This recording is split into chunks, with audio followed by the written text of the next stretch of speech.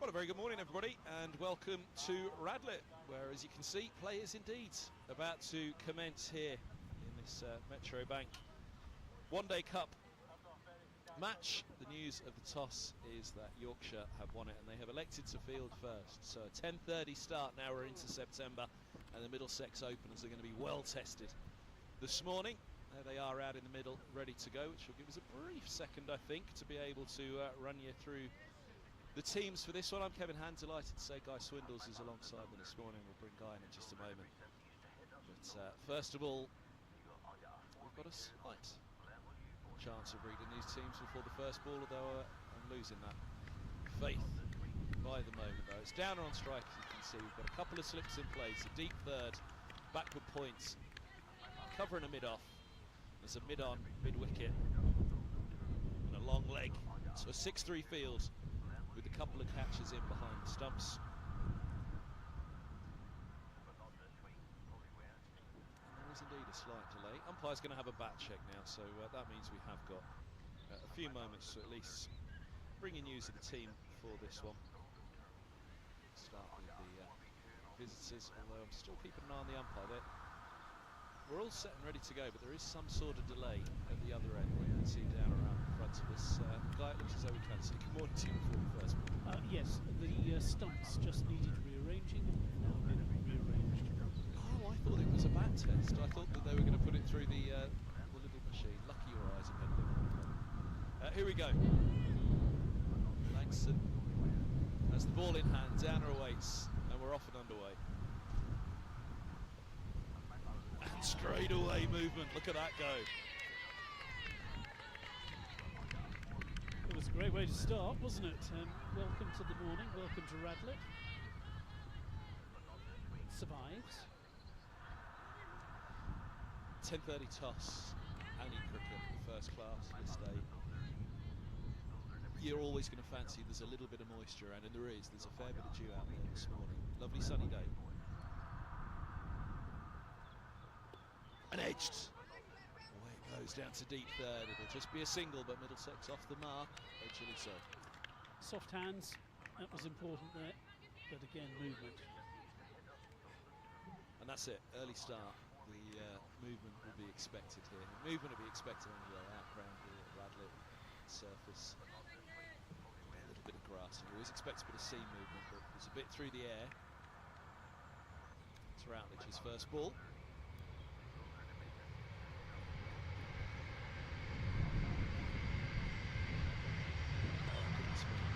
That's a Jaffa. Unplayable stuff from Langston first up. Absolutely beautiful length line. Too good. And right, the welcome for Downer and Radlett so far. Through the sides. Just a moment. We'll do it at the end of the over. One more chance to talk through it. But as you can see, Lauren Whitfield Hill there, the skipper and the keeper, orchestrating matters straight away. Those first few deliveries about movement will have just changed slightly the dynamic of the fields, the positioning for the skipper.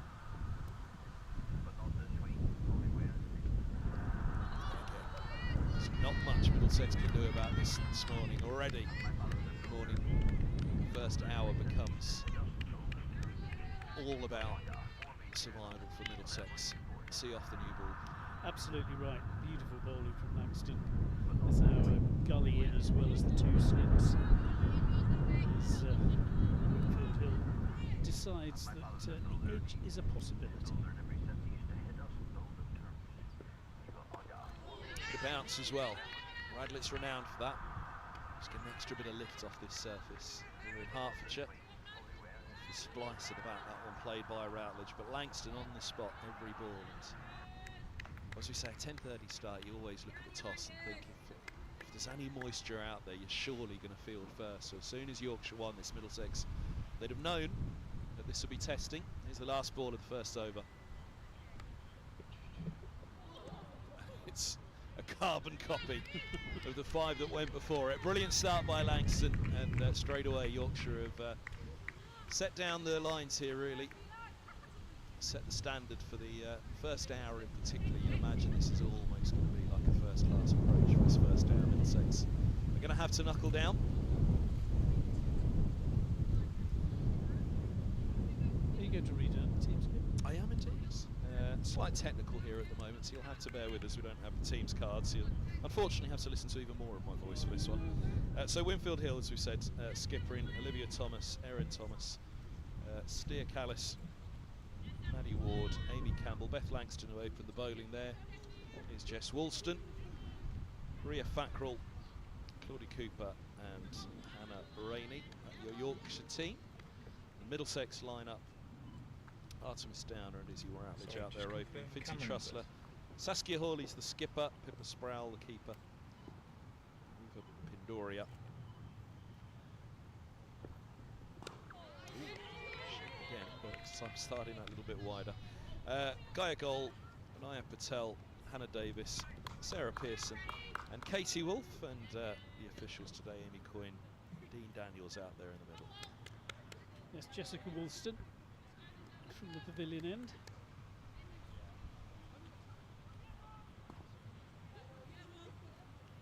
Taken 10 wickets at 14 so far in the competition.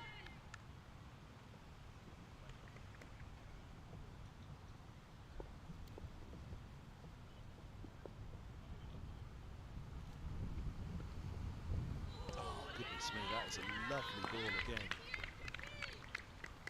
She got a length right on that second delivery. The first one was just short. It's pretty comfortable for the batter. It's not on that occasion. As you see, glorious sunshine this morning. There's quite a breeze, I tell you, here at the ground, which will be adding to that little bit of movement through the air, that little bit of shape for the bowlers.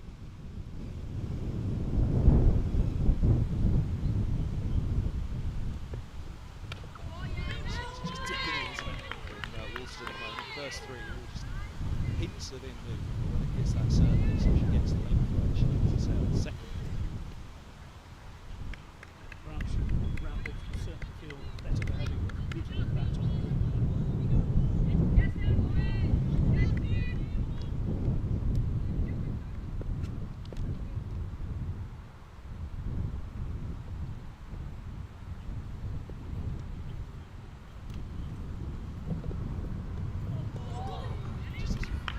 Bit of downward averages meaning about what that's going to do through the air off the pitch. Tentative angle at the moment. Let's see what this open. I'm sure there will be some talk about that in the Middlesex dressing room and losing the toss.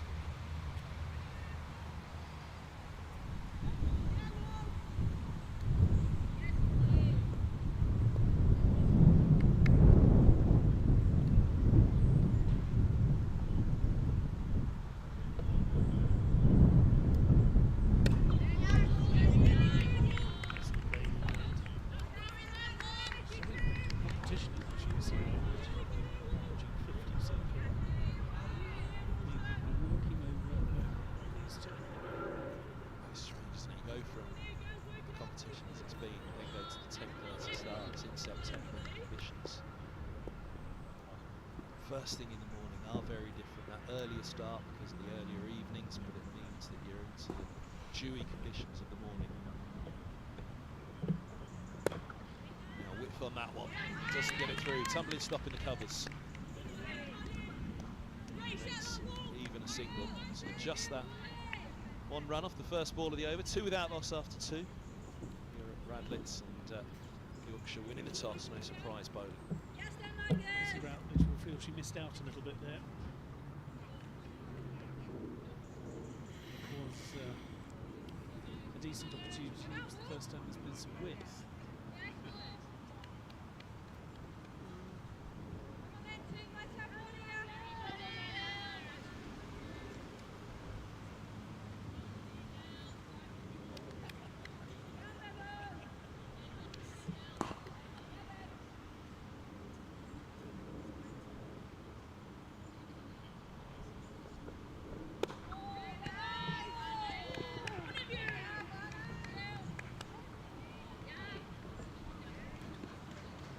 Yes, no. Everything helps at this stage, doesn't it? Yeah, I don't think it can be overstated how different it is, and it's mad to say, isn't it? But 10:30 start in September. Conditions, you just feel it underfoot. Now that moisture's there, and it was the talk when I arrived here this morning, albeit quite early this morning. And, all right, the day's moved on a little bit since then, but even still, there is that moisture, which just wasn't there even a few weeks ago. It won't be here for very long today, because I think the forecast is for temperature to reach mid-20s fairly briskly. Well, that's why the toss becomes all the bigger, doesn't it, in a game like this? I mean, the men's championship games start up again tomorrow, and they're playing 10:30 for the first time. But 10:30 in September, it's a very, very different game.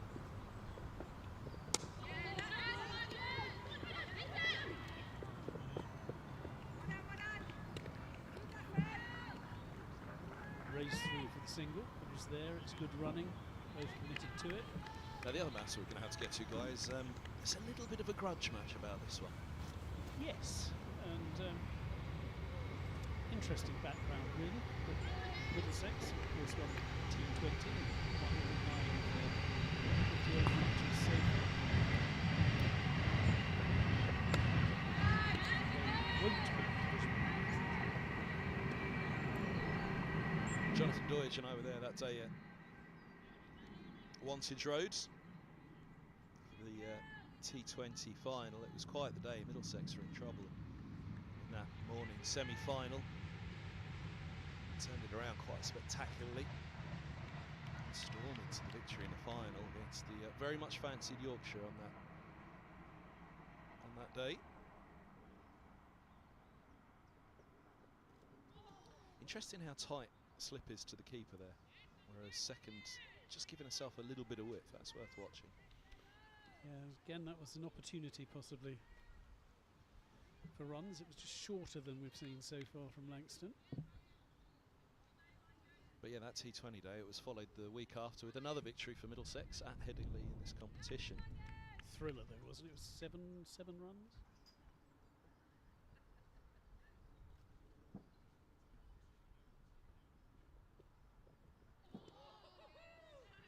Swish and indeed miss. So 2 runs from the over. 4 without loss after 3. Hasn't been easy, but these 2 are still there, and that's the important thing, you feel, with the ball doing a little at the moment. But yeah, those couple of fixtures, you can bet that Yorkshire will be really gunning for this, really up for it. A little bit of a revenge mission, a grudge match, as we say. Middlesex be aware of that as well. That a very, very strong and impressive Yorkshire side will be coming here. Very keen to make sure that this goes a long way to eradicating those previous 2 matches, albeit a cup competition, a cup win in the final, but nonetheless this will be the last fixture between the sides. And that's played with more comfort from Missy Routledge probably than we've seen so far. Nicely played, that will give us some confidence.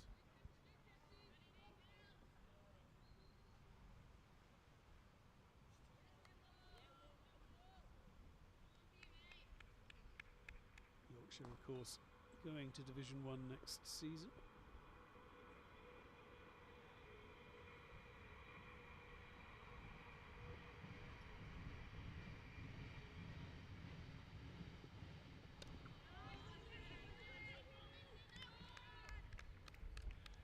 Another dot ball, but looking a little bit more comfortable now. Be nice to get off the mark though, wouldn't it, for Missy Routledge at the moment?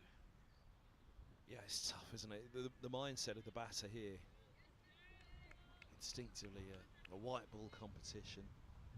You're thinking runs, it's the batter's job to score runs, but right now it does feel new ball at either end. The batter's job is to survive. But that's not what's going on in the mind. What's going on in the mind is how do we find runs, and it's a difficult balance. That helps, the wide. It certainly does. A bonus ball and a bonus run. But this is one of the joys of 50 over cricket rather than T20, which is wonderful to watch, but you can build an innings. You've got time, and it's good to see players remember they've got time.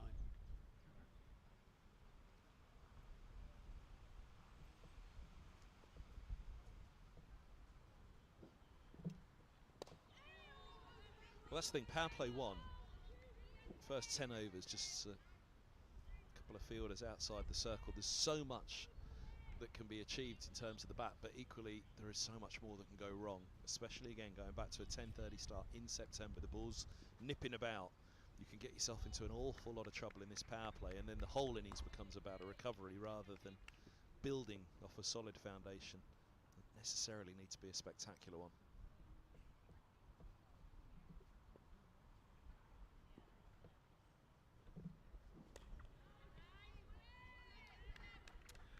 Nice looking shot, but again straight to the fielder. There's a stat that's been well tested here at Radlett this year in the men's game. In List A, 90% of the sides batting first win the game here coming into this season. That stat dramatically changed this year in the games Yes. that Middlesex had here.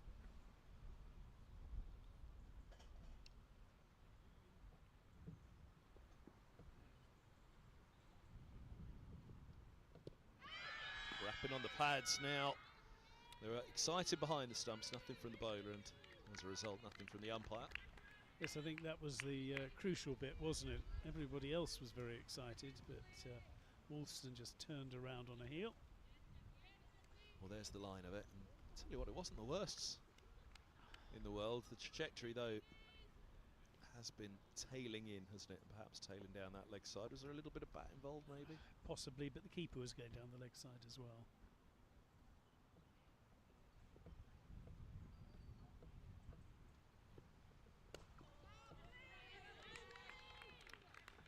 Well, that is the end of a very tidy over, with that loose wide coming as something of a shock, because the rest of it was on the money again. Yeah, mentioning List A games here, the first professional game here at Radlett was indeed between Middlesex and Yorkshire, a men's game back in 2013, I'm going to go for. Middlesex Yorkshire in a Pro 40 game, so not the 50 overs, but yeah, back in the old Pro 40. Dave Callahan was alongside me in the tent. Dear old Cally. The much missed Cally.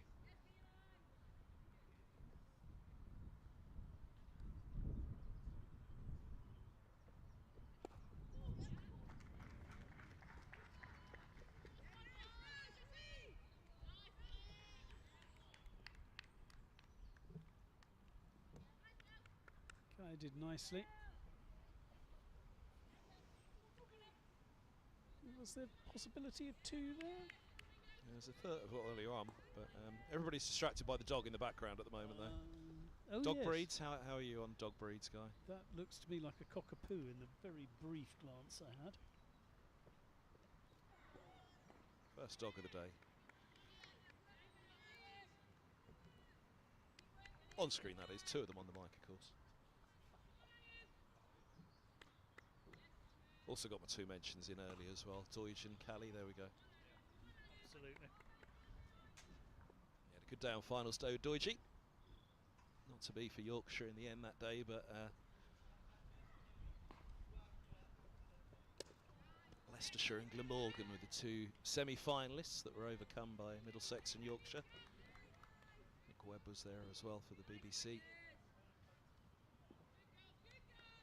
Good day had by all, and yeah, not to be for Yorkshire in the final. They didn't get going at all, really, and Middlesex did it at a canter.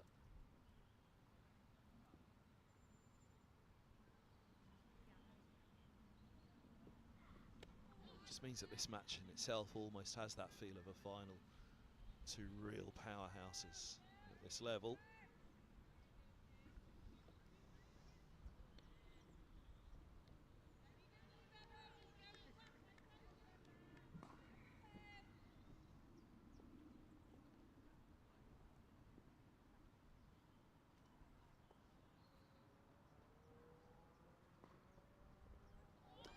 That second slip now at Gully. It's just moved out that sideways movement. As I said, quite wide second slip to begin with anyway, and I guess it is the away swing. They're thinking if the edge comes, it could be a thick one.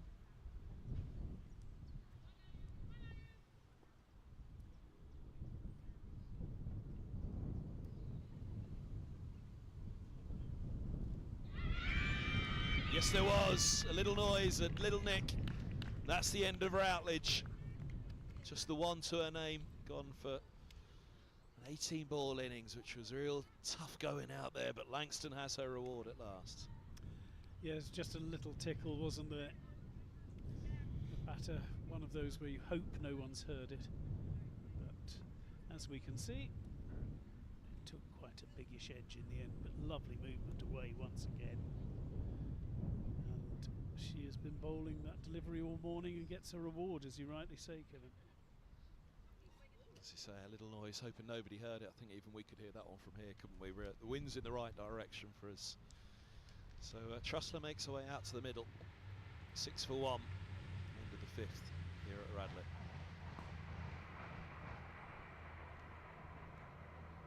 So she's had a terrific record this competition, Routledge, but this will be as big a test as she's had. The conditions as much as anything this morning. Well, she's also got excellent figures with the ball, so she may get a revenge later. Yeah, that's a big part of it. How much of these? Yes, what is a good total on this? Yeah, and how much of it will still be in play? Power play 1, even an 11 o'clock start in June, July, August. There's still more in it at 11 o'clock in the morning than there is in the afternoon. However, again, I labour the point a little bit, but 10:30 starts in September. You cannot overstate just how much more assistance there is at this time of year. A good toss to win.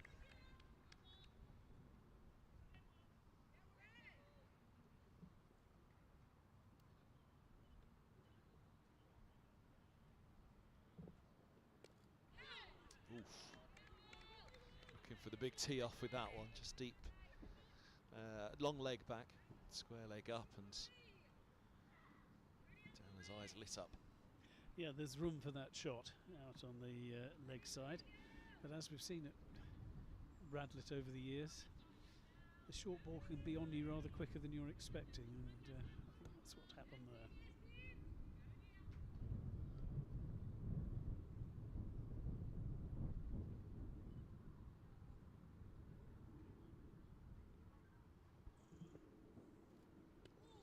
Again, leg side, wide signals. Tanner will feel she's missed out there slightly, but we're talking about the sideways movement, which is quite clear this morning, but at Radlett, it's that additional bounce as well, where flat batted shots, you have to be careful here, because the ball can get that little bit bigger on you than you think. Just finds an extra bit of lift off this Radlett surface. Makes hooking and pulling perilous at times.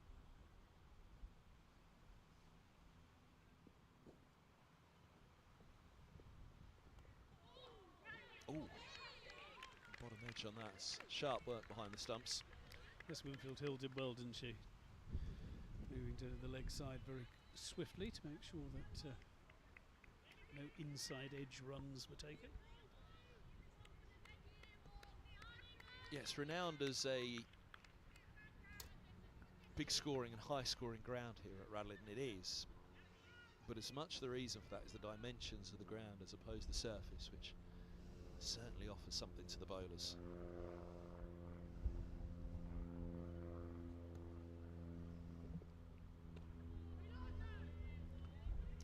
Once you have it off the square here, the pitch falls away on all sides, like an upside down tea saucer. So it slips away all around the ground. Once you're off the square, it's downhill all the way. Yes, the giant crown green bowling.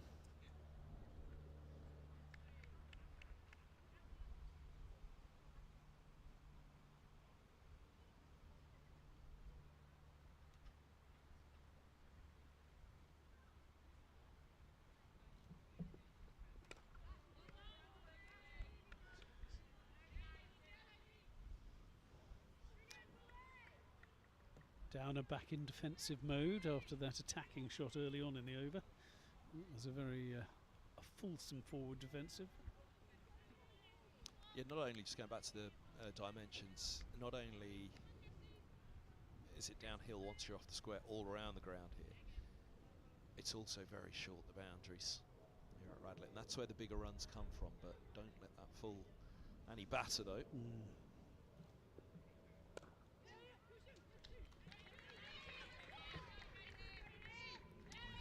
Just a single again, though. It'll be itching. That'll be frustrating, because she would have felt she might have been able to flick that away finer.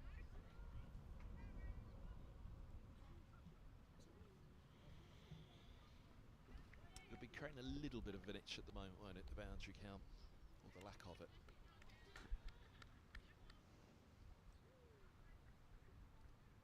Yes, it's like pre-Bazball Test cricket at the moment.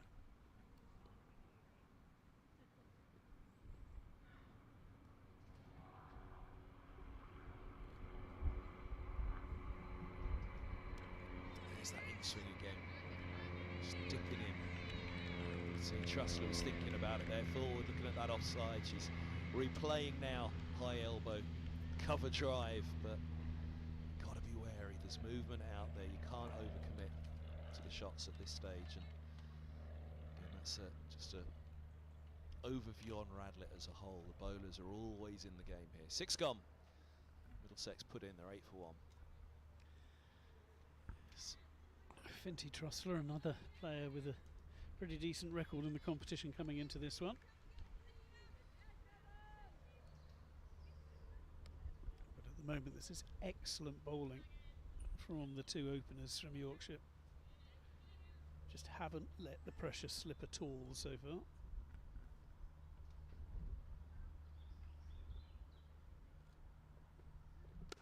That's a lovely ball. That's a really good defence as well from Downer.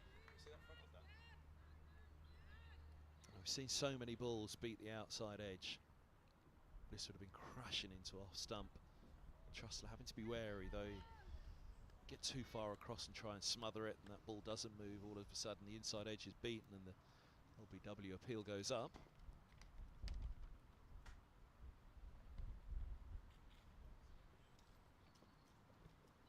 There's the little bit of width, just drawn into it. Downer. Just look at those figures from Lanston, 1 for 3 in a 4th over.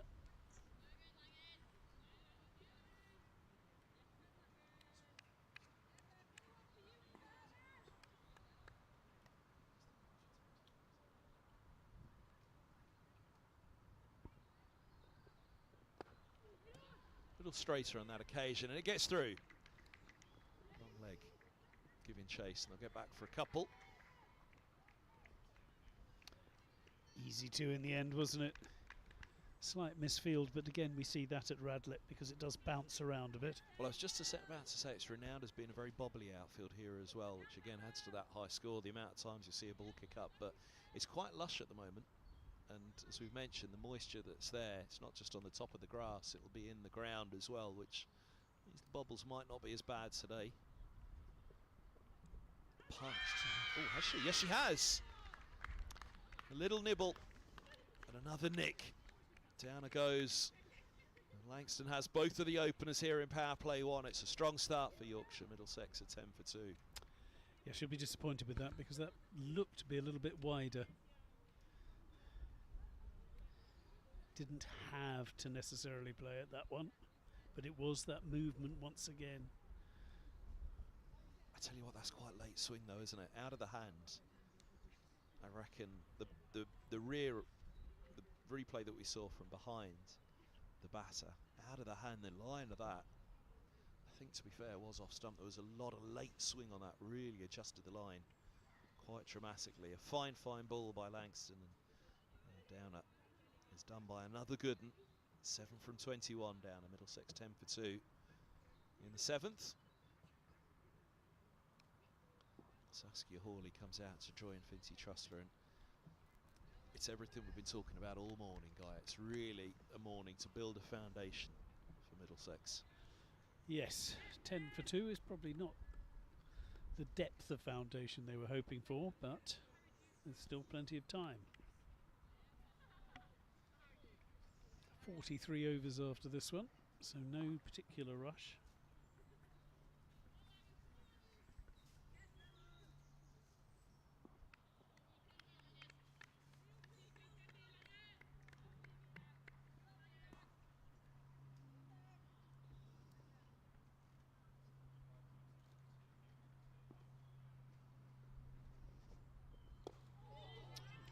ball, a little bit of wobble on it, not as much away movement.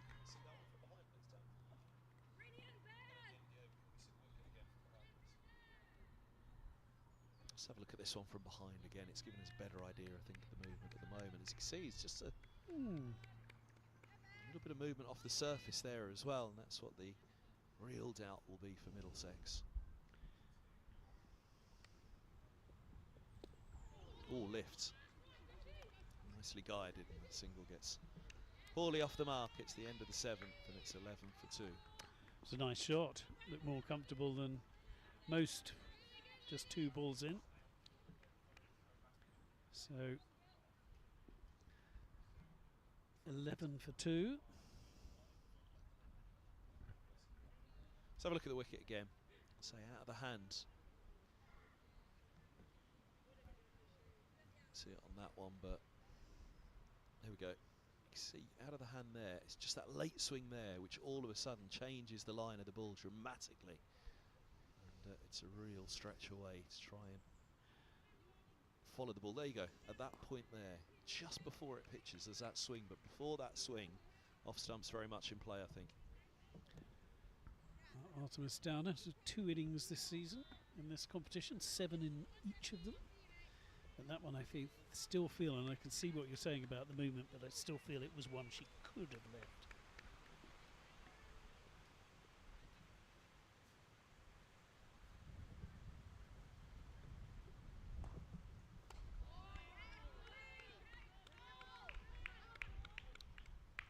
Saskia Hawley has looked more comfortable almost immediately in the face of the bowling. I hope I'm not putting the mockers on it. Well, she's vastly experienced, isn't she, Hawley? Brings a wealth of experience with her from Australia. Captain of the side will be a cool, calm head.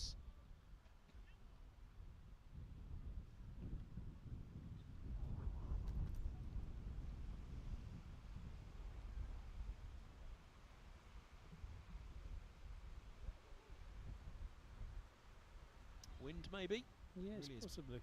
Buffeting in, isn't it?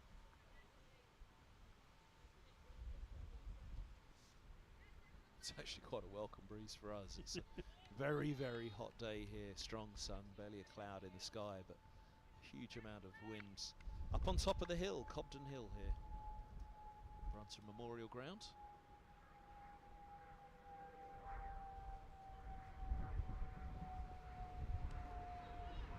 I must admit, I was on air with Angus Fraser doing a game here, and he'd first said to me Cobden Hill, and I looked at him and I said, well, where's the hill? He said, well, you sat on it.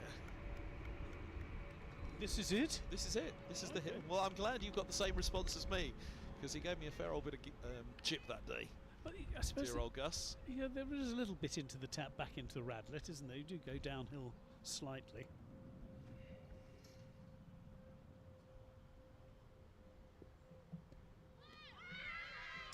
Well, there's your answer. It's a wide. There, though, speaks a man who's never walked in from the train station, because I can promise you it's quite a hill. There you go. Okay, fine. I shall ensure I never do walk in from the train station. Hence our colleague Mark Church was pinching a lift from us each morning, there and back again, wasn't he? And actually, as we look out into the distance, Salters Fields, which is the far end of the ground, we're sat at the pavilion end at the moment, which is where Woolston's running in from. That far side of the ground, you can see the hills falling away in the distance, or the fields falling away in the distance.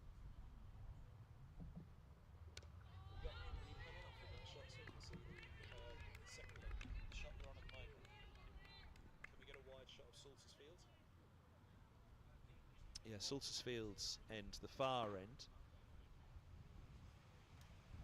There you go. You can see them all falling away. So the second 11 pitch there in the background. I think you can just see the covers and the sight screen, indeed, of the second 11 pitch in the background. So you can see how quickly the hill does indeed fall away. And indeed, as we said, the square itself is the top of the hill. Just don't put a flag in it. Just she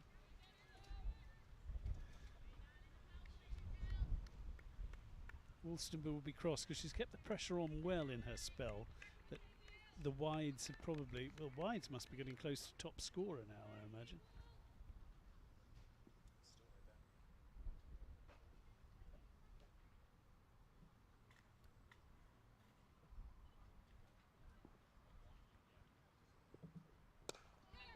Clipped away, and this could be the first boundary. Now here's going to be a test of the outfield as well. As we've said, once you're off the square, it's usually 4, and that holds up. It's a lush outfield here. We've seen some real parched outfields, particularly at the outgrounds in the last couple of months, but that little bit of growth is back and that little bit of moisture is sure there. So Middlesex's boundary wait goes on. Yes, that little bit of rain we've had over the last week or so has made a massive difference, because the outfield here for the men's games a couple of weeks ago were like desert. It's remarkable how quickly the grass recovers. Well, that does just give that little illustration of what we've been talking about as well, because you've got the dew that goes with the moisture that's here this morning. So that early morning feel, as you said, the sun that's out, you could well imagine this afternoon that would have been full.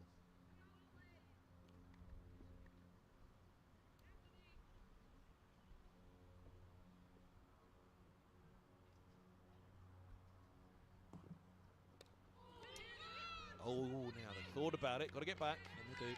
Schuster was interested for a moment in trying to get off the mark herself. End of the 8th, Middlesex. Oh, one's come, my apologies, as you can see. 2 wides. It's that counting thing, Kev. How does that work?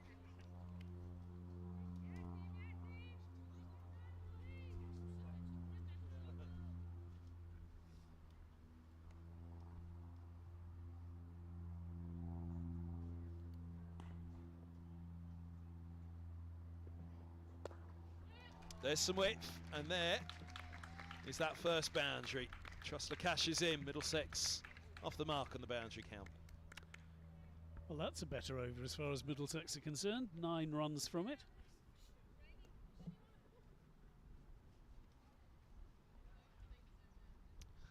As I say, it's downhill all the way once you're off the slope. It's even more downhill that way. That's towards the train tracks. The slope's even greater on that side. Nice timing, spotted the width, and you feel for the openers because they had the ball when it was darting around and doing all sorts, possibly easing slightly now. Yeah, getting through the opening pair is the key, really, isn't it? See what the change bowlers bring, but I was going to make the point that I think it was 13 for 2 at that point. The next ball went for 3, but actually 13 for 3 or 17 for 2, there's a vast difference. That's what Middlesex just have to be careful of here. 2 down in the power play. They just need to make sure that wickets column doesn't do an awful lot of damage early in this innings, because it becomes a very, very different innings and a very different game if it does. Yeah, Beth Langston has bowled absolutely beautifully so far this morning. Only 7 wickets in the competition so far, so she's up to 9 now. I'm slightly surprised watching her today that she hasn't picked up more. Oh, that gets away, and that will be another boundary. 4 wides. Here goes the arms. Here comes the signal. Well, I certainly managed to put the mockers on poor old Beth Langston there.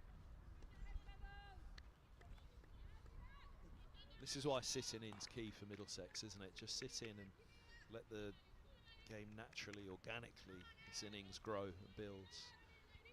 If you try too hard as a batter at the moment, you're far more likely to run into trouble. There'll be much more higher risk shots.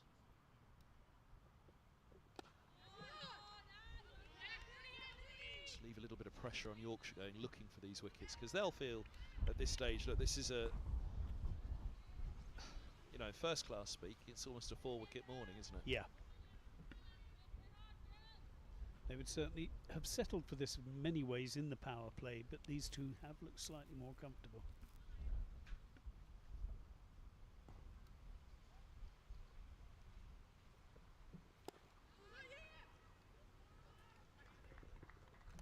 That was nice running.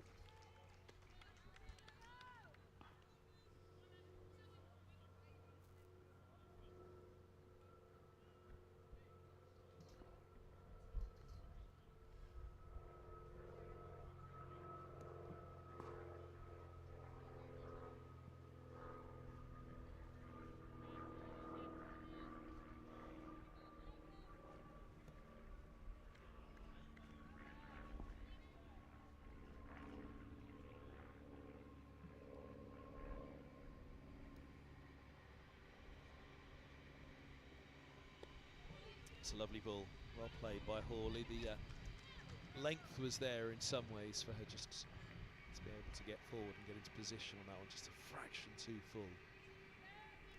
Yeah, Amy Campbell just slight misfield, and again spotted well by these pair who saw the single was there. Race through.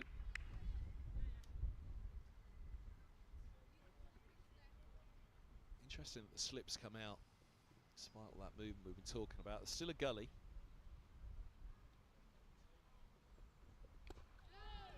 Right on the spot again from Langston, but say just a fraction too full probably, which allowed Trussler to get happily forward on that front foot. But yeah, slips are out, so those outside the circle are the deep third, deep square. Everybody else on the single. Better on the length from Langston, but that's really well played by Trussler. 9 done. Middlesex put in there, 28 for 2. Another good over as far as Middlesex are concerned, 8 runs from it. And 28 for 2 after 9. Doesn't look as if Middlesex have really been in control of the situation. They bounced back well from the loss of 2 openers cheaply. Yeah, just for round numbers. Just for round numbers, 30 for 2 after 10 actually. It's not that bad a score. No, absolutely. And we've seen that in the men's game as well in the 50 overs this season. The power play isn't where people have pushed. They just want to make sure they survive that and then push on from there with wickets in hand, which I think is what you said right at the beginning of the power play. I think Yorkshire men had Middlesex men 5 for 3 after 3. Oh, wow. 2 for 2 after 2, 5 for 3 after 3. Was that the Yorkshire game? It was. It was Code went through them, didn't he? Yes. Have you been on holiday, Guy? I have actually. Not busiest of Augusts if you're a cricket commentator.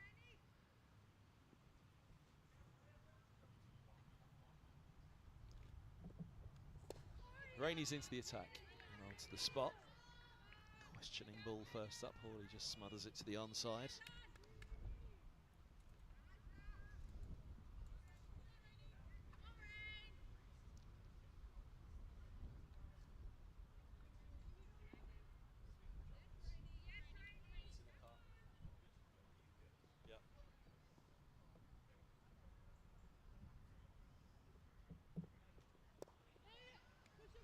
Well, there's that flat bassy shot that we've been talking about.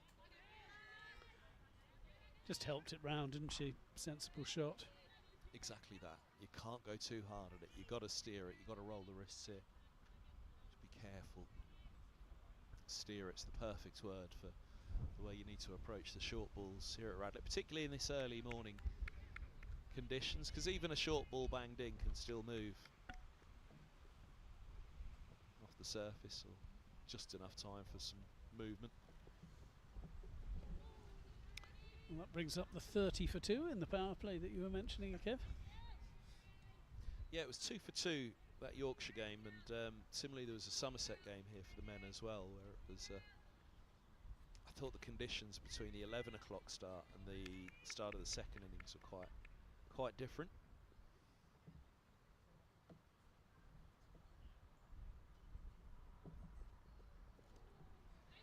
Just lost the radar a little at the moment. Running into the wind, Rainey. That will play a part in it, being buffeted chest on, running in by this wind, and as we've seen, the bowling from the Salters field end, it's been a way swing, it's nipping in, running into the wind.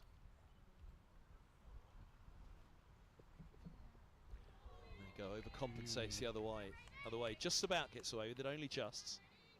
Trussell inquiring slightly, was that a wide, but I think it did just come back in enough to be within those tram lines. Yes, it was one of those that would have frustrated Trussler immensely if she'd actually got a touch on that, because it was there to be cut away, but after the 2 wides down the leg side, possibly not expecting it.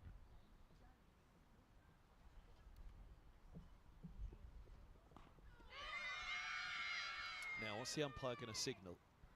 Leg, hit the pads. There you go. Well, the keeper was interested, wasn't she? But the bowler less so. Just clip him. Outside of the leg on the way through.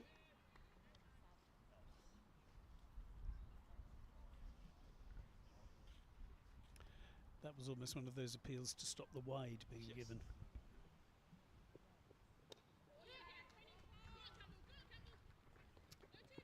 Just a single again.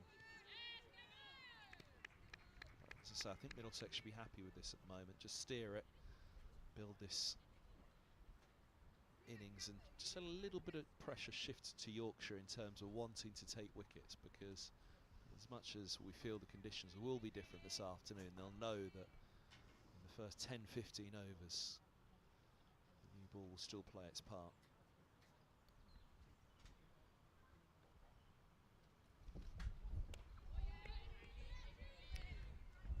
Well, that's the end of the power play. 32 for 2, which considering Middlesex were 10 for 2 is a good fight back.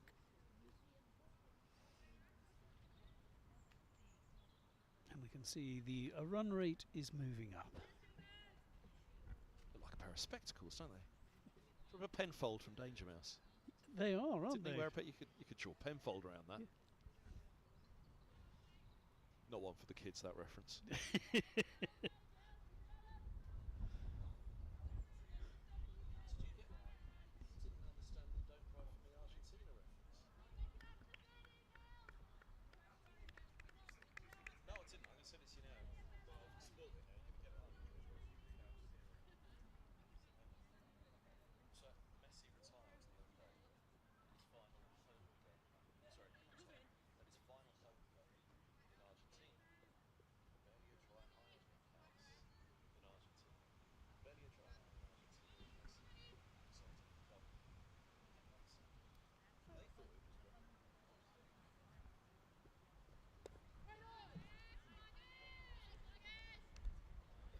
You could have just said, "Cry for me, Argentina." Oh wait, we're doing this on mic now.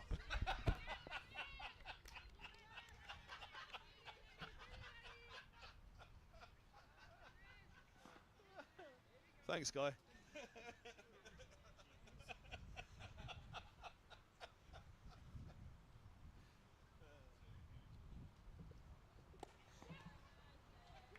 That's a lovely shot. Shot of the morning so far from Trussler. She'll pick up a couple. If only there was comms cam to see how red you just went. Yes, absolutely right. Despite the factor 50. Yeah. There are worse off mic conversations that could have gone on air than that, I guess.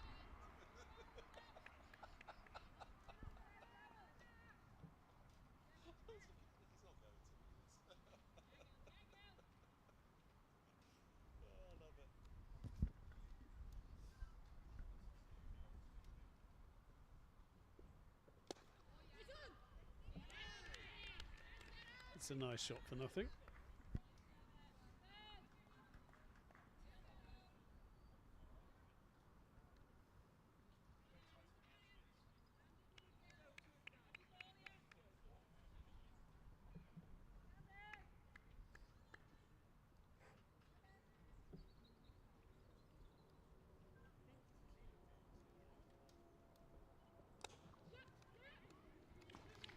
Another lovely shot, full bunger from Langston, but Trussler had to be watchful of that with the movement through the air, the dip that there is as well. She had to be wary of not going too hard at it.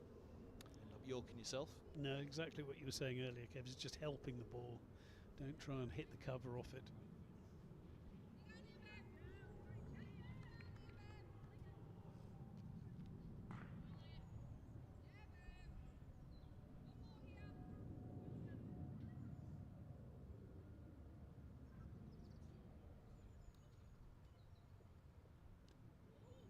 Now, that's what we were talking about as well. The short ball, your instinct is your eyes light up, but it's still moving, even a short ball.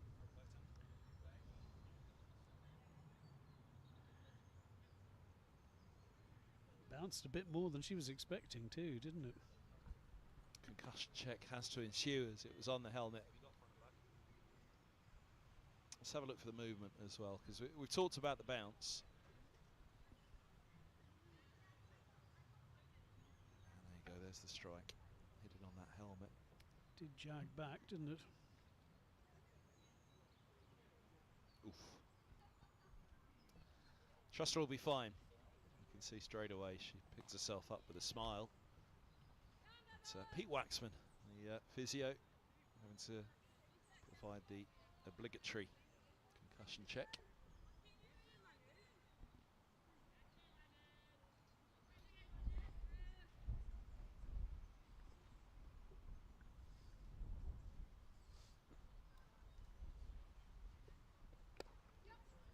Now, for a moment, I thought that was going to be uppish from Trussler. She's got over the top of it. And as we've been saying all morning, she steers the single. End of the 11, 37 for 2. Yeah, she placed it well. It was, she did, the ball was on the air for a while, but she placed it very nicely. Trotted through for the single. She'll keep the strike.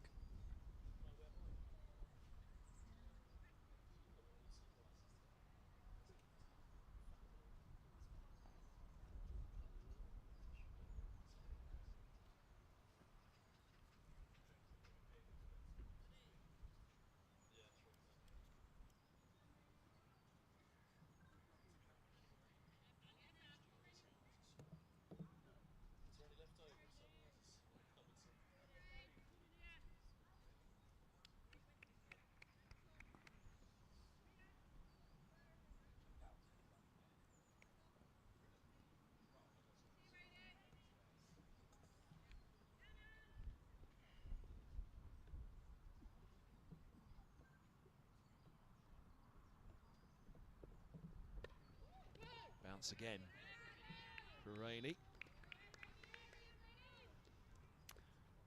Thought about the single, quite rightly decided against. It just pops a little, doesn't it, Radlett? It's not dangerous. And it's not up and down, I think, is the key as well. But what you do find is just there's an additional climb sometimes on a delivery.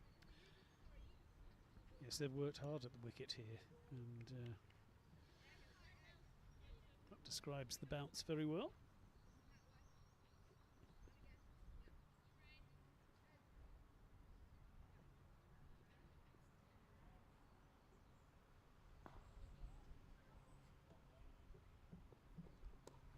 Use of the feet from Trussler. And a wicket for Rainey. Well, Trussler getting a little impatient and charging down the track. All she does is the top edge it. Yorkshire have a third, and it's almost a wicket out of nothing, that one, which will frustrate Middlesex a little. Yes, I think Flinty Trussler won't want to watch that too many more times. Have to credit the bowler. She saw the batter coming, she banged it in short. Trussler was cramped for space. But in the end it was catching practice, wasn't it?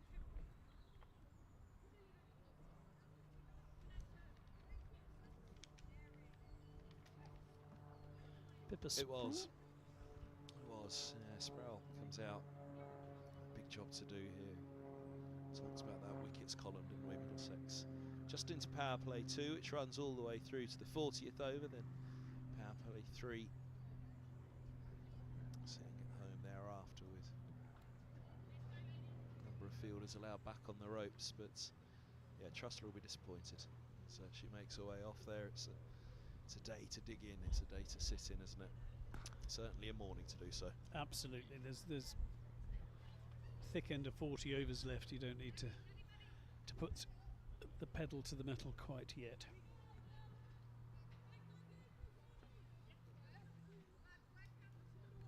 Just pushes a little bit of pressure onto Hawley now, as Skipper talked about that experience.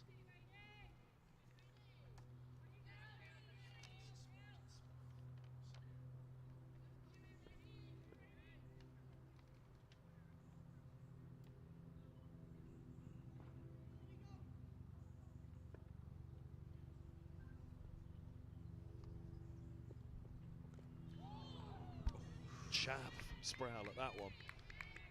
The movement of the glove to suggest what she felt it did.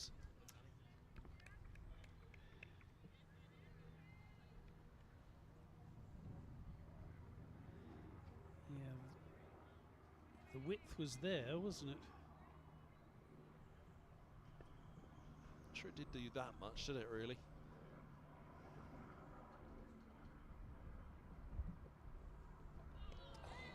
It's width on that, all right. Problem is, you do have to get a feel of it. Yes. But also as a batter, you see those first two deliveries and think, oh, I've got a bit of a chance here. First one was short and there to be hit. The second one was foolish and wide. But again, just curb your natural instincts for a little bit.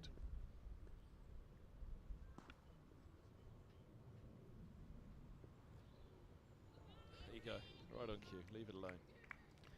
Well taken by the keeper. That was one of those horrible ones to take. Well, as you said, the movement, it gets easier. These two new balls that you have from either end,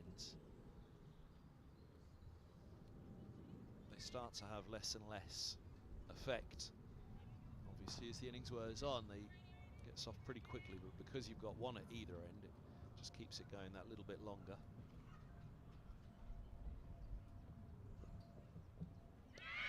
She nicked it, she has. Sproul pushes at one outside the off stump. It's a double wicket maiden from Rainey. It's a real hammer blow early on for Yorkshire to put on Middlesex here. That is a massive wicket. That over can be a bit game changing. Again, there was width, wasn't there? But the ball just arced back in a little bit.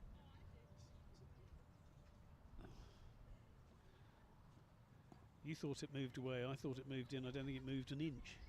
I think, as you say, it nipped in. The shape was in, and I just wondered, just hold its line then on pitching. Only fractions, but then that's when more damage can be done than big movement. Yes, and both batters, when they look at that, will probably feel, did they need to play at it? But Langston will be back into the attack, I think, for her 7th over. But 37 for 4, beginning of the over, 37 for 2. Things going quite nicely as far as Middlesex are concerned. Now Yorkshire firmly back in control at 37 for 4. Excellent stuff. The double wicket maiden. First maiden of the innings and a double wicket to go with it.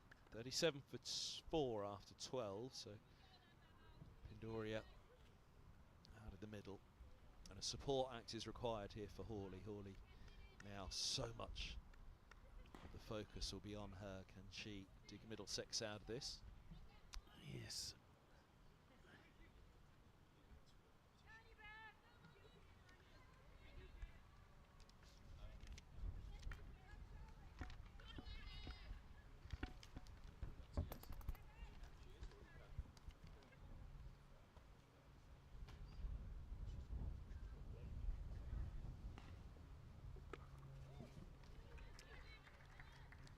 Steered away by Hawley, just easing it really into the onside. Shovel would be the wrong description, because it was very much a controlled and a knowledgeable shot at this stage, not going too hard at it.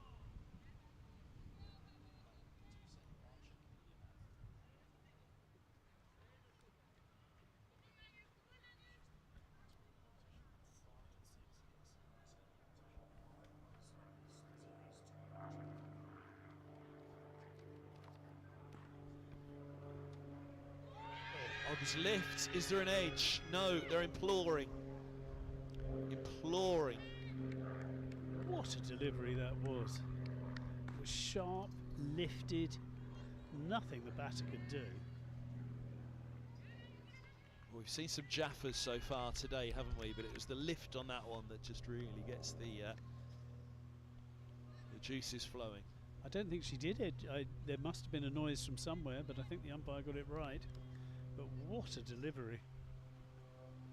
Sometimes you go up as much because of the delight with the delivery itself, don't you? Steered nicely, really well done by Pindoria, and really well stopped down on the ropes. Deep third coming around. They'll get back for 2, but we've mentioned the bobbles down here. It's downhill, it's short boundary all the way around, and Rainey with that double wicket maiden and a fine piece of fielding as well. Yeah, that really was a terrific piece of fielding, because we've seen people right on the edge here where the ball bounces peculiarly, but keeps them down to 2. Pandoria will be delighted though to have got off the mark, particularly after the previous delivery.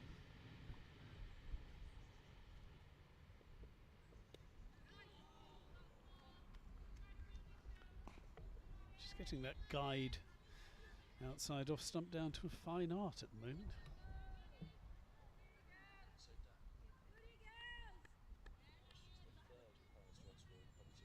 Middlesex is highest. Oh, I thought, right, okay, sorry. I thought you were saying something else, sorry. Right. Oh, right, okay. So wait, what? So sorry,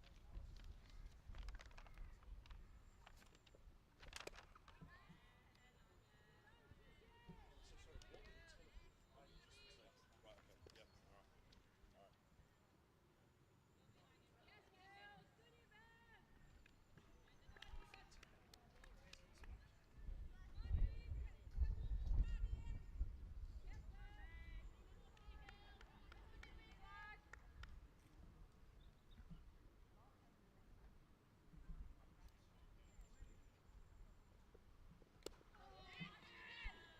Still getting that movement, isn't she? It was really nicely played by Hawley, but still getting that ball to just move away off the seam. 41 for 4. Well survived, Middlesex pair in that over. Yeah, that seam, they say the seam, it's about 8 overs, isn't it? Per ball. The softness starts to come in at that stage, but the swing, I just wonder the day, the morning start here. I think the swing might hang around a little bit longer today. We shall see.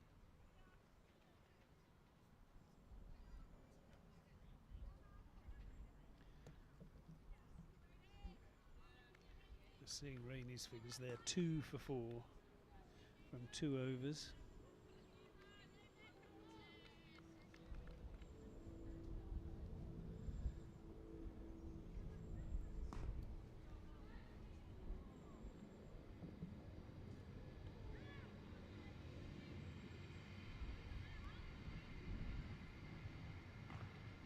I just think that's intelligent batting.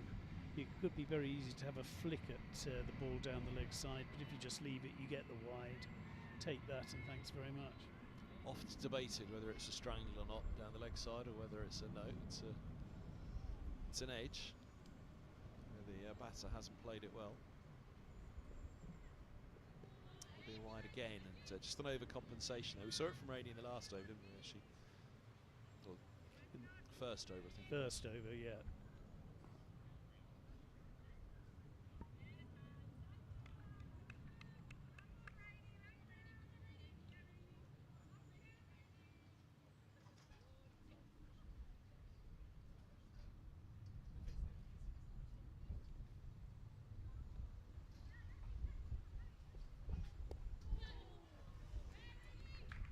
She was going to play around that one for a moment, but a little tickle. She's played nicely since she came in. She got the one absolute beauty, and since then has played with soft hands.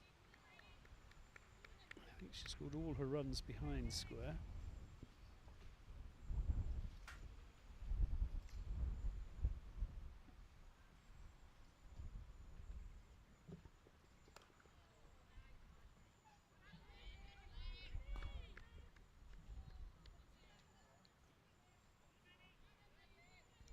Another decent shot for no result.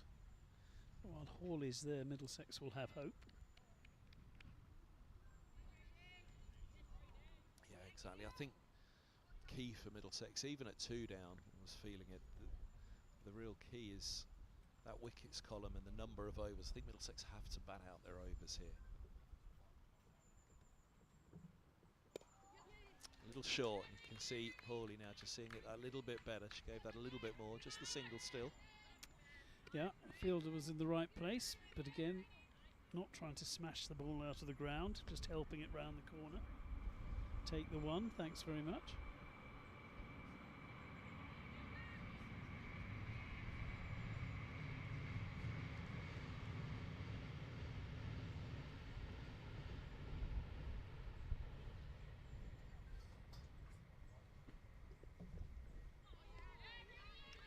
That's pretty wide, but has been allowed to stand on this occasion.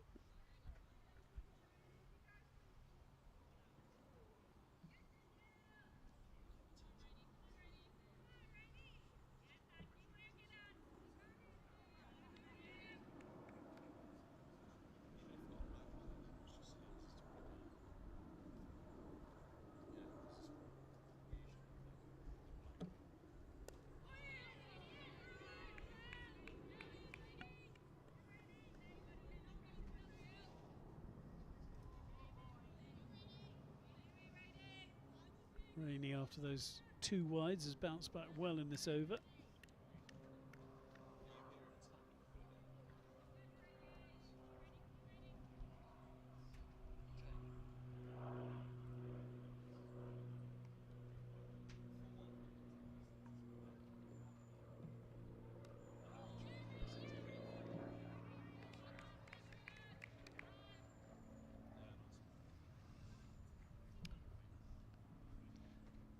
Good delivery to finish that over, just jagging in at the batter.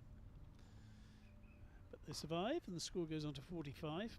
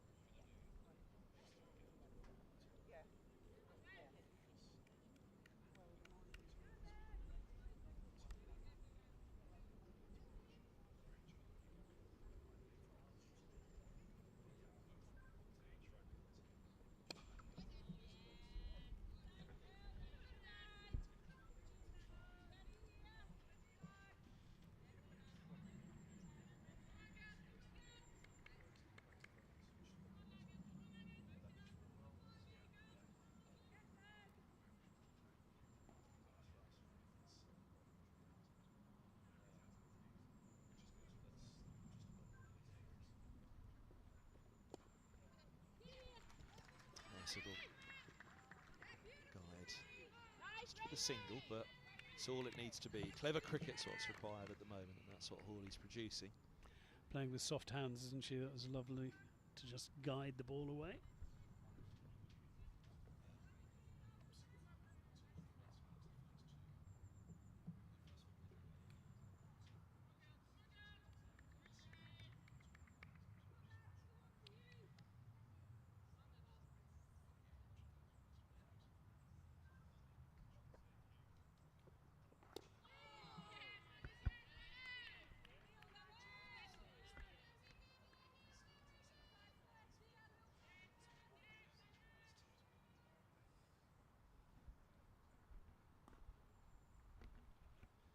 Terrific effort from Langston. There's 8 overs without a break.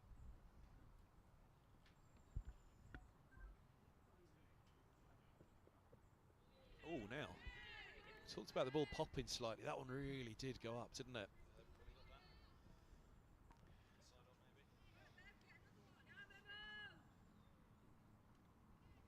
Surprised me certainly how much that climbed. Yes, it was a slightly slower bouncer, wasn't it? There you go. Can't even see the ball.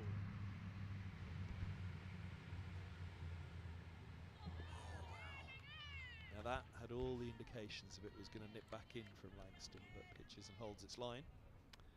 Yes, tempted the prod, didn't it? She has bowled so well.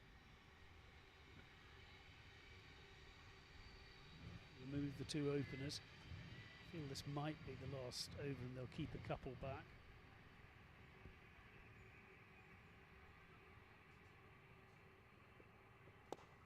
There's that away movement again. That's beautifully played, square of the wicket by Pindorio. We mentioned the outfield's not as quick as it usually is here. They'll get back for 3. That's really good running. Yeah, coaxed that ball beautifully out into the covers.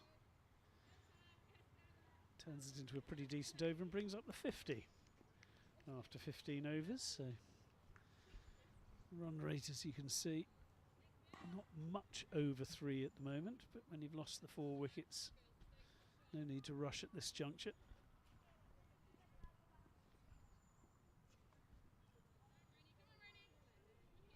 Only 3 bowlers been used so far by Yorkshire.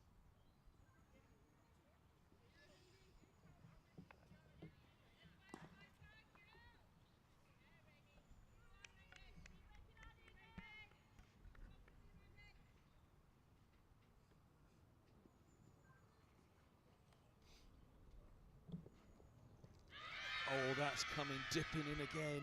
It's a really big shout from Rainey. Yes, a lot of people were interested in that one, wasn't they? Here we go. I thought it was trouble. Goodness me, if there wasn't bat involved.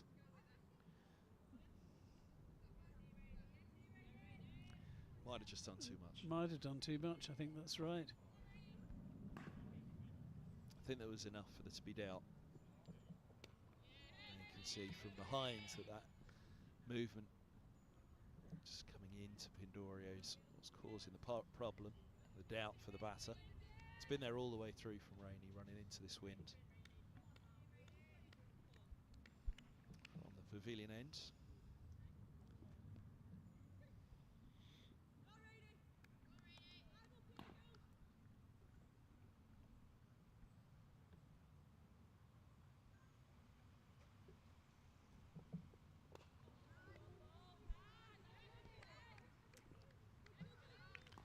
As has happened throughout this Middlesex innings, there have been some quite nice looking drives. But a lot of them have gone straight to the fielder, and that's another one.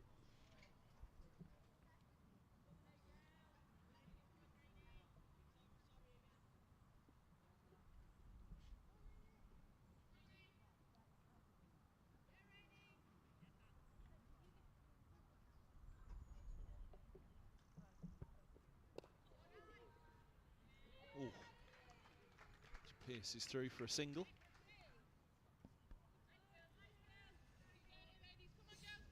Fielder will be irritated there.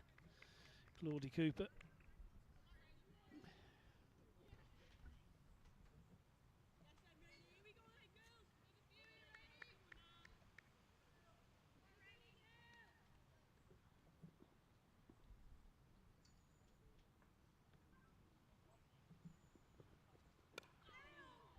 Just about got the bat down there, Hawley. She just seems to have that fraction of a second more time than some of the other batters.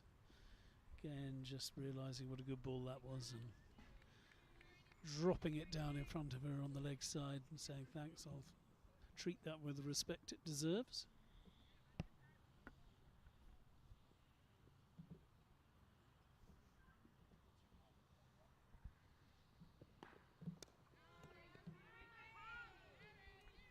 Got 20 over, just a single off it.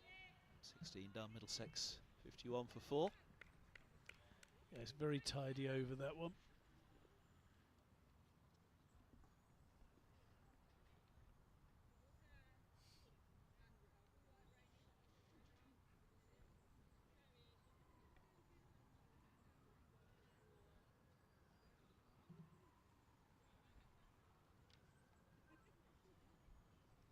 Well, looks as if it is Langston to continue. Over number 9.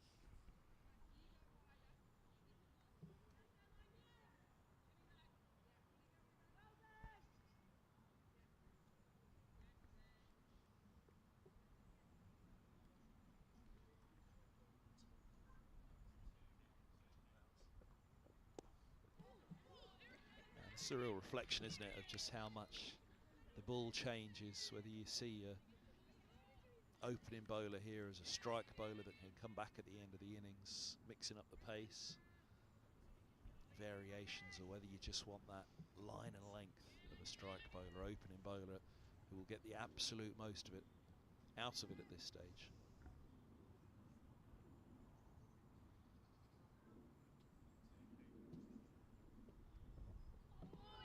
Mentioning that Yorkshire men's match here against Middlesex men.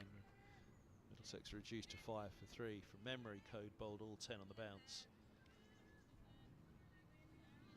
that morning because the ball was doing so much.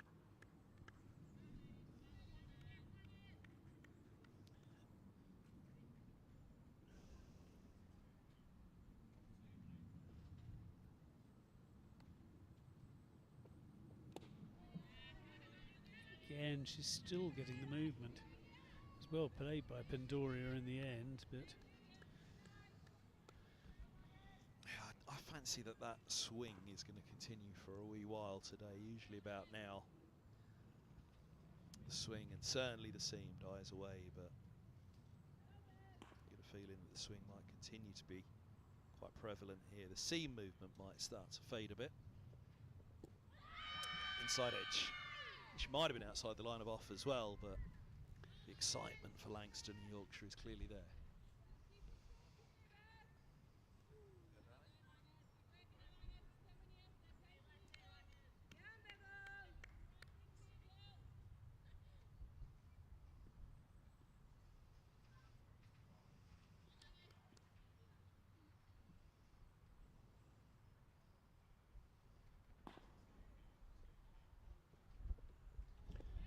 yes, there seemed to be two noises in that previous delivery, didn't there? And that one is a very safe leave. Tidy again from Langston. That's 5 dots so far.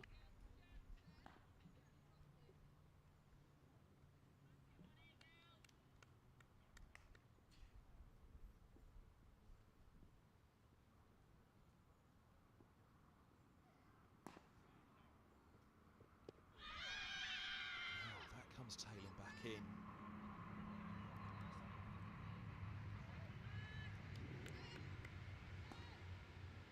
That was seam movement. Yeah, height, I think, there. But interesting that was all off the surface, isn't it?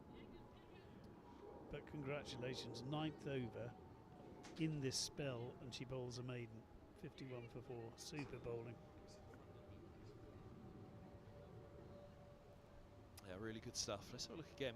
So yeah, I mean the LBW we don't think, but nothing through the air, but seam movement there, really noticeable seam movement, which I think again, 17th over, it's interesting that is still there. As you say, height, the biggest issue with that one. But it did jag, you're absolutely right. She's been getting the ball to swing away and now getting it to jag back in. Well, interesting at this stage to see that kind of seam movement. Tailing in again through the air from Rainey, but I'd suggest that that's the most seam movement we've seen of the morning at the end of the 17th over. Other interesting thing at the moment is Saskia Hawley came in. She's been in for quite a long time, but Pandoria's nearly faced as many deliverers as she did. She's only faced 22 balls so far.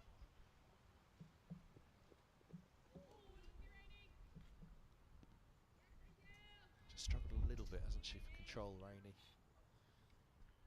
Every so often, absolutely right. And I think that might be because bowling from the pavilion end into the wind. Seen both bowlers from that end bowl wides. I think it's exactly that.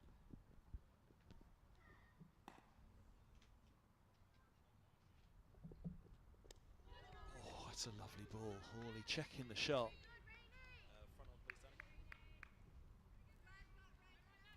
Thoughts of closing the face there from Hawley. Body opens up towards the onside.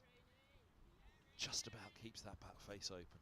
Good battle, isn't it? Beautiful delivery. Hawley squared up a little bit, but still managed to play it with the soft hands.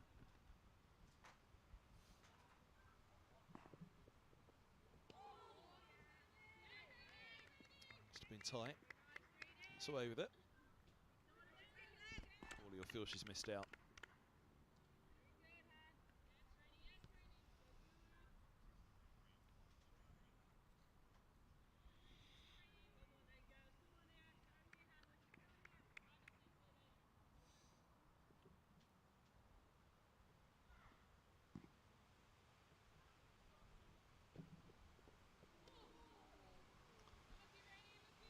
Just losing it down the leg side again.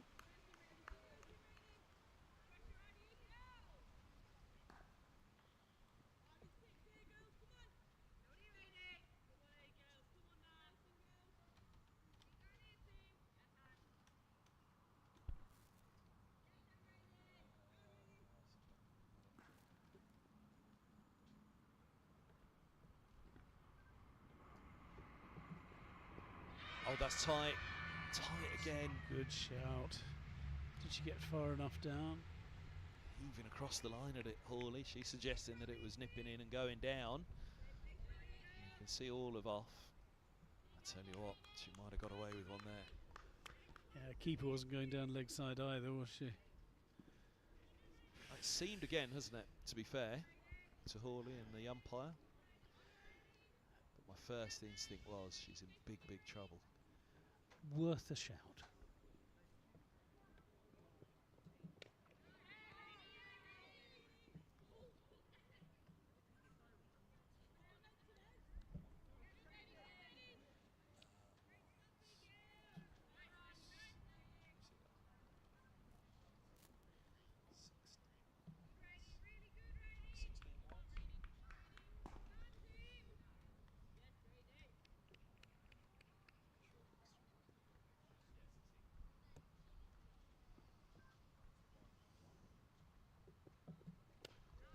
Lovely shot. Gets through as well. Mid-on with a tumble, can't stop it. Now the chase is on for mid-off. White just got fingers on it to take the pace off, and they're back. Back for 3. Really good running. Into the 18th, 59. Really was good running, wasn't it? Absolutely. But yeah, 16 wide so far, which I think makes Wide's top scorer so far. That does include a 5 wides as well.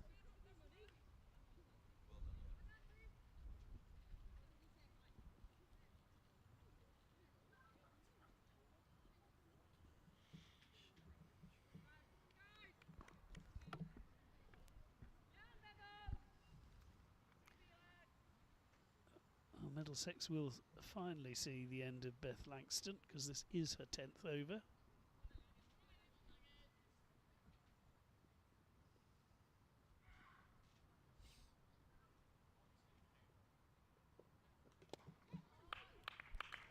Dropping short. Hawley there with the room to pull that hard from outside off stump. Pretty sure that's the first 4 she's conceded. And that looks slightly tired.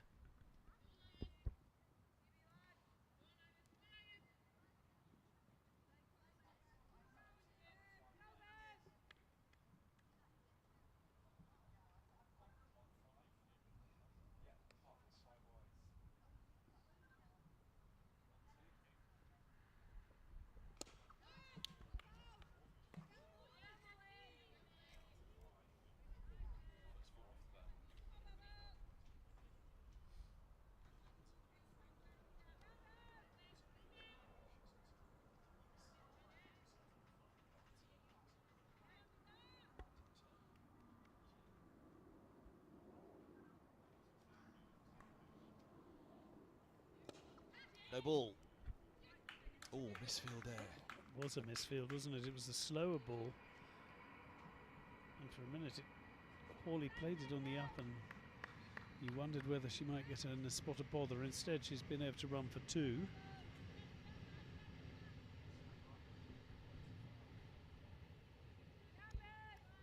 So pick up a couple. No ball brings a free hit. Hawley on strike for it. 2 key players here, aren't they? Langston and Hawley.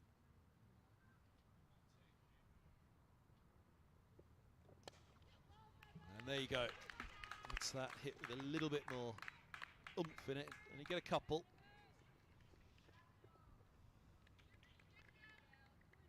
So I think this is proving just how difficult it is to bowl 10 overs on the reel, because the first 9 excellent, apart from there was the 1-5 wides we talked about, but otherwise she hadn't conceded a 4 with the bat. But she's looked a little bit weary in this her final over. I think that gave a clue on the batting as well. A free hit, and Hawley well set now, well in, gave it a fair old clobber, but just 2 through mid-wicket.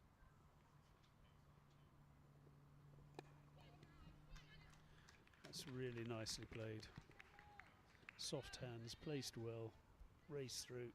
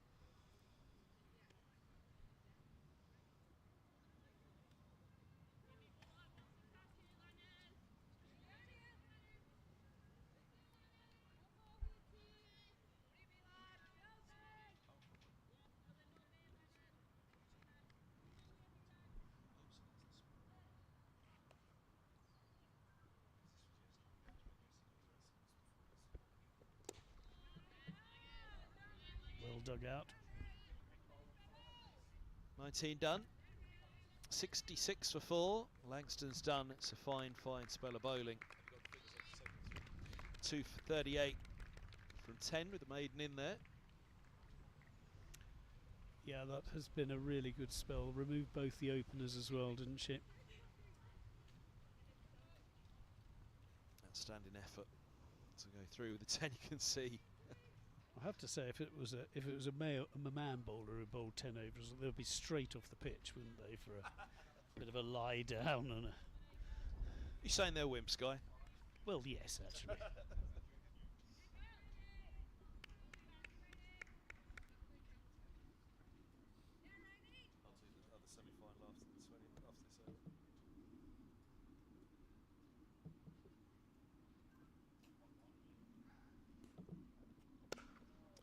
Dropping short, a little bit of width, she gets away with it mid-wicket, denying even a run for Hawley.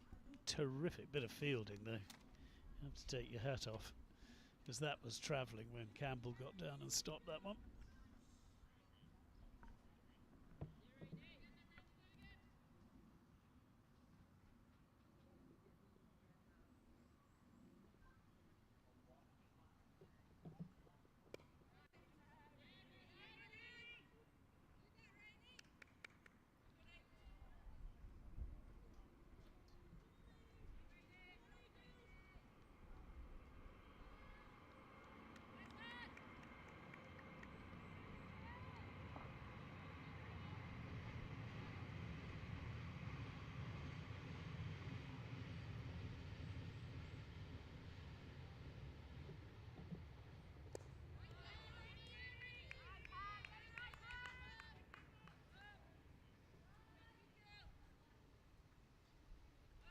Captain continues the good work. Each ball on its merits, not trying to force the pace.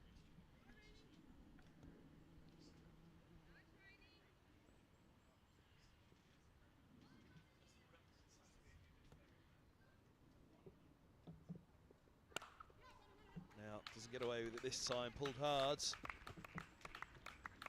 And put away beautifully by Hawley. Yeah, picked a spot as well, didn't she?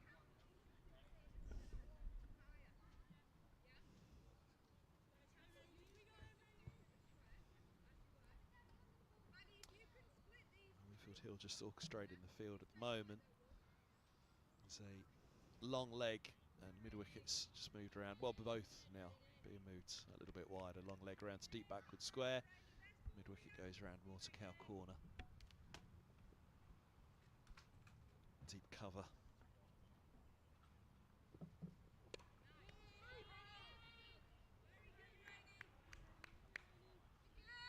There's the other up, the other back, sorry. 6 up with mid-off cover. Backward point, square leg, mid-wicket and mid-on.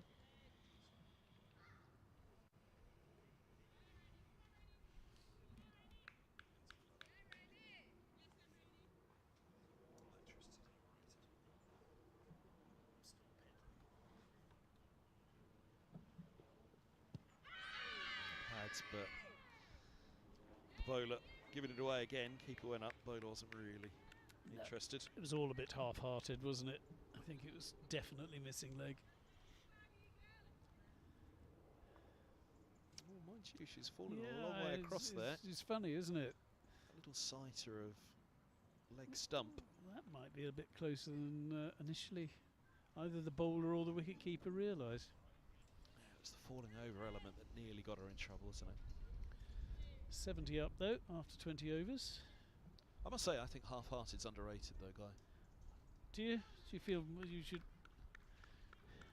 should continue only being half-hearted? Is that where it's all gone wrong? Have I missed a trick here? It's been too wholehearted.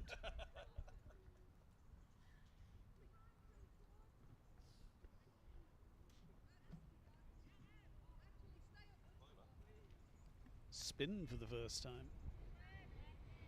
Now this will be interesting. We've seen a little bit of seam movement out there, haven't we? How much grip will there be for the spinners?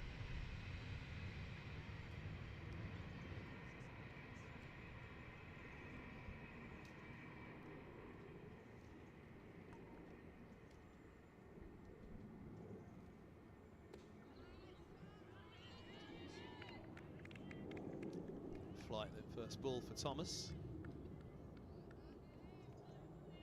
That's what you'd like to see, though, give it some air. Give it a chance early on here, see if there is going to be anything off that surface. Now, they heard something. But is that the anti-wide appeal? Yeah, the umpire says it's pads.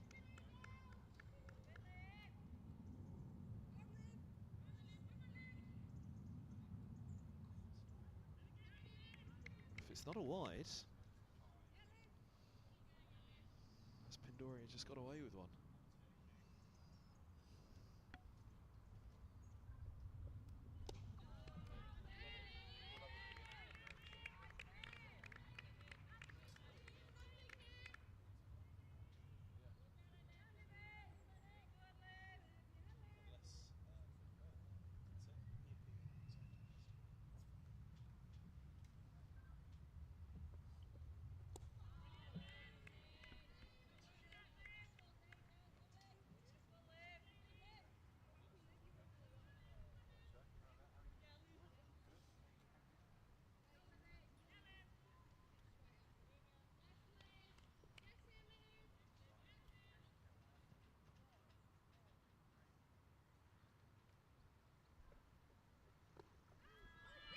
Now what, where, how? Did sound like boot rather than bat, didn't it? It was well bowled, and she's, I love the fact she's giving her so much air. Well, the answer to how is not out. It's jagged down on it, jabbed down on it.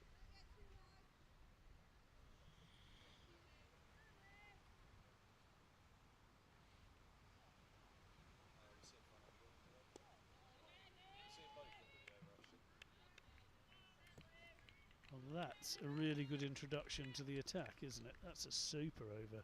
Well, there was a lot going on there. There was, and two big shouts. So wide was not given. Now that's not hitting pads.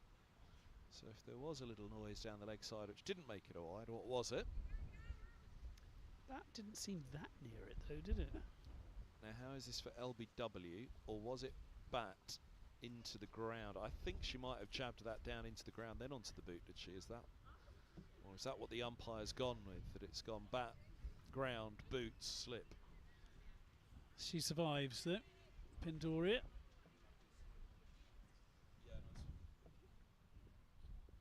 Rainey to continue.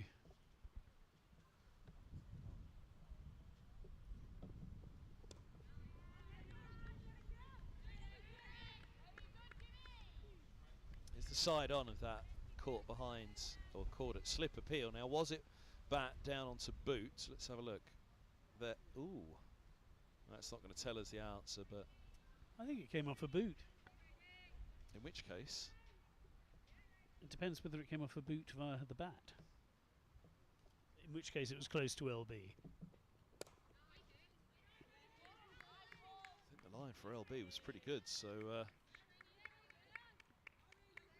almost the appeal for everything may have muddled the umpire's thinking. Absolutely.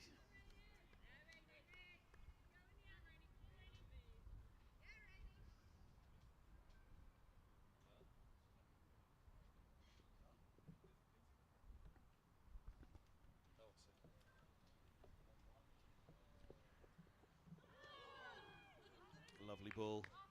Seen her nipping them in. That one holds its line.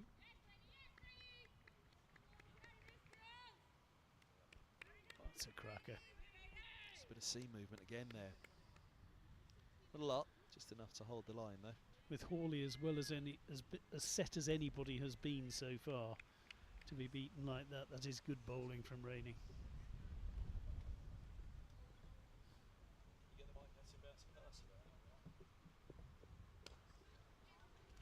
Glorious from Hawley, leans into it, struck with authority.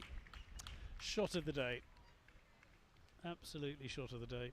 Lovely, lovely cover drive. Beautiful timing. The width was there. Placement superb. 4 runs.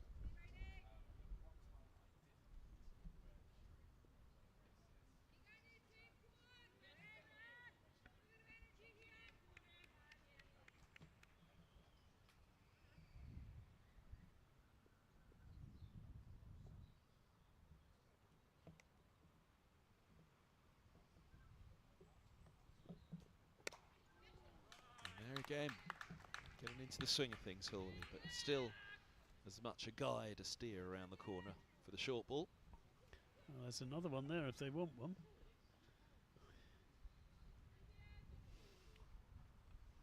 A bit of a misfield by Winfield Hill behind the stumps, who obviously took one on tip of the finger by the looks of things, the way she's shaking that hand.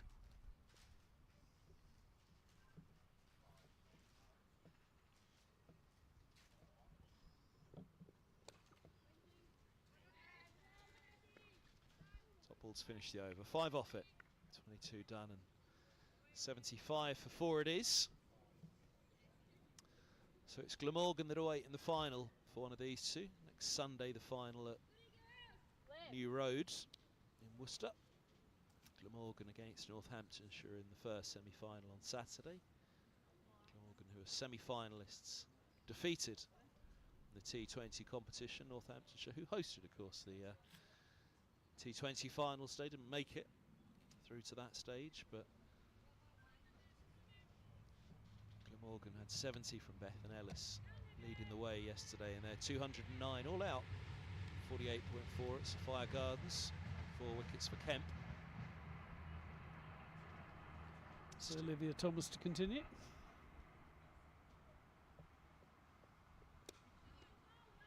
Stillbacks are all done for 148 in reply. 5 for 36 for Nicole Reid.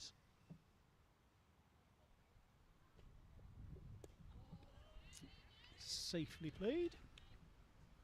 So Glamorgan are the first team into the final, who will be joining them at this stage.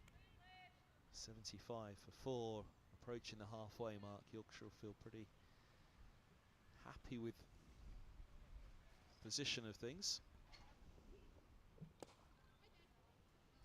Saskia Hawley, it feels, holds the key for Middlesex. Indeed. And she's certainly, at the moment, playing Olivia Thomas rather more easily than Pindoria did last over.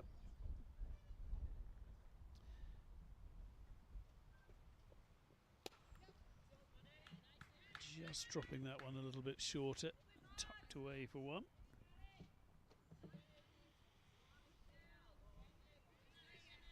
It's the first run she's conceded in the 10th ball she's bowled.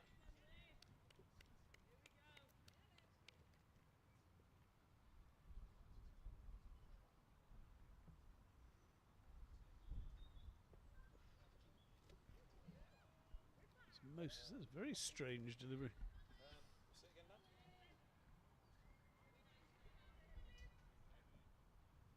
Bit of turn here, starts wide. I'll tell you what, where that pitch is, she's a little unlucky. She is a little unlucky. You're right.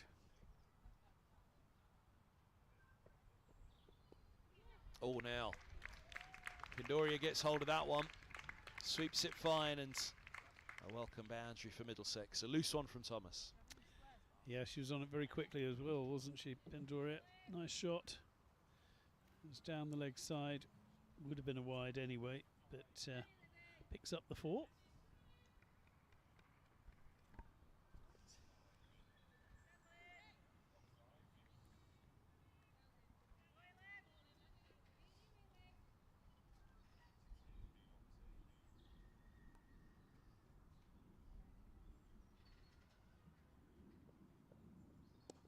Whip him that again, and for a moment was Pindoria almost thinking about leaving that. 23 done, 81 for 4. Run rate just creeping up above 3.5 and over. But as you mentioned, Kevin, we're very nearly halfway through, so what would Middlesex settle for here? I think the morning really blurs it. I think that 10:30 start, amount of movement there was this morning. Talk about doubling your score at 30, but there was just so much movement this morning. Yeah. I think it's very difficult to judge.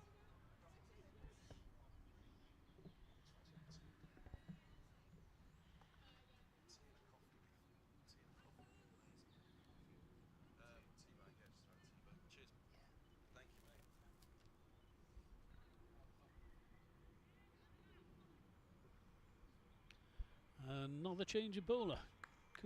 Claudie Cooper coming into the attack.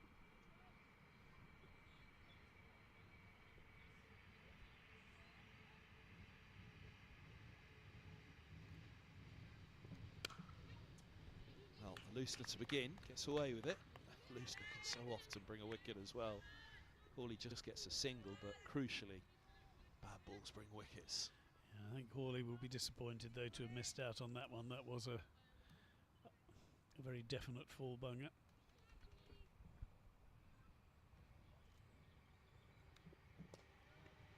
That's nice. A little bit of drift on that, perhaps.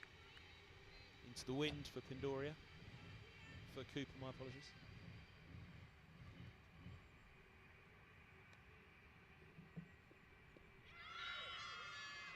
Nice bit of flight again. Yeah, bowler not interested in the slightest.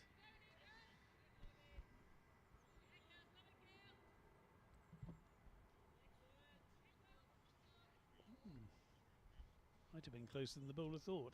Probably just missing leg. A nice shot. Just checked for a moment, Pindoria, to see if it was getting through. It was, and once it was through, it was away. Yeah, a couple of fielders had half chances to stop that one. It's well played, just a little bit of width, and it's clipped really delightfully by Pindoria, that one. Placement's excellent. Just gives the fielder hope, doesn't it?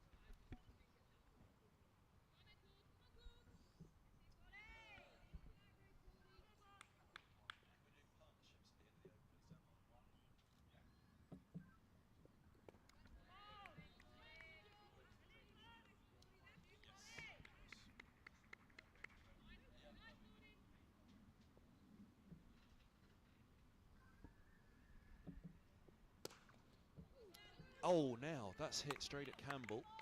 He does well as another full toss. Pendoria will be a bit cross, but it must have been a decent stop. Off which part of the body? Well, did what all good fielders should do. Puts everything in the way of the ball.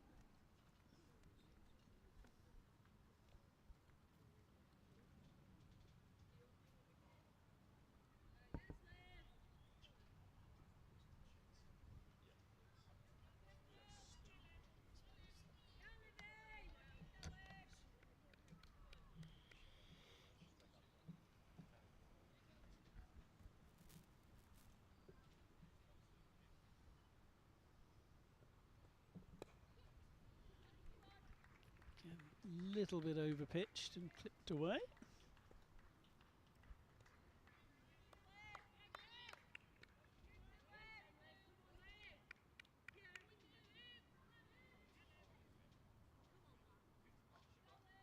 That's the 50 partnership.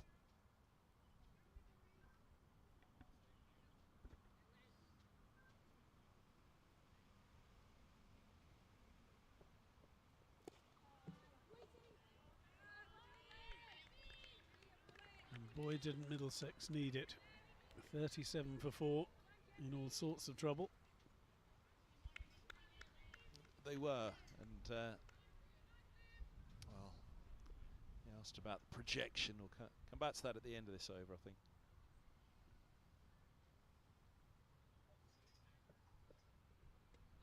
Drinks break coming up. The end of the 25th, the halfway stage of the innings. Little chat from the skipper for the bowler.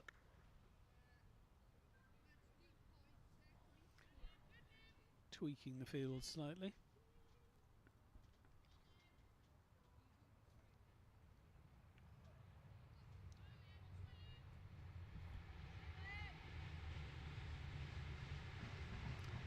Short extra, also now deep cover as well.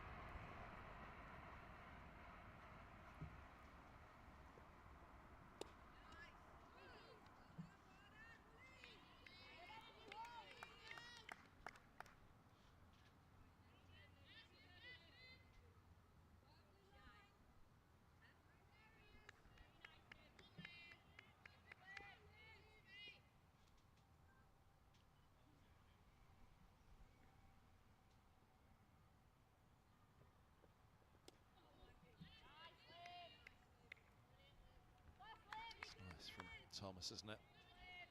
Yeah, she's bowled well.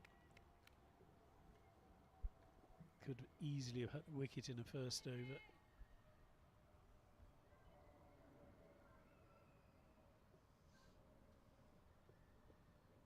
Oh, it's a lovely ball again. It's nicely played in the end by Pendoria, just soft hands just wide of slip. Look at that one more time. Just watch the flight through the air. Just dips in there and then turns. As you say, Pendoria's played it really, really well off the back foot. Eases it away and eases Middlesex to the drinks break. 25 overs bowled here. Yorkshire winning the toss at Middlesex. 88 for 4. Yeah, we're just looking at those figures, and Hawley and Pendoria very much dominating with the bat. The 50 partnership was brought up in that 25th over. Here are the partnerships. It was hard. Or lack of them. Or lack of them. You can see how hard work it was early on. Well, it was, and I think, yeah. You asked me the question. What do you think Middlesex are going for here? What are they going to look at? I think the second half of this innings now, Middlesex will hope will be very different to the first half. They need it to be, but yep. That movement that was there this morning, it's not to the same extent now. See a lot of runs square of the wicket there, not so much down the ground, and again that will have been that movement where you're not really pushing at the ball down the line if that ball's moving away from you.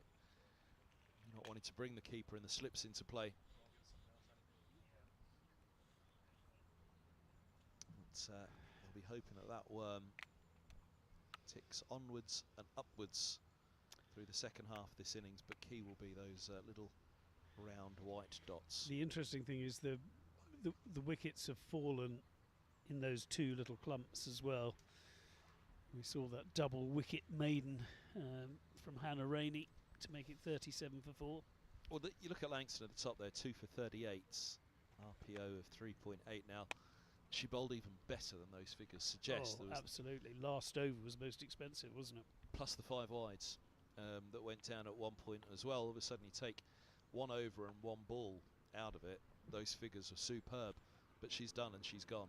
And as I say, the performance was even better than those figures suggest. Full of threat. Woolston had it as well at the top with her opening up. But Rainey has bowled nicely. You can see the economy's been good. Thomas has started well. Cooper now into the attack also.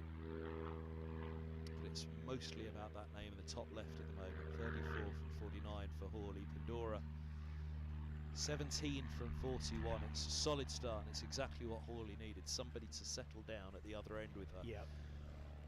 And you talk about doubling the score at 30 overs.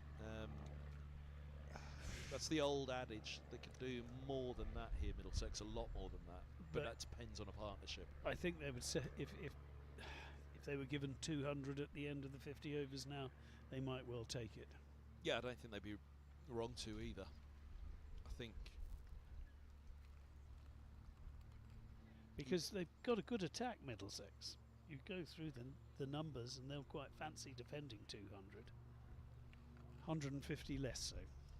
If you were greedy as Yorkshire, which you'd have every right to be, you'd be looking at it now thinking, look, drinks break, brings a wicket. If that wicket's Hawley, you could well be keeping Middlesex below 150 here.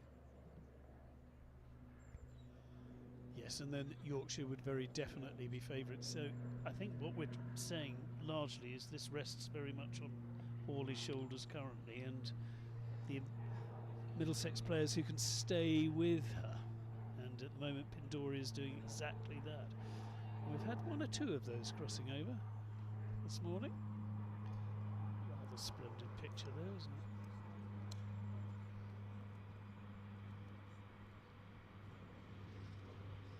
Yep, the final awaits next Sunday against Glamorgan at New Road. Will be taking flight on the way there. Exactly, the private jet to Worcester. It's just the commentary team. Oh, Kev, you're gonna get the plane out. That's nice of you.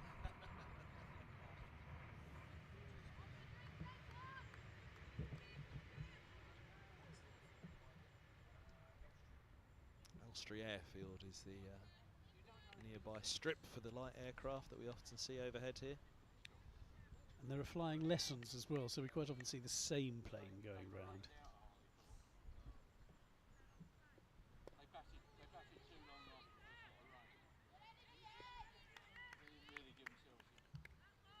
Gently plonked out that one, really, wasn't it? But, well played. Another way of weighing up this, I think.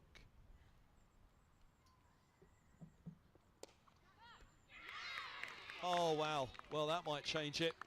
Pandora pushes one back, Cooper with a comfortable catch.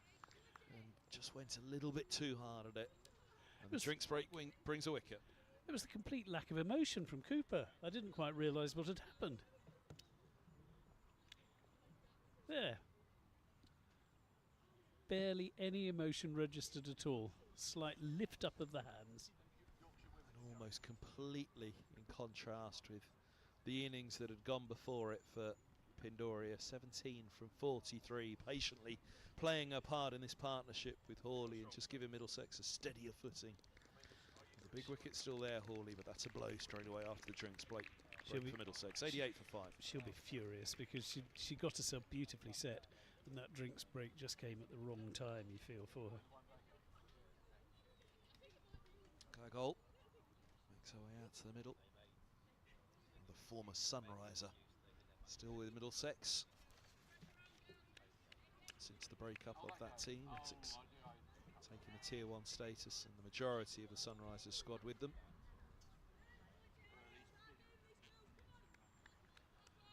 Again, she's her bowling figures are magnificent this season, but Middlesex definitely needed to come with her bat to this one. 88 for 5.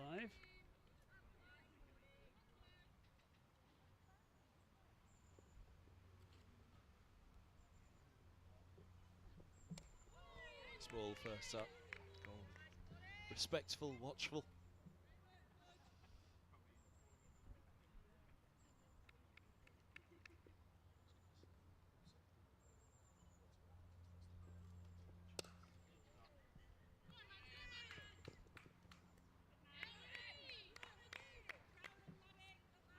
They settle for the single, but goal is off the mark.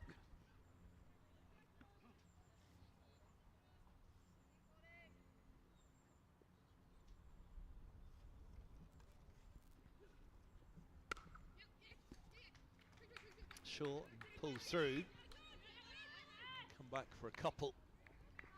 Hawley now just be changed slightly by that wicket. She'll be thinking as well. She'll know she's got to be there well into power play. Into the 40th to 50th over of this innings. It's good running by goal though. She knew she was going to the danger end and was happy to take it on.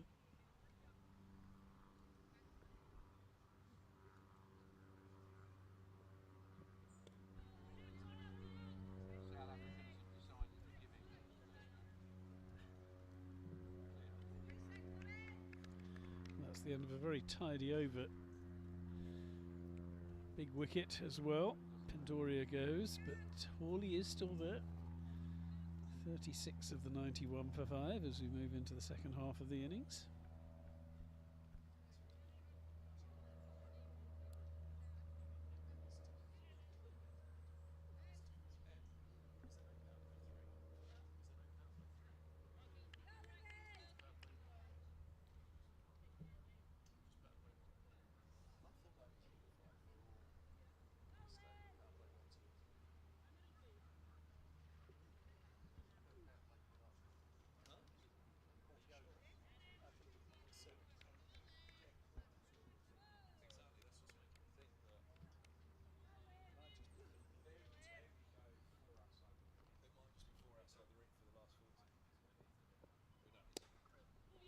Short extra cover in place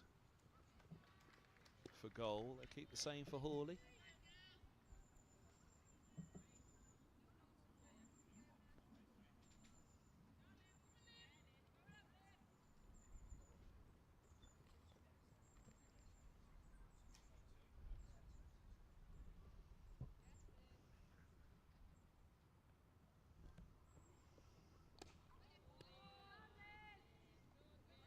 Nice use of the feet there from goal, but couldn't attack possibly as she would have wished it, but nicely played anyway.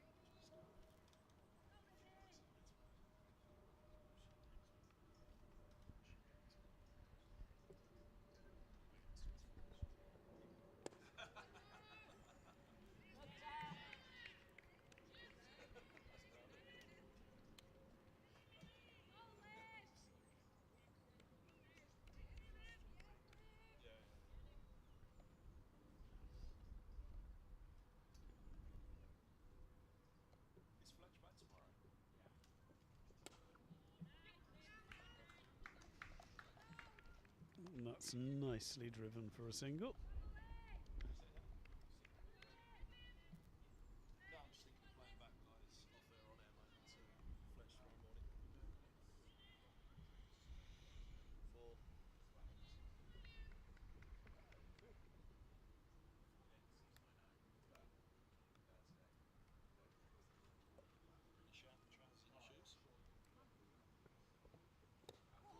Oh, that's It's well bowled and well played.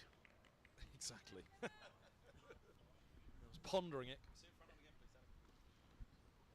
There's a fair bit in it, isn't there, for the spinners? We were wondering after the seamers earlier, the swing that was out there, but the seam in particular.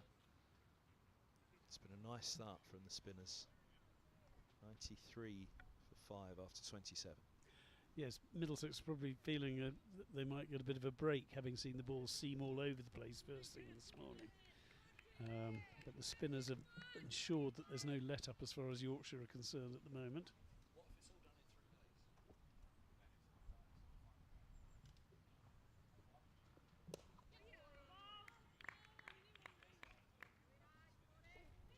Oh, now a little step over, a little fumble. That's the first real costly mistake that we've seen of the day in the fields.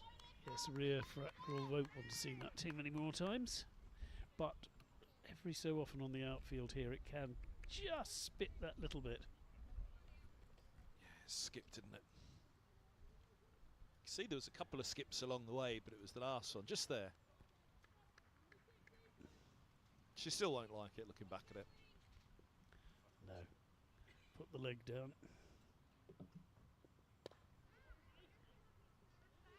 But yeah, going back to your question, we got disturbed by the wicket, which changes probably what I was going to say while answering your question about Middlesex's thoughts on a total here. What would be the grey area? Grey area below which you'd fancy Yorkshire in the chase, the grey area above you think, well, Middlesex should be defending that, and I think 200 is probably smack bang in the middle of the grey area. Anything over 210, 220 maybe? If Middlesex got to 220 from here, I think they would feel they were very definitely in with a chance, seeing how the wicket is playing at the moment. Yeah, but you're right, 180 probably not enough. Yeah, exactly that. I'd go 180 to 220 is that grey area here. I think I cannot disagree with that. Annoying as I find it. Well, you did say they'd take 200 from here, and I agree with that as well. It's the wickets column that's the most crucial part here, and that's why at the start of the innings, with the danger of labouring the point, it was a dig in, wasn't it? Build the foundation. To some extent, it still is. Nicely fielded off her own bowling for the final ball, but 5 runs coming from the over. 98 for 5. And I've just been impressed with the way Hawley's gone about her business. 42 from 59, so she's scoring at 70. And with the pressure she's under with the wickets falling at the other end, to keep the scoreboard ticking over and stay in, it's been a terrific innings. It's a strike rate of 70.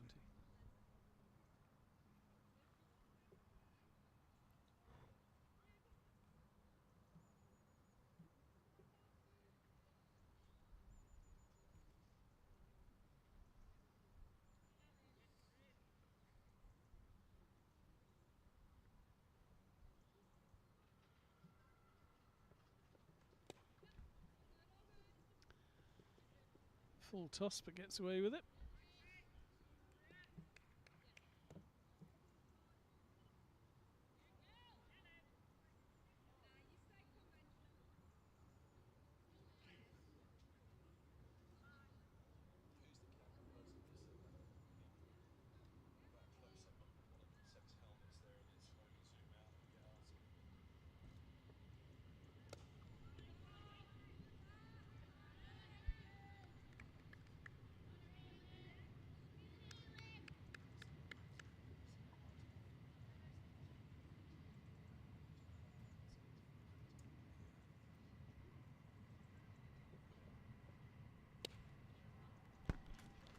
Hundred up, and 100 up with the boundary as well.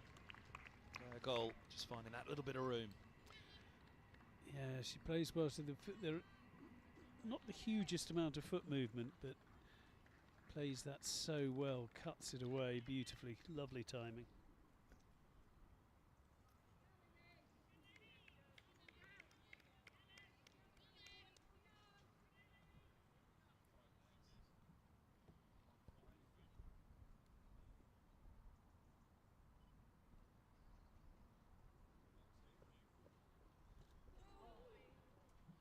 Double your score at 30 would be putting them somewhere around that 220 mark, but it's the wickets column, isn't it? Yeah, that's the break, if you like, isn't it?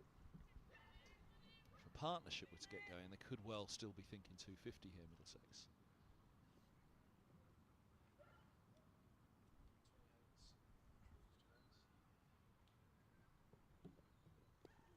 Oh, and is that a chance?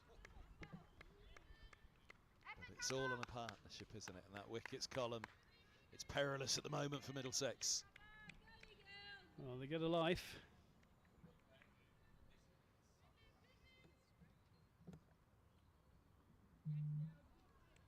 That would have been a terrific catch.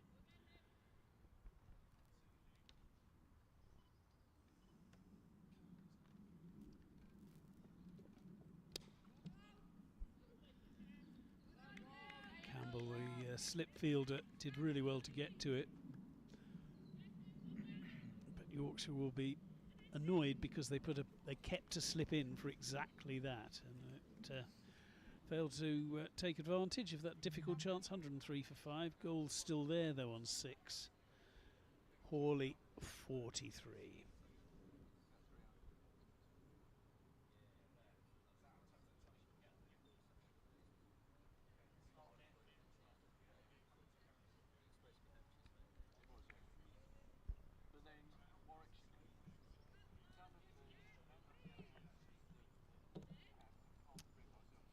Is on display on the helmet. Will they be on display in the final next week at New Roads? 103 for 5. Make that 107 for 5. Beautiful from Hawley. She's on to 47. Yeah, but what a captain's innings. It just gets better and better at the moment. Let's just enjoy this again. Excellent use of the feet, and the placement is perfection.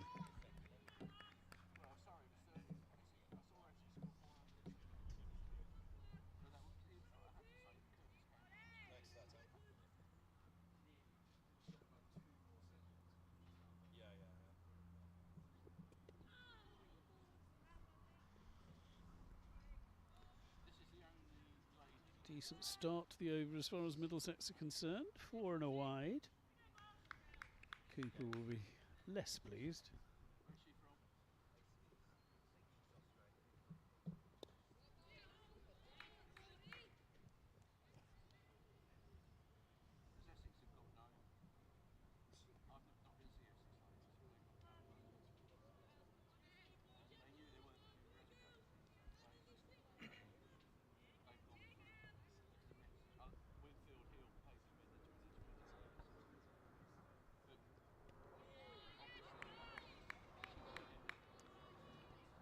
Goal, that was a bit of a tempter, and Goal did go for it, but gets away.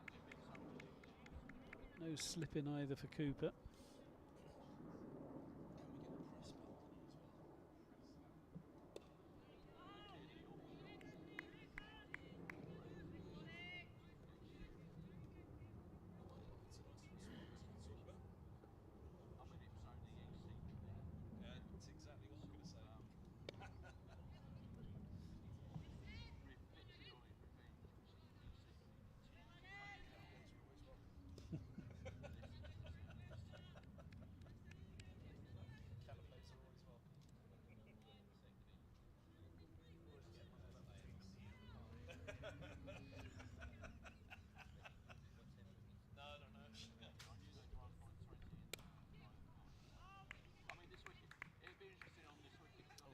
Should just be a single, it is. That'll move Hawley to 49, but with the bobbling outfield, and to be aware that that could have been the 50. She'll keep the strike. It's 30 bowled, and it's 111 for 5.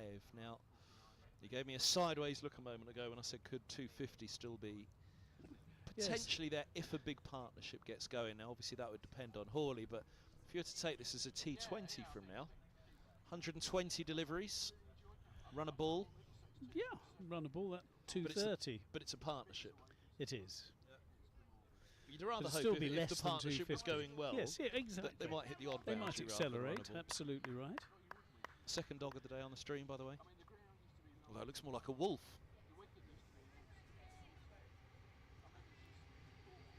She is. It's Katie Wolf on the ground.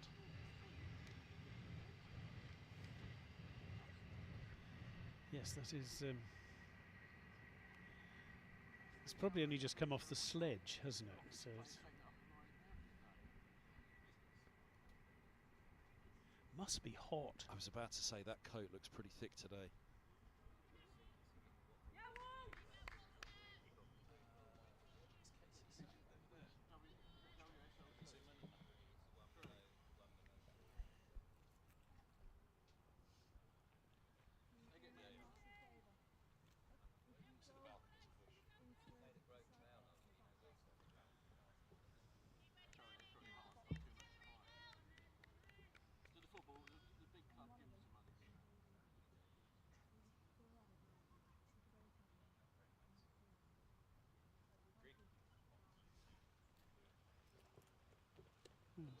Change of attack. Woolston, who opened the bowling back in from the Saltersfield end. Yeah, first look since that opening spell for Woolston.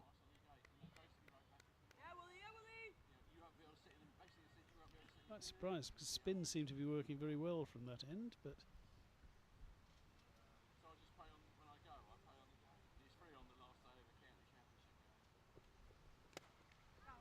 Little short and takes the pace off it, so it's just a single, but it is the 50. 65 balls for the skipper's knock, and a skipper's knock badly needed by Middlesex here. 5 fours, 97 crucial minutes. yeah, it's a terrific knock from the skipper. And you see how difficult it's been out there. She's kept the scoreboard ticking along and managed to rack up 50 excellent runs.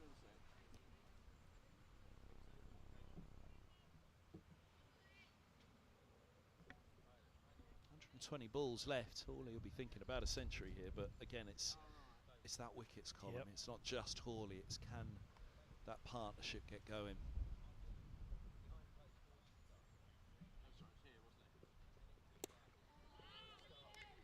You're right, she wouldn't have to speed up that much to get to that. She's only taken 65 balls to get to 50. We said earlier, didn't we, that really Middlesex, with the thought of that wickets column, what they've got to do is make sure they're there in the 48th, 49th, 50th over of this innings. Maximise the number of balls that they face. And for me, it's about that back 10. If this 5 can get them, if this 6th wicket partnership can get them to the 40th over, then thereafter almost anything's possible. Indeed. Little way to go. There's 10 overs. Crucial. Well, I think Woolston coming back in with Routledge bowled out, with Langston bowled out, Rainey and Woolston are likely then to bowl those death overs, and that's what will have to be factored in at this point by Winfield Hill, that Middlesex may bat out their overs, and in which case how do you deploy the 5 that have been used so far?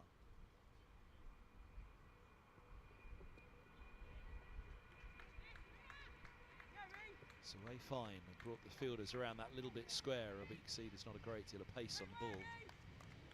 Excellent running. Really good running from goal, who often is having to go to the danger end and is looking for these runs. It would have been easy to settle for 2, but she wanted a 3 right from the word go. Yeah, it was excellent that. So that means 3. There is the card. So everybody's bowled well and played their part. Whether there will be a 6th bowler introduced, Cooper's just had the 4 so far. But what I'm thinking is that Woolston might just have a short little burst here for a couple of overs. Rainey's held back for the final 3, and maybe Woolston held back for the final 3 as well.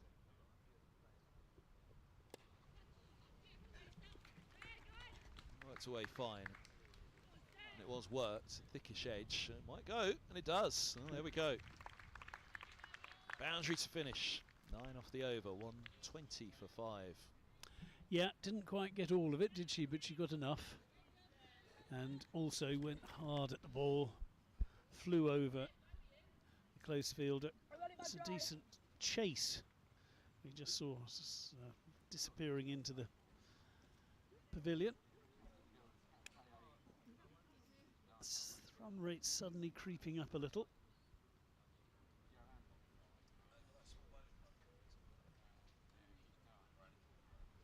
Yeah, I just wonder if Rainey's got her final 3 held back for the last 6, and maybe they do the same with Woolston. She has a little 3 over burst here and hold 3 back for the ends. Then maybe it's the spinners who will then be asked to bowl the rest of those overs to get them up to that point.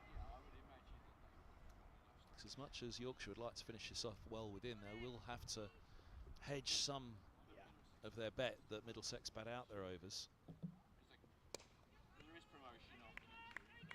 That's played remarkably comfortably by Hawley. Just steps into that shot. Cooper's bowled pretty well. Took one caught and bowled just after the drinks break.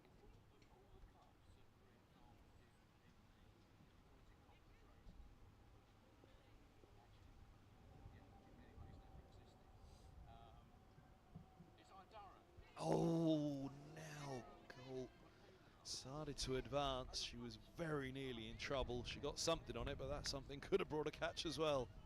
Yeah, she's using the edge really well at the moment, Goal. Wasn't there, had to get something on it, and then what she did get on it was an edge. And 2 runs. 1, 2, 3 for 5.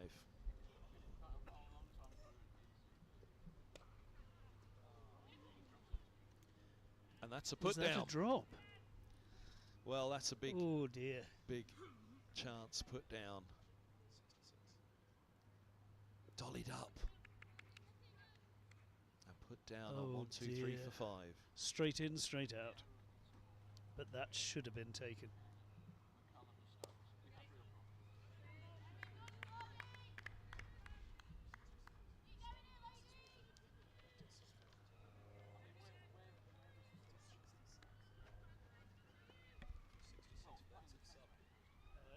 Erin Thomas.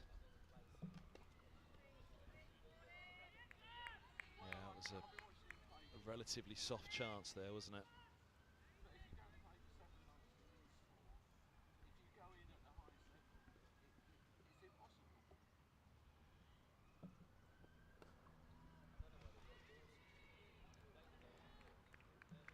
Yeah, and a good fight back from Cooper. Must have been frustrating for her to see the chance go down of a second wicket, but she bounced back well. Goal though, 14 not out, Hawley 54.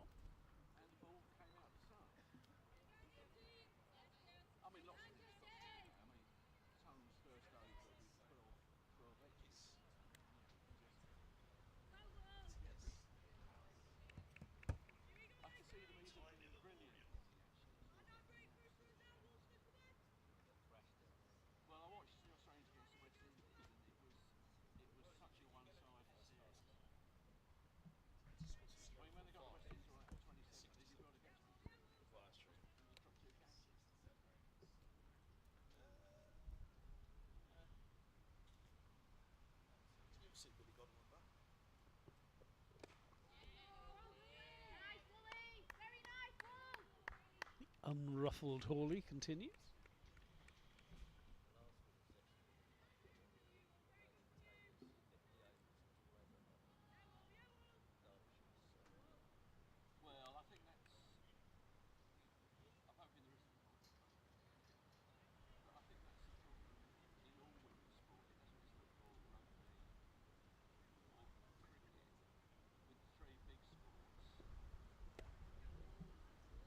There's a good example of a short ball just having to be careful, not only with the bounce but the movement. And she's done that all through her innings, hasn't she? She's checked, just tried to help the ball away, not being tempted.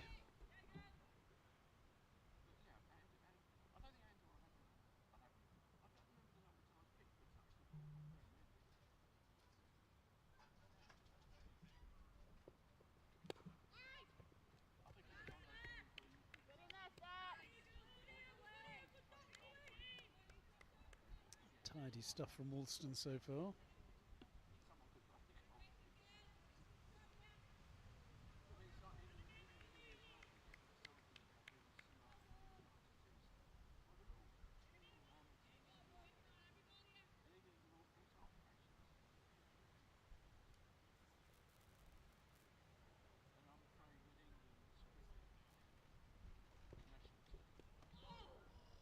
Jaffa again. Beauty, wasn't it? Almost from nowhere. Hawley hasn't been beaten very often, but she was palpably beaten then.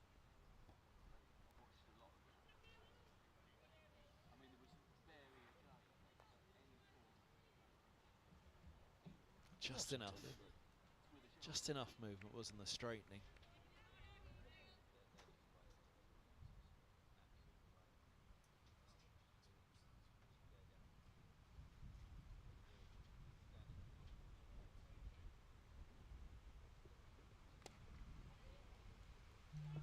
Oh, that's a good stop.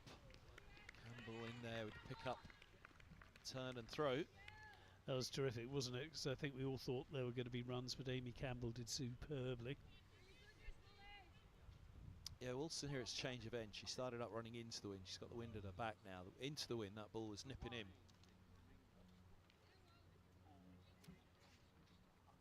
Wind at her back, does that mean she starts to nip it away a little bit more? Certainly that ball at Straighton, but that was more off the surface.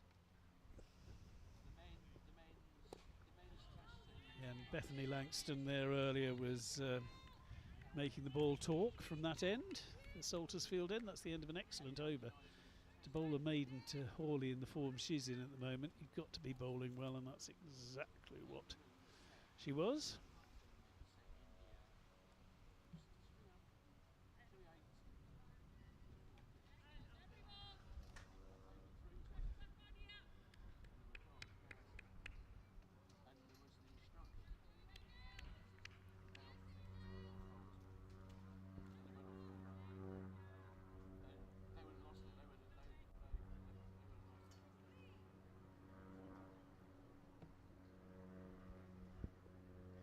Cooper to continue.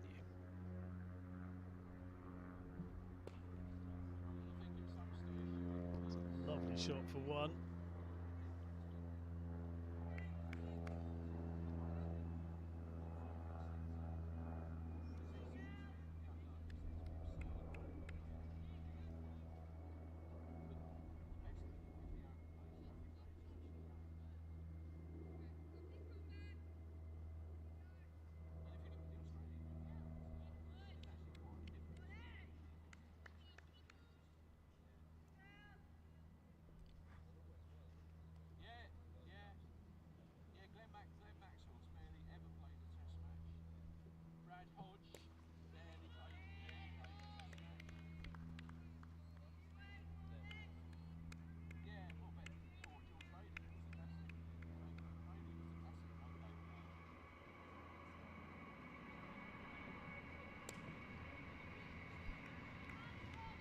Turns that into a full toss.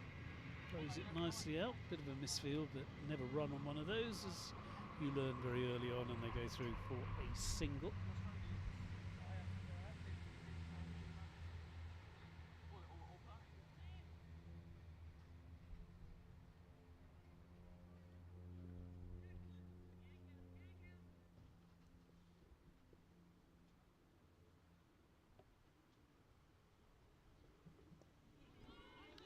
It's well bowled.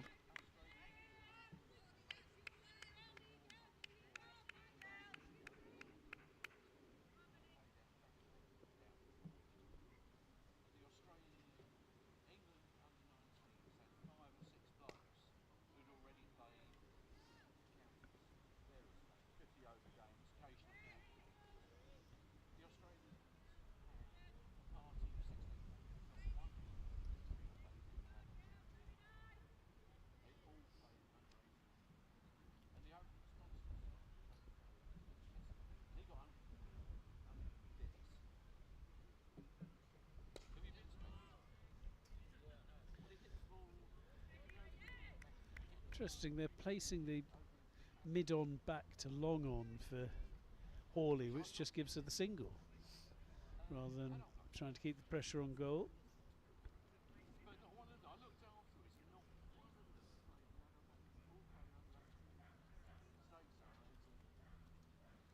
On to 7 for 5 after 34, so 96 balls remain. Can they do a runnable finish here? And then you never know. The last couple of overs is there's something of a charge, but again, it's all about a partnership from here. And with that, it's all about one name. This innings mostly is so far, Saskia Hawley, 56 from 76. The opener's back though, Woolston, to try and make the breakthrough.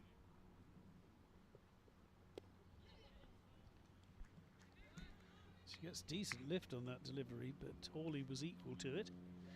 Guided it down to third.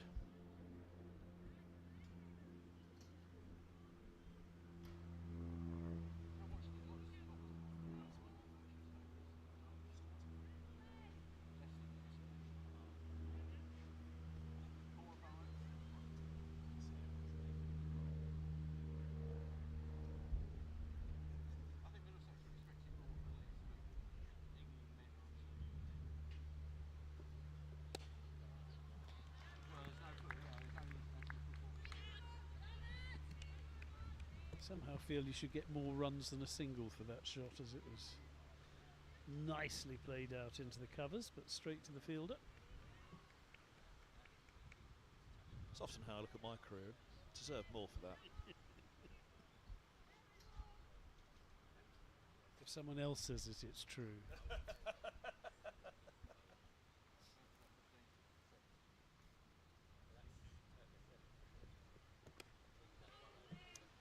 Well bowled, well played. Canny cricket between the pair.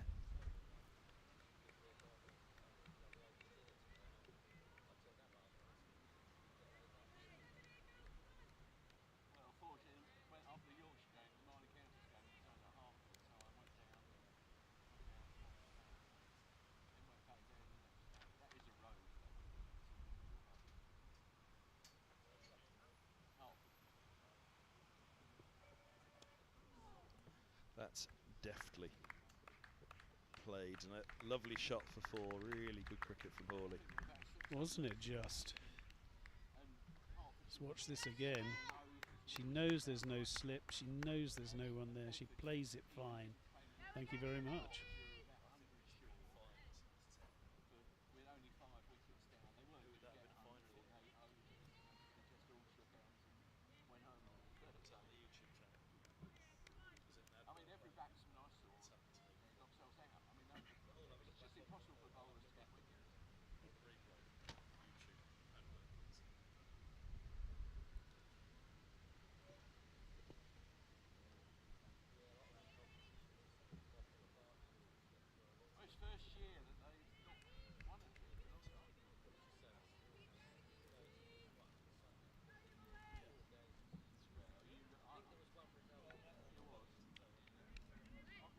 I've been watching the Berkshire for the last 20 years.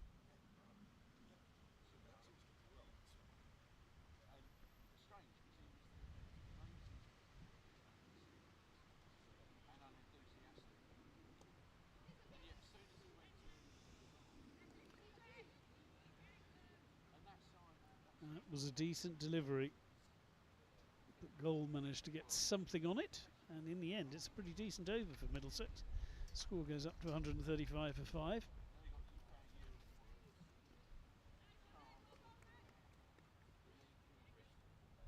They're just 3 runs short of a 50 partnership, I think.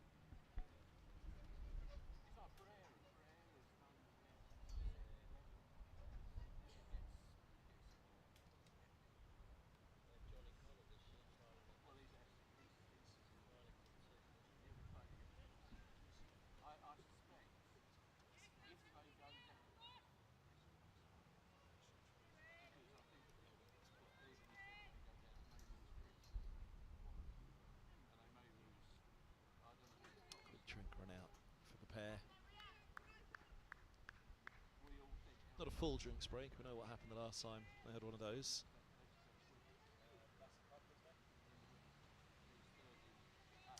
Full. Pindoria caught and bowled, just push one back at the bowler too hard. There you go, that's really illustrative. But only one batter has reached 20 in this innings so far. Now Ria Fackrell becomes the 6th bowler, and that is short, pulled and 4.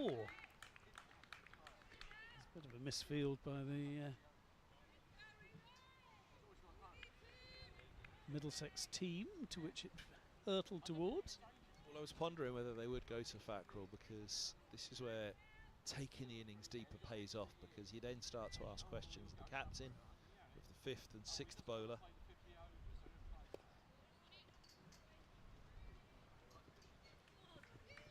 Turn this into 2. Terrific running again, really good running. I'm not trying to hit the ball too hard, and the field's set back. And they set out hard for the 2nd immediately. Excellent.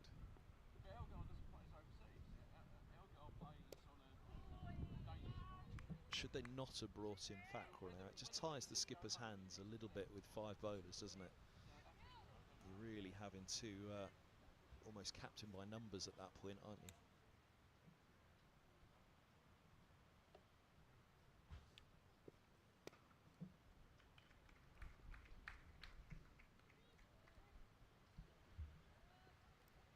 Certainly the scoreboard is skipping around a little bit, but in the way that Middlesex would like it.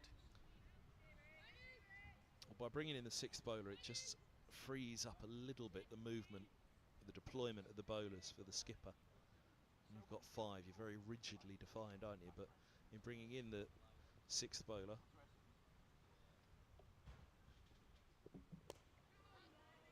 can free up some runs. But then that said, if you've only got 5, only use your 5 and set out that way. Equally, if a batter takes a liking to one bowler in particular, where do you go?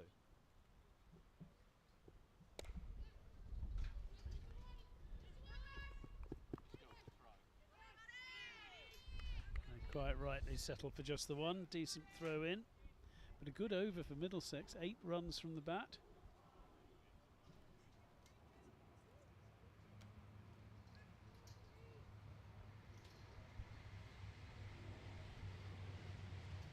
Nice list day score for Gaia Goal now 24. She had the life on 14, didn't she? And she's moved on from that. Well, this is where we talked about that grey area, didn't we? 180 to 200 now. If Middlesex didn't make 180 from here, they'd be really disappointed. Absolutely. I think there'd be an element of disappointment if they didn't make 200 from here, but it's certainly still in doubt. That 220, I think they'd absolutely snap your hand off, wouldn't they, for 220 still at this stage. Yeah, so 57 off 14, even 5 wickets down, they'd think they're in with a very good chance of making that. And anything over 200 is going to start asking real questions, you think, particularly given the way the Middlesex bowlers have been going in this competition.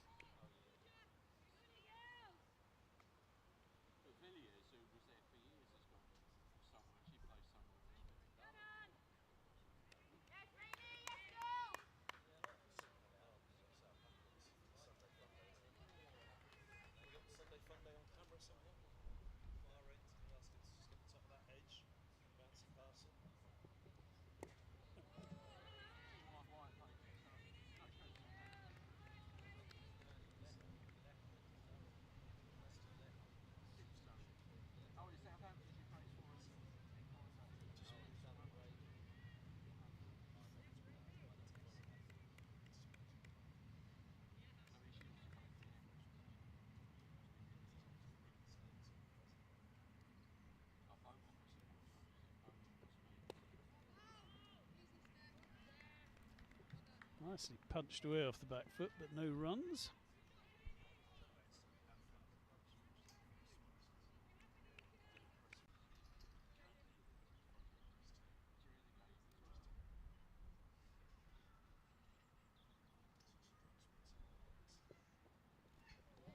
Oh, a little swing and a miss at that.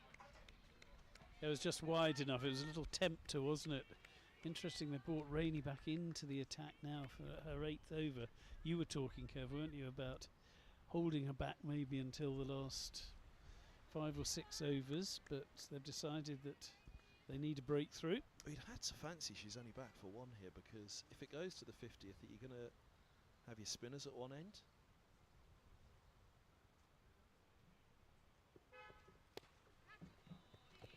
With the game now, chase on. Wolston's coming around and hold them to a couple. Dropped through for an easy 2 in the end. And Gould's innings has been a good one because she's just cranked up the scoring rate a little. She's just looked to play her shots. She did have a life, but her attacking intentions are very much there.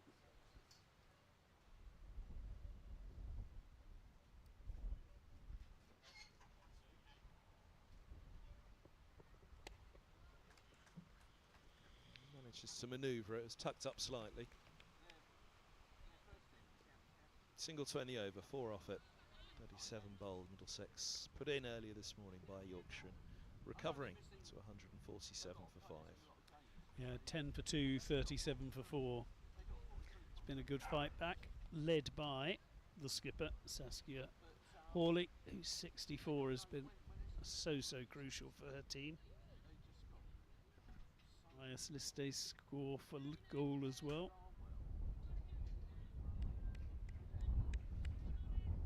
Digging in the background, digging on the field. What do you think the dog's digging for back there? Found a bone? Three wicket keepers. First phone play.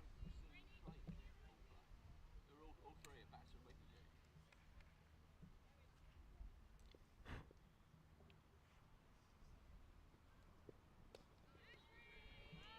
It's an important over for Yorkshire, really, isn't it? Fackrell's been asked to come in and just buy a few overs here. The first one going for 8. A couple or 3 overs like that would be very useful for Middlesex, though.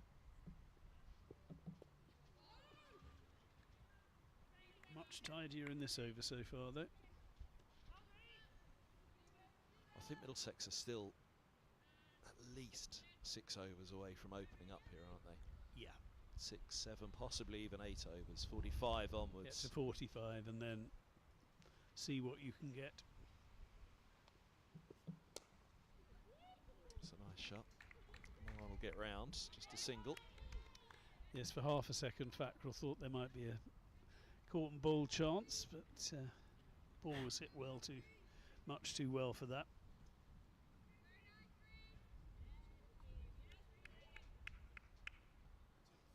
Well, if they've got 5, of spin,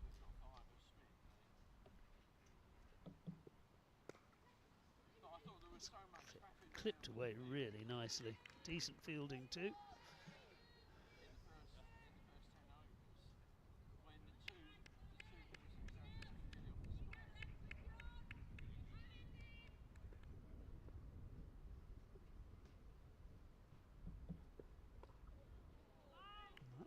Nearly deceived goal. Was there for the looked like possible full toss to start with, then dropped dramatically. At least these two have given them something to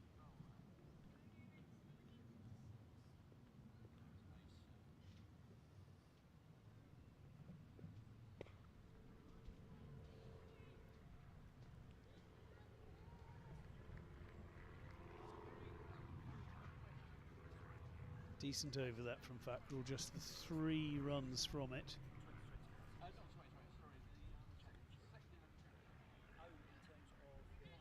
20, sorry, And the batters are going to have a drink.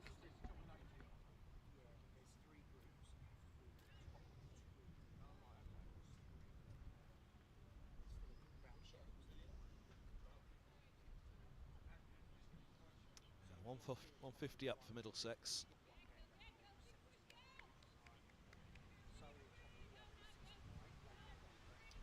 There's the pavilion. Had an opening around that 2013 time, just a little bit before a lunch on the bottom tier. So it became Middlesex's second 11 home.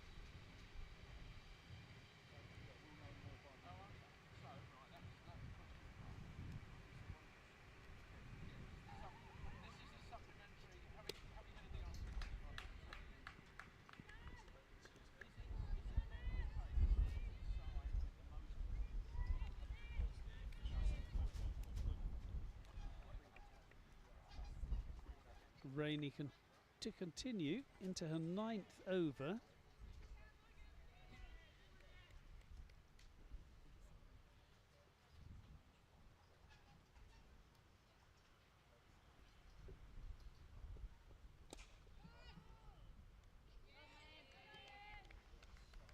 Middled by Hawley, but she can't beat the fielder. Monday or Tuesday start. The week after. Yeah, the week after. Yes, the week after. 15th. It'll either be the 15th or the 16th start. When we're up at Old Trafford. Yeah. Well, I suppose it vaguely makes sense, as much as anything in ECB so makes sense. Well bowled. Yeah, played really, really well. Sasha's been brilliant. Reva very good. Guys been very good. So. Hi, Paul. All right? Yeah. That's it. Rob? Although I suspect that not having had anything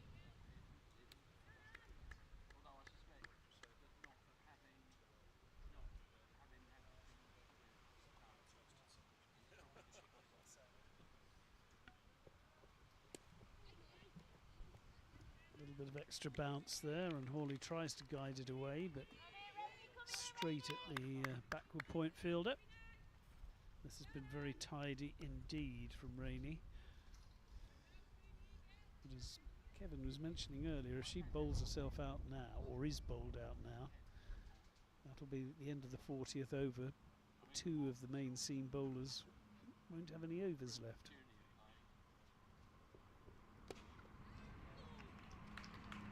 Well, that penetrates the offside. Through cover it goes. Another boundary. 155 for 5 now, Middlesex. Beautiful timing.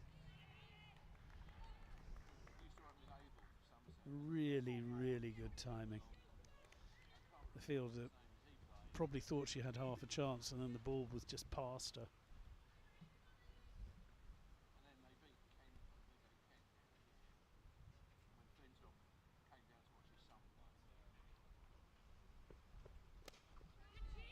Oh, now. Could be 4 more. Or did she get a fingertip on that? Because that wouldn't have been far away from hitting at the non-striker's end.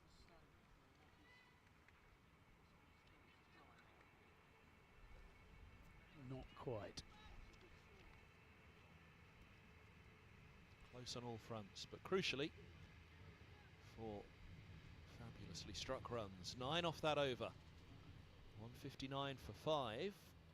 I wouldn't quite say that the pressure's just tilting back towards Yorkshire, because Middlesex are only a couple of wickets away from big trouble, and if one of those was Hawley, then it would only take 1. But even so, given they had Middlesex at 37 for 4, they will be a little bit disappointed about where they are currently. Yeah, 37 for 4, you were thinking Middlesex just guarantee 160, give themselves something to bowl at. That was somewhere around where my mind was working out matters then. Now Fackrell only went for 3 off her last over, having gone for 8 off her firsts. But here comes that 160 up, and we're in the 40th over, so for Middlesex, they're glad they proved Kevin Hand wrong.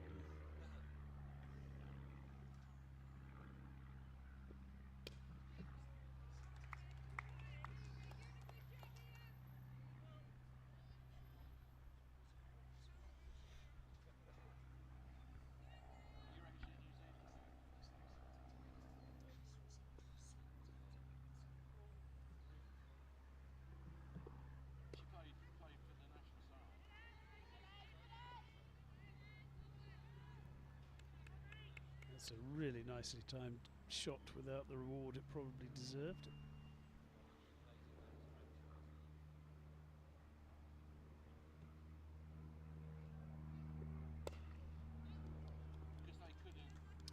Full bunger, but Cole just had to be careful that it didn't dip under the bat. She yorked herself.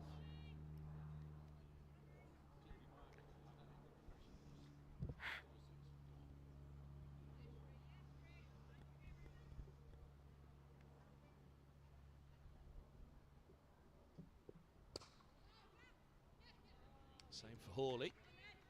To take the single. Well, they're looking to, but Alston in quickly enough.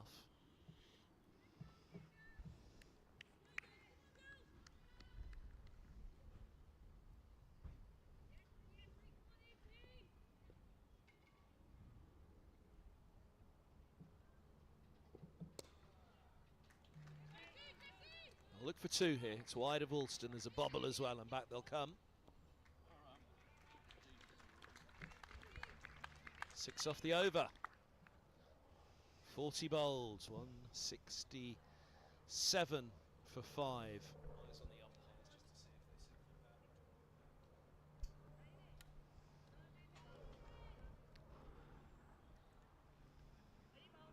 So you were talking about 220 earlier, Kevin, weren't you? So that would mean another 55 runs in 10 overs. It's very doable, as long as these two stay there for most of them. I think as long as anybody stays there, if you bat out your overs now, you're going to be disappointed not to have 220 on the board, I'd suggest.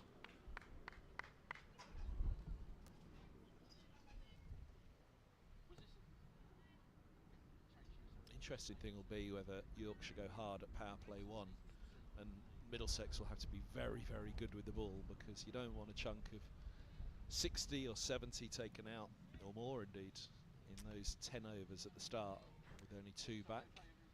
Well, they're keeping 1 over back for Rainey, and it will be Olivia Thomas back into the attack.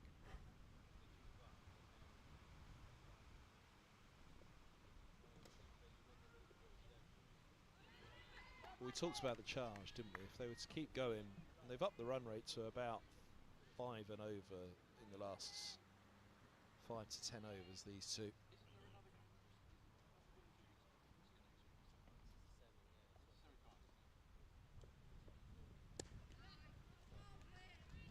So at the 45 over mark, that'll take them to what, 190? Yep. And then what can you get off the last 5?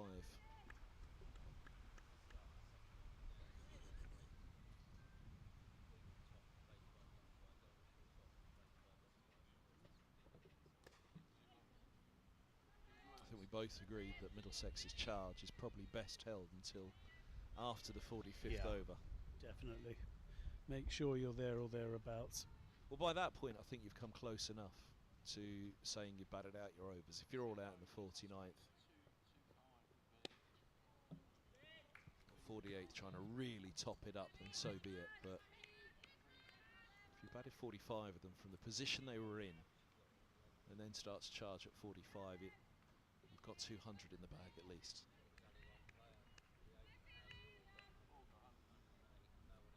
Easy game from here, isn't it? Oh, love it.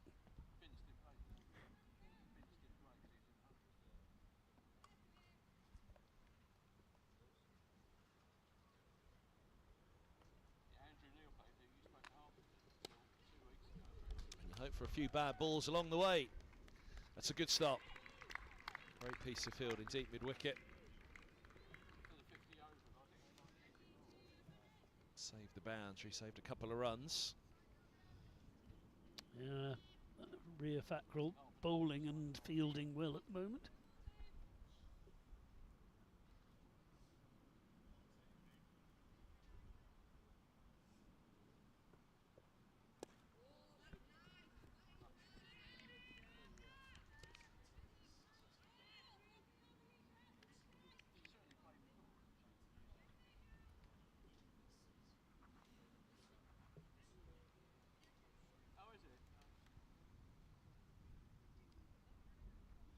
So end of the over, 169 now for 5.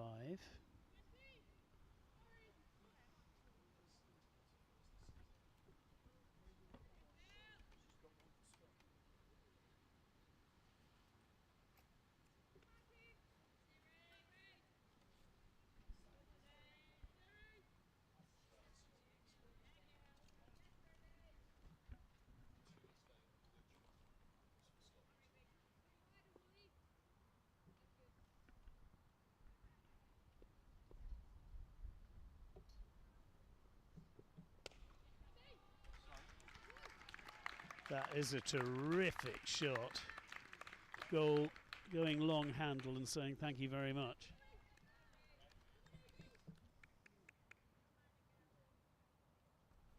Yeah, there's a couple where we were saying they had to be careful not to york themselves, swinging it out of the block hole. But that one, it was the slot, wasn't it? She certainly turned it into the slot, didn't she? She just came a couple of paces down.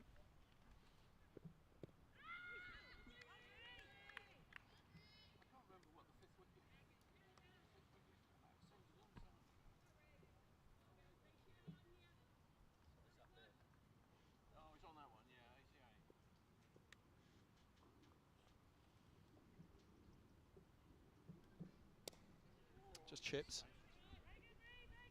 Be a single to long on. Clever batting. Seen the players have gone back onto the boundary in the deep. Check the shot. Yeah, I was just checking the field there. They've got long off and long on back for Hawley. They only had long on back for goal and a deep backward square, but two down the grounder. Back as a deep mid wicket. Here we go, same again for goal. So long off comes up to mid off. There's long on, deep mid wicket, deep square and cover.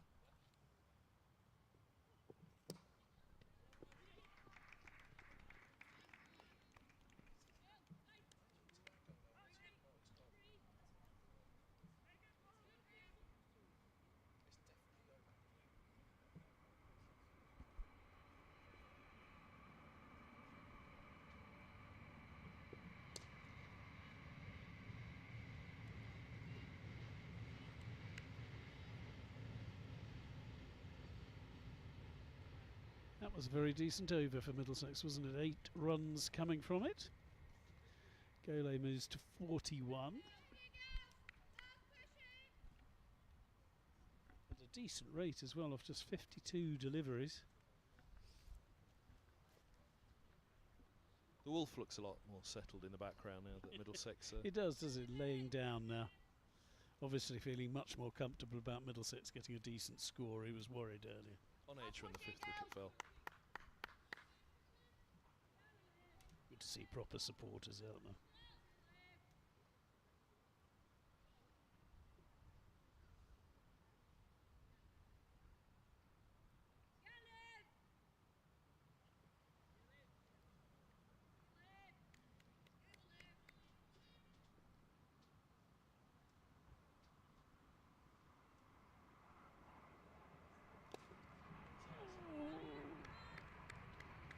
Hawley, it's half a chance. Fielder got hands to it.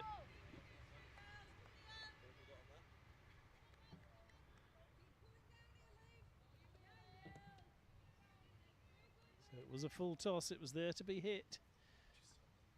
She just got tips of fingers to it, the fielder.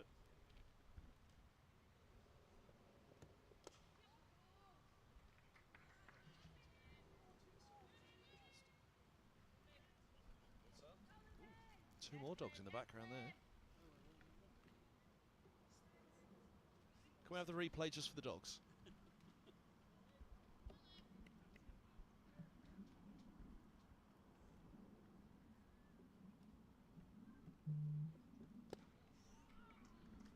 This works nicely into the onside. Just the single though. You can just feel there's a bit more intense about Middlesex now. They're stepping it up.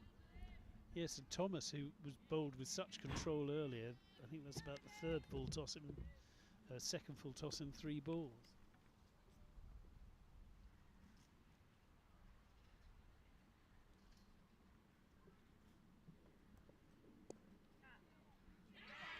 Turned to the short fine leg and gone. Can you believe it? It was there for the shot, it was down the leg side. She's picked the fielder. Well, what do we say? Bad balls bring wickets. It wasn't the worst. It was just there for the shot, as you say, but rather shovelled around the corner. It's been a wide if she'd left it, probably. Good catch.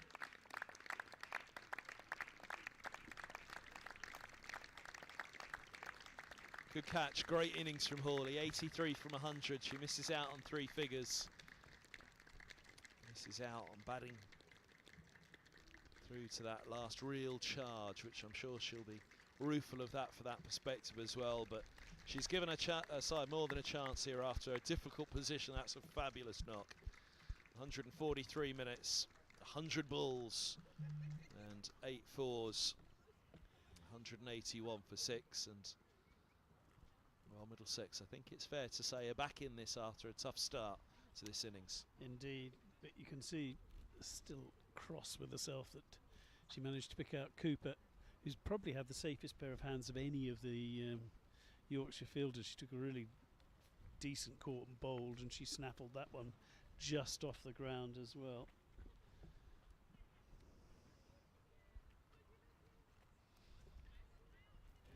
Now can Anaya Patel keep it going?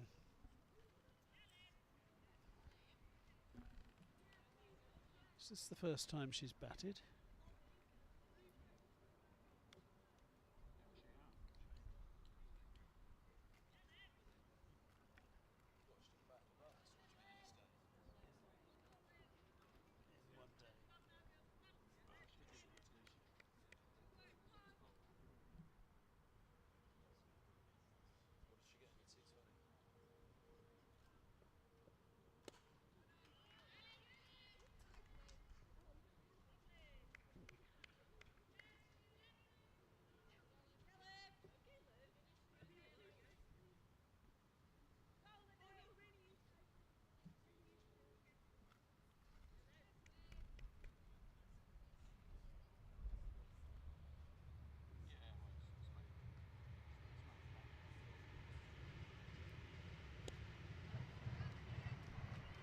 And that is her first run in list day.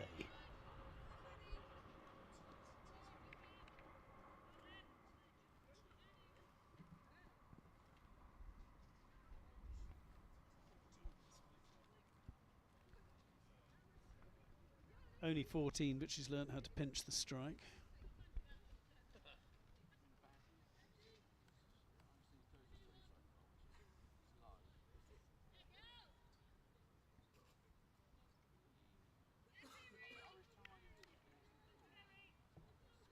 Can you remember what you were doing when you were 14, Guy?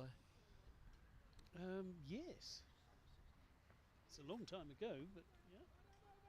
Mainly playing sport, I seem to remember.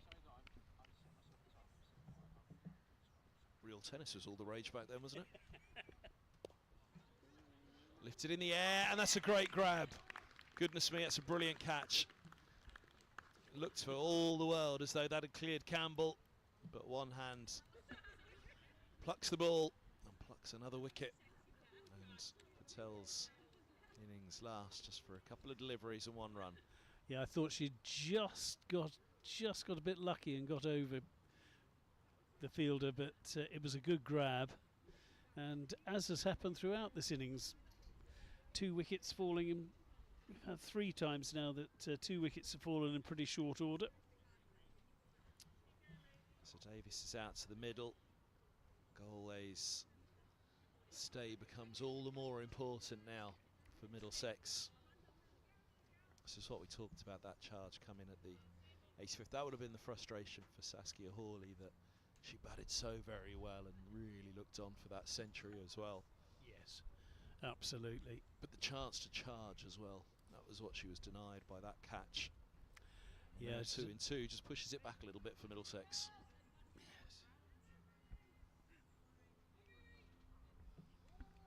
So a lot on Golay's shoulders now. 42 from 53, but it will be Davis to face.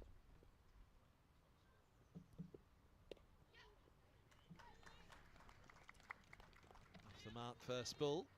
Well, they've got to ensure the 200. I think that's got to be on their mind now, just psychologically get to that 200. Do it in singles. Put the big shots away. Put any risk away at this point. Just get to that 200, and from there, then you can begin the charge.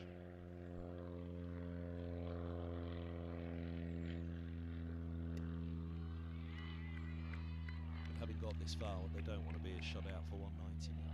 Yeah, absolutely. Having broken the back of it after 37 for 4. Bit of width. Push through. Swept up nicely, and they'll get a couple. Oh, there's a mix-up. Gone. There was a yes-no on that second, and it's cost. That's the end of Davis. Just the one ball faced. Just what you were saying, wasn't it, Kevin? Just need to take the singles. Can see why they thought there were two, and if she'd gone full tilt, she'd have probably got there. Yeah, that hesitation costs.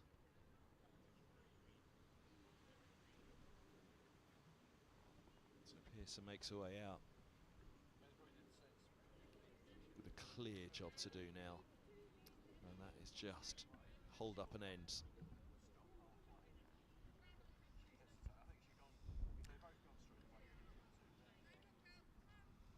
She's got a high score of 11 this season.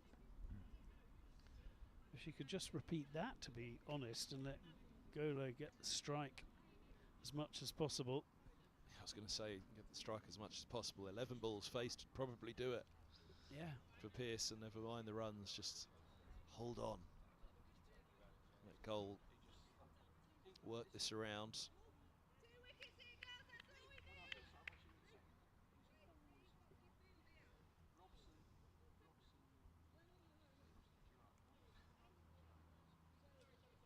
They've just realised the first run was complete, wasn't it? It was.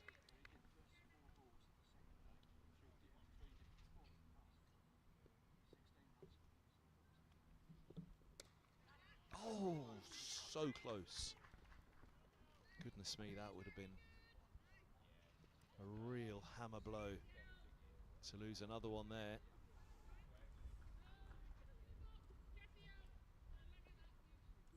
Wasn't far away, was it? But far enough.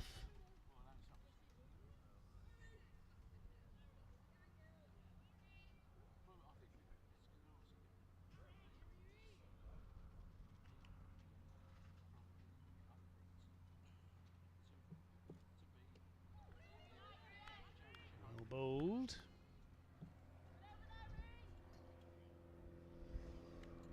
Pearson survives though. So 6 overs.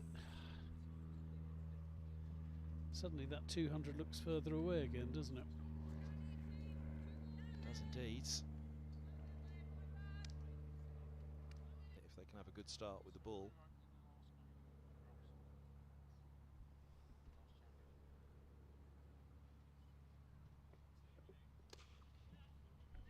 But 35 more runs from here looks an awful long way away.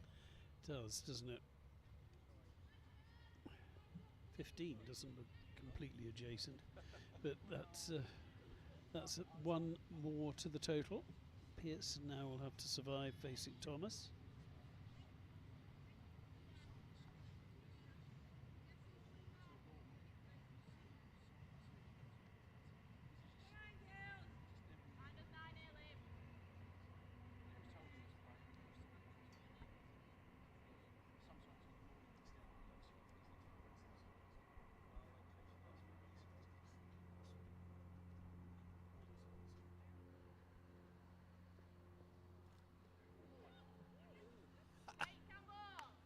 Wide down the leg side, taken at slip.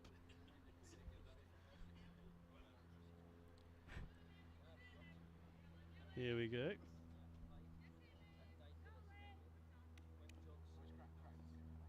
It's well taken at slip.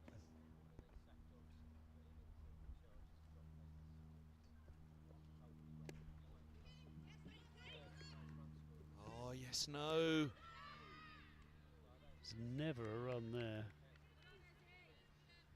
Certainly not in this match position. No, but you can see why. She wants to get Gole back on strike.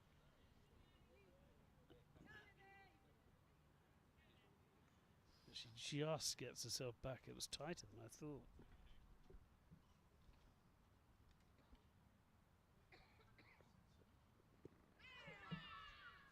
Leg side.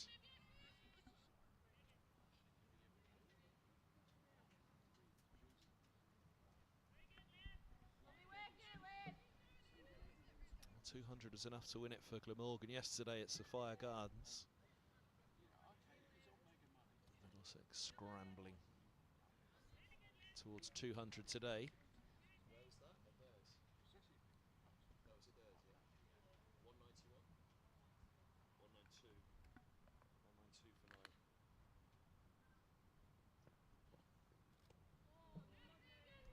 192. 192 for 9. .192 for 9 was the score when these sides played at Headingley. Middlesex defending that one. 7 runs the margin of victory for Middlesex in the end.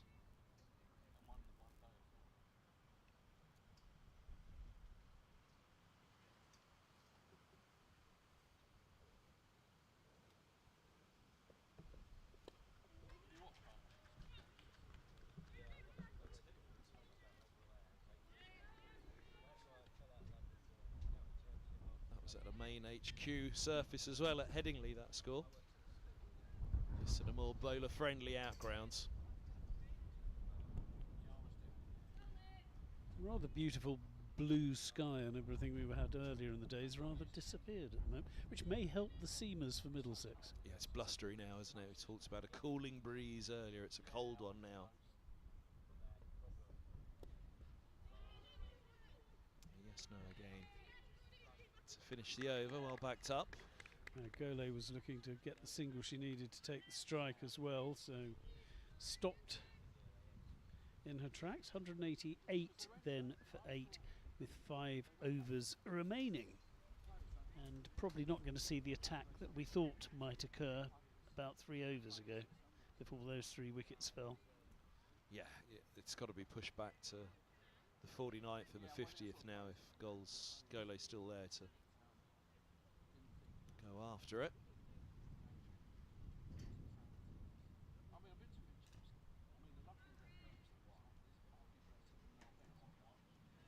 Fackrell continues.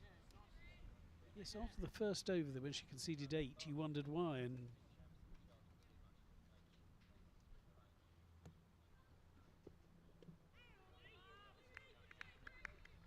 but she's bowled very well since. Pearson just needs to hold her head here. There's a lot of deliveries left. Yes, she'd like to get Gole on strike, but not losing a wicket's far more important.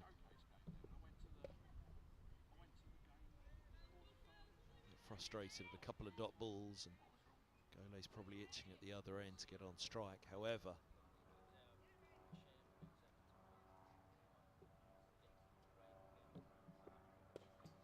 what Middlesex really don't want to do is lose a wicket. That's nicely done though. Gets the single, the deflection from cover. Wrong foot's mid off. Pushed around the post nicely, but not helping her fellow fielder.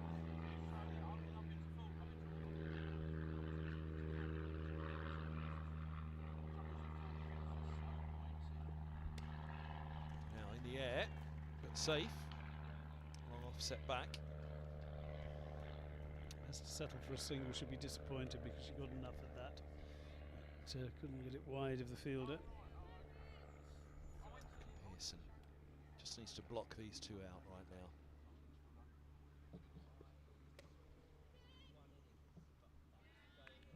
There's one of them. No need to do anything here other than defend this ball and let Gole take the next over. It's been sensible so far from Pearson.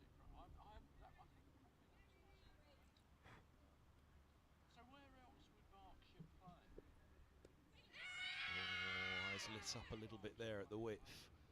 Gets away with it. The stumping was, or the caught behind. Stumping were both in play for a moment.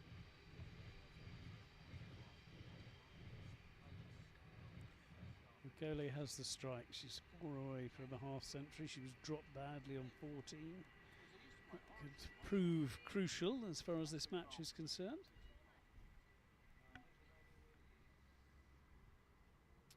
Oh, they're very nearly there now, aren't they, to 200, which, again, at various stages of this innings, looked heavily in doubt, and even when this pair came together.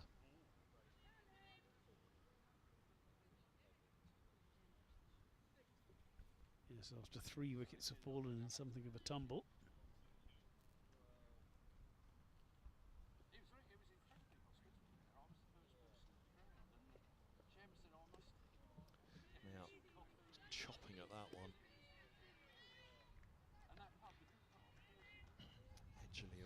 the dot ball.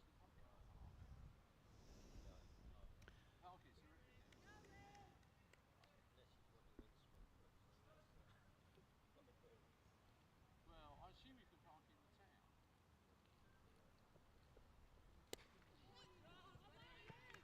No, just the single. It's tiny. I have to say I was expecting something a bit more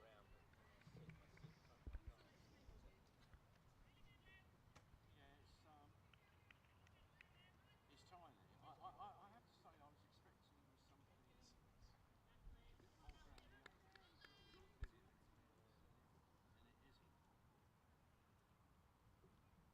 I'm trying to think of other places in Yorkshire that they would. Bonus run for Middlesex. I mean, there's not a ground ridiculous. There's only been 15 boundaries in this innings, and 8 of those are struck by Hawley. 4 by Golay, though. No sixes.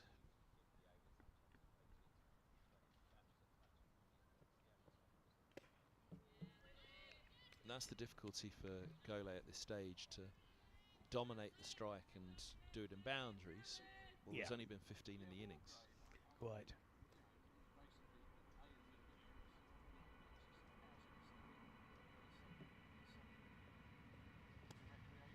So to some extent she does have to trust Pearson here.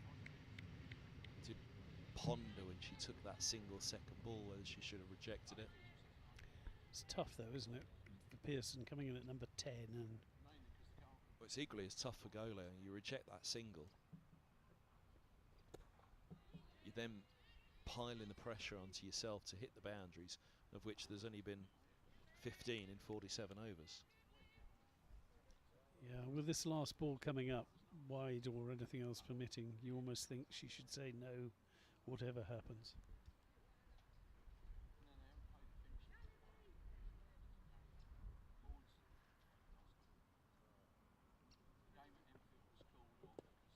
Oh, now that's lifted into the onside. Should be 2. Oh, there's a mix-up. They're gone. There was a hesitation. This Golay is gone, isn't it? No. No, it was Golay actually that hesitated, but it's Pearson. Now, how much of a hesitation? You'll see Golay stuttered. Because it did look like 2. Pearson, it was only a momentary stuttering, and that was enough to cost her. It's the second time we've seen that stutter cost, isn't it? So just the one run. Pearson goes.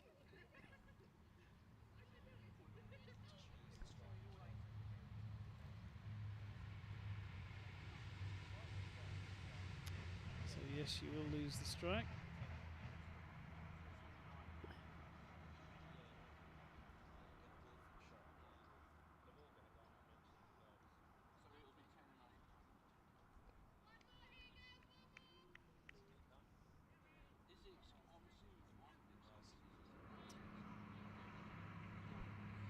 So Wolf out in the middle. The last of the Middlesex batters. Well, it's double fold here. There's a first list day 50 for Golay in the offing. 200 for Middlesex on the board, which psychologically to some extent they've gone past the 192 they posted at Headingley and defended earlier this season. Katie Wolf has a high score of 17 not out this season. And takes a single off the first ball.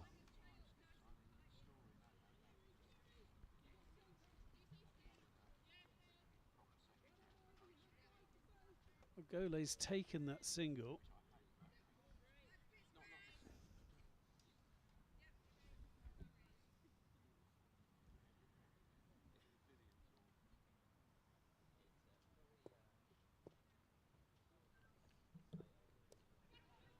Oh, now it's a soft finish. Loops up in the air, a simple catch from Field Hill, just to a little back step and a big smile. Not sure Golay should have taken the single on the ball before. It was there to be paddled round the corner, wasn't it? Really was, but Wolf makes a bit of a mess of it, and that's been something of a collapse as far as Middlesex are concerned. Their last 5 wickets going for not very many at all. Yeah, Hawley's 83, nearly standalone, Gole 48, but it's been an innings really, which has built on that partnership. Those Hawley. 2 partnerships, absolutely. Hawley and Pendoria, and Hawley and Gole. And the other thing is only 2 players made it above, or made it to 20. Yep. Gole and Hawley, and that has cost Middlesex in that innings. I guess the facts, we did say if they get to the 48th, the 49th, the 50th, or they've as good as batted out their overs, haven't they? But they'll feel they left 25 on the field there, I reckon. 220, I think, would have been a position that just felt a little bit better for Middlesex. I agree. When they were for 5 and still going pretty nicely.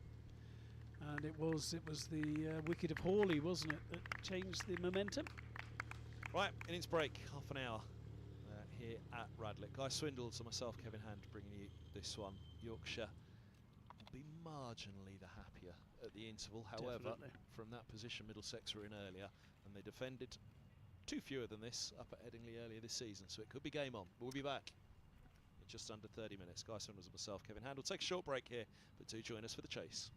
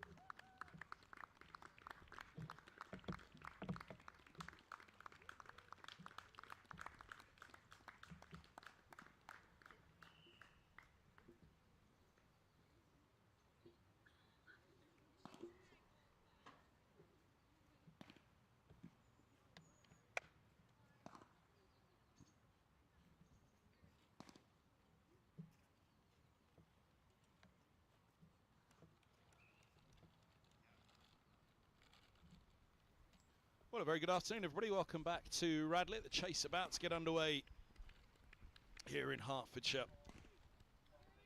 195 is the target. Middlesex all done for 194 put in this morning. Some lively conditions first up for the Yorkshire bowlers. It was a testing start for Middlesex. They'll hope to provide a testing start for Yorkshire. I'm Kevin Hand, delighted to say Guy Swindles is alongside me in the commentary tent today. Yes, and Katie Wolfe will get things going as far as Middlesex are concerned with the ball. We still haven't seen the two Wolves in shot together. I know, it's really annoying you, isn't it? We have a dog that looks very like a wolf, a very large husky.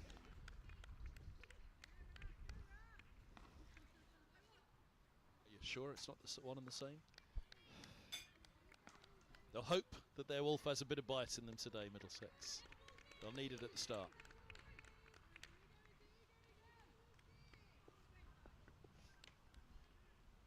You can tell I've had my lunch.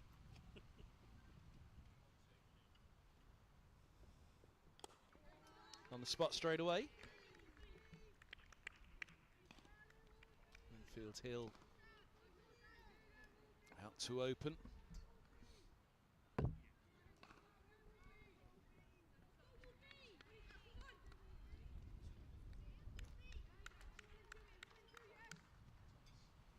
Thomas out with her.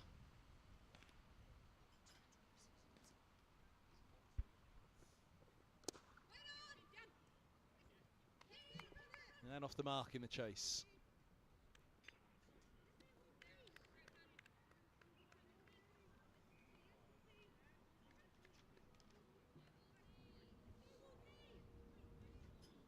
Yeah, so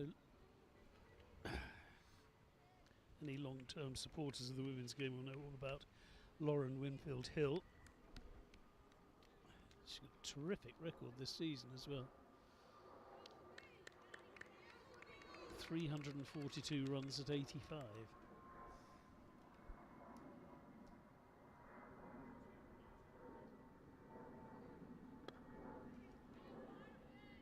Hooked away. It's a long leg for a single. Well, we saw from the Yorkshire bowlers earlier that pitching the ball up and it might nibble around a bit, so possibly not stay with the short pitch delivery.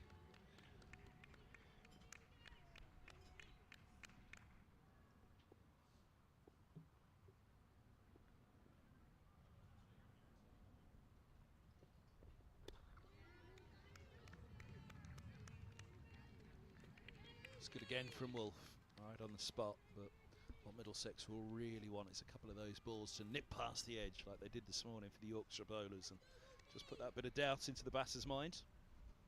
Very much so.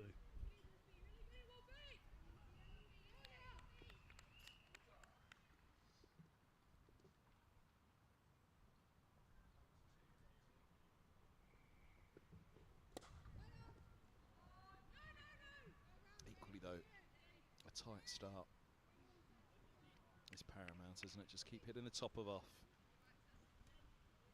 Just a couple of singles in the over. Now play one, the two fielders back, deep backward square and deep third. Just the one slip in place. There was two this morning for Yorkshire. And lifted. Oh, just out of reach. That fell between about three different players, didn't it? It was so lucky. We saw Campbell throw up a hand and pick up the wicket at the end of the Middlesex innings. Similar to that, this one just out of reach though. Have you got it, Danny? Have you got it, Danny?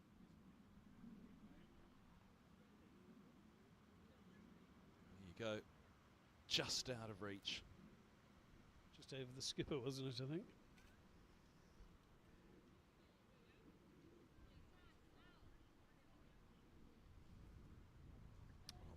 Very big wicket if the skipper could have grabbed the opposition skipper at the start. Right, so. So Pearson, one of those that toppled at the end for Middlesex. After that, well, a couple of 50 partnerships. Hawley the mainstay. Gaya Gole. AD leading her well. Yes, he felt for Golay, stranded on 48, not out as 5 wickets fell around her. Was it 13 runs, the last 5 wickets?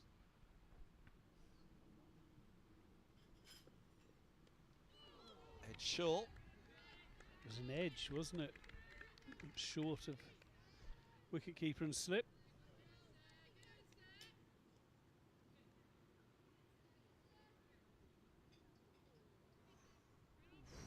Only just short. A bit of bounce, how is it not carried?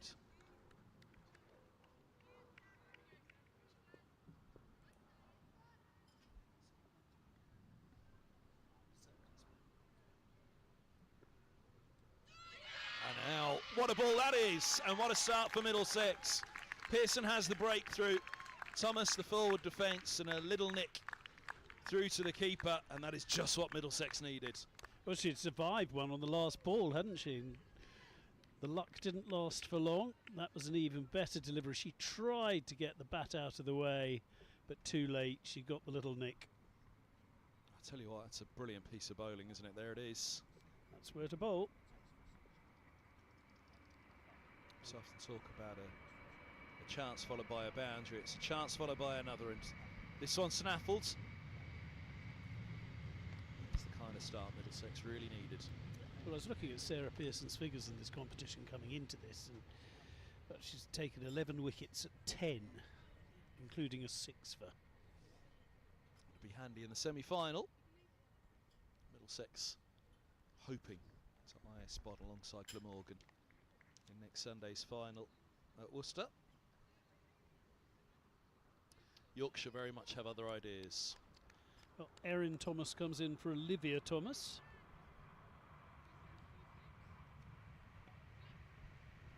Just the start Middlesex wanted and needed.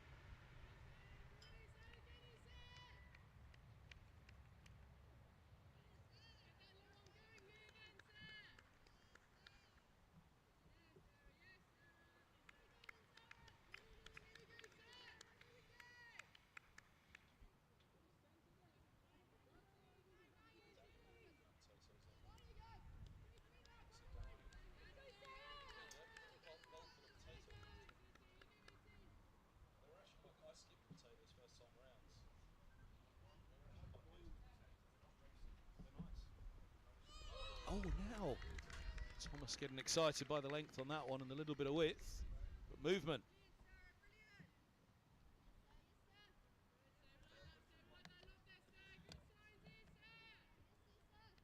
And there is a little bit of movement, isn't there? Just, you're absolutely right, Kevin.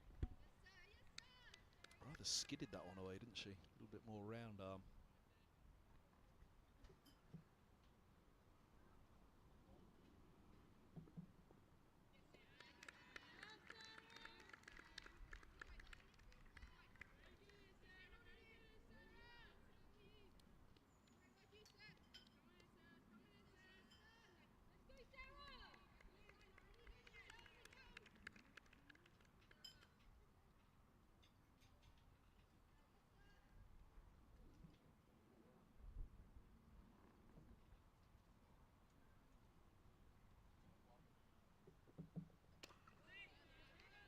Lovely ball and a really good over.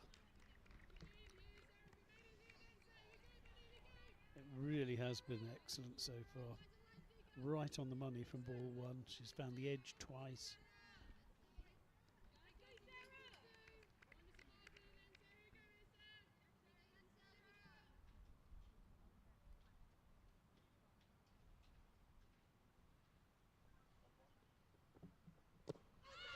Now there were two noises there. Was it bat hitting pads?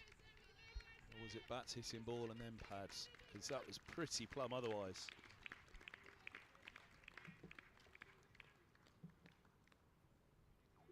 Ooh, did she get a little inside edge?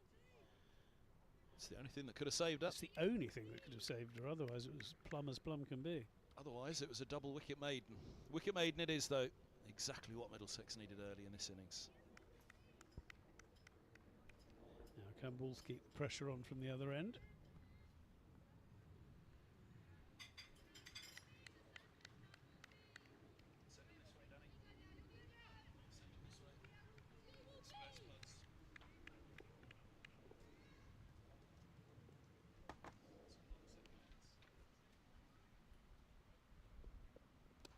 Oh, that's a lovely start from Wolf. It's nice, just pitching it up a little bit more. She's seen what happened when Pearson did the same. Certainly more through the air on that one than I think we saw in any of the balls in the first over from Wolf, so that will encourage Middlesex. Because that started almost leg stump. There's movement. It really is a case early on at the moment here of just letting the ball do the work, isn't it? First 5 overs, pitch it up and let it wobble.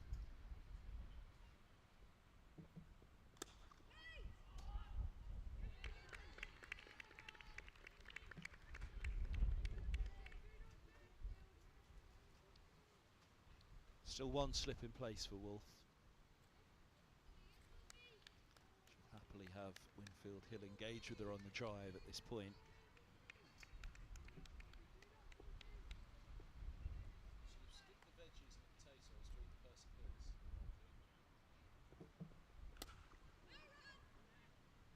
No run again.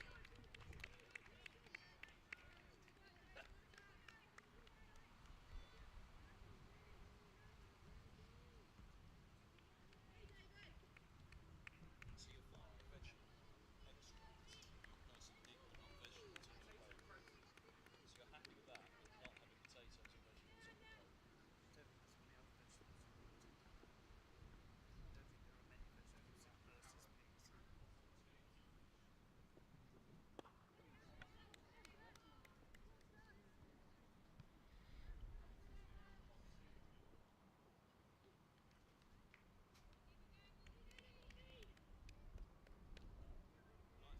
And I thought the weirdest person in Middlesex meetings here. It's promising me tiffy tomorrow.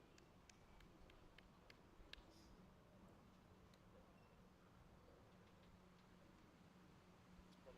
It's apparently maiden tiffy.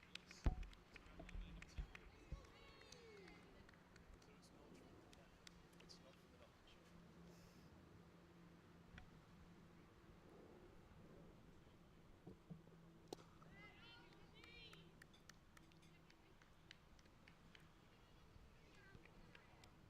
Tidy over from Wolf, but she's not quite putting the batters under the same pressure Pearson is from the other end.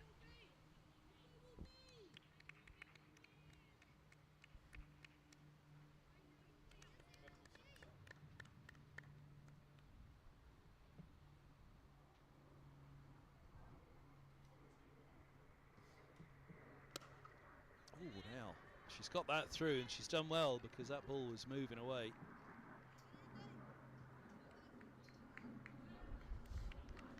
It's really well dragged in and a terrific bit of fielding and throw. Keeps them down to 2. Brown leaves falling on the outfield there. Are you a man of autumn, Guy? You're an autumnal man? I always used to be. The older you get, though, spring looks better.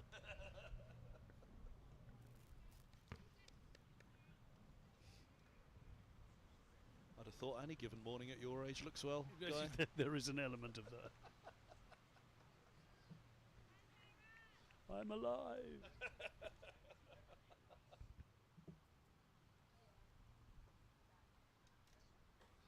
Speaking of which, I spoke to Willis.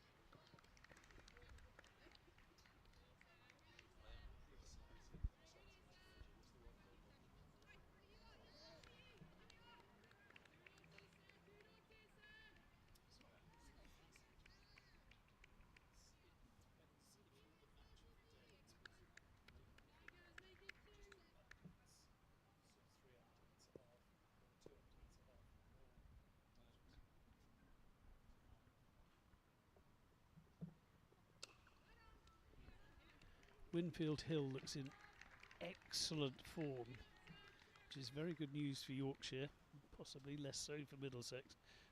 That was straight out of the middle of the bat.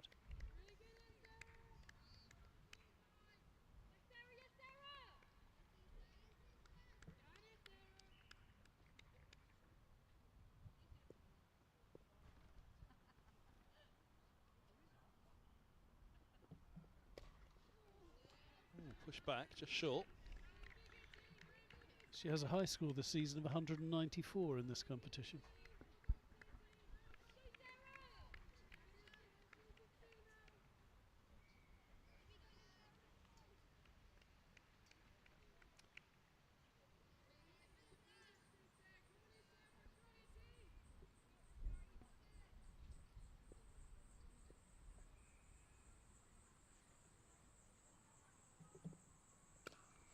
Now that's hit uppish again, but it's up and over.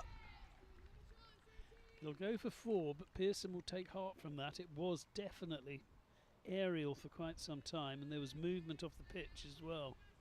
It was well played by Winfield Hill, but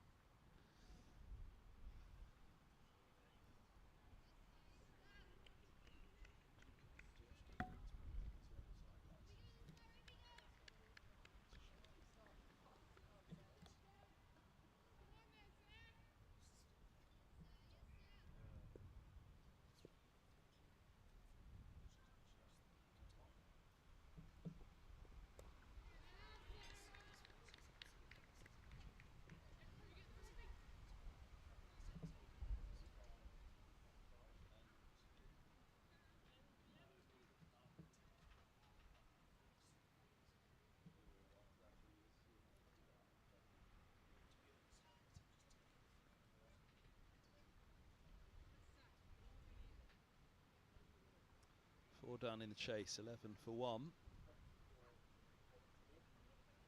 Similarly tight starts that of the Middlesex innings, but you do fancy that Middlesex need to push through a couple of early Yorkshire wickets. yeah, 10 for 2, weren't they? Middlesex, then 37 for 4. Fought back well, and then those tumble at the end. But certainly another wicket, while the score is low, would be a massive help. Open in the face, that's nicely done. It's found the gap, finds the boundary as well. That was a good shot, wasn't it? Slightly slower ball, pitched up to try and make the most of the movement, but Thomas was equal to it.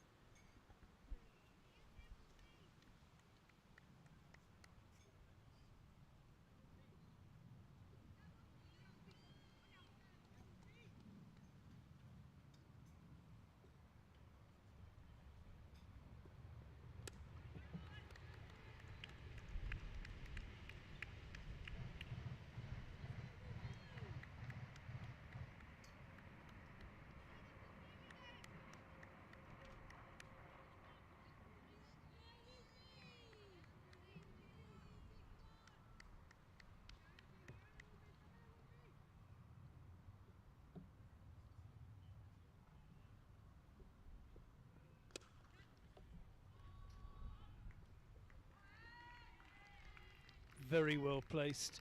There's no one out there at deep mid wicket, and Thomas knew she could risk going aerial.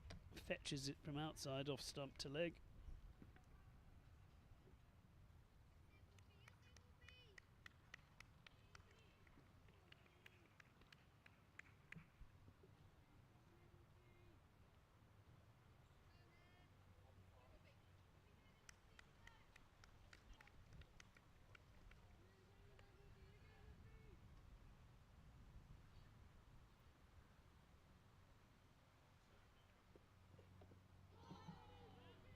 It's a good comeback from Wolf.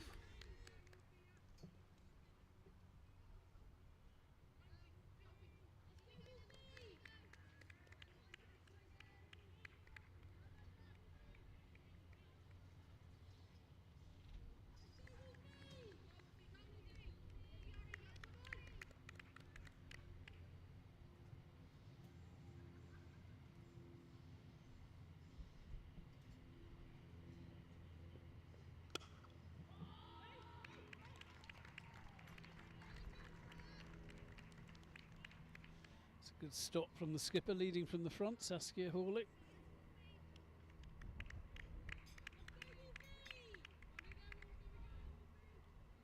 Couple of decent stops there now at extra cover.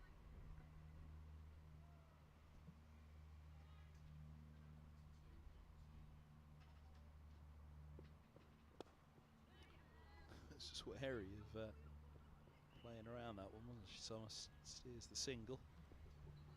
9 off the over. 20 for 1.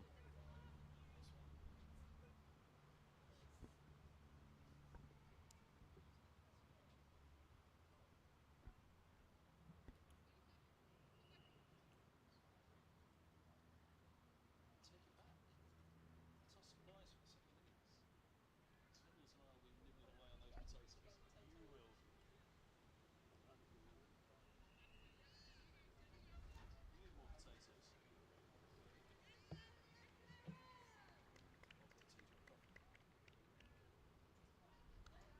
more potatoes. I'll put tea to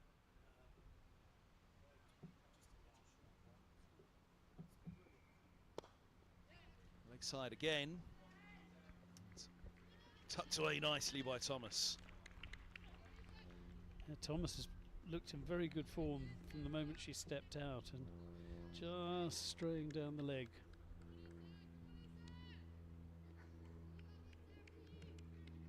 A couple of overs that Middlesex really didn't want. They were 7 for 1 at the same stage.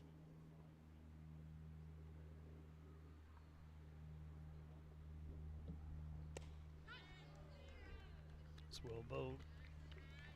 We talked about Yorkshire taking a 60 or 70 chunk out of their target in the power play. It's a promising start from Thomas. Woodfield Hill has been striking it nicely, as you said, Guy. Middlesex need to find a way to break this partnership quickly before any more damage is done. Wonder if spin might be an option a bit earlier than planned.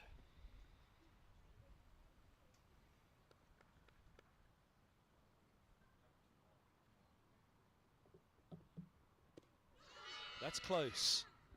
There's a step across. Well bowled, wasn't it, again? Just that little bit quicker than the batter was expecting. Just see a little bit of leg, I thought. I'll tell you what. Height, possibly? It's a really good shout.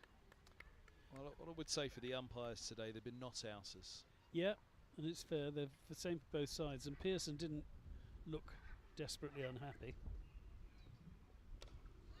Which might not have done her any favours there.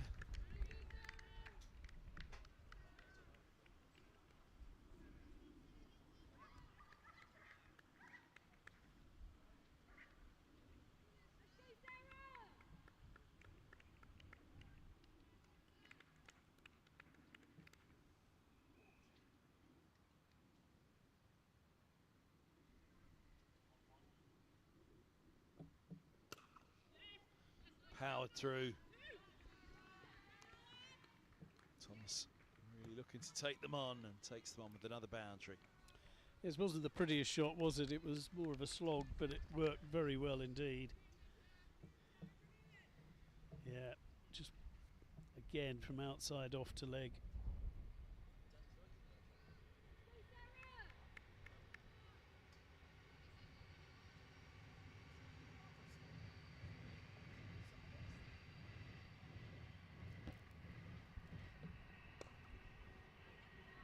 And that could be 4 more.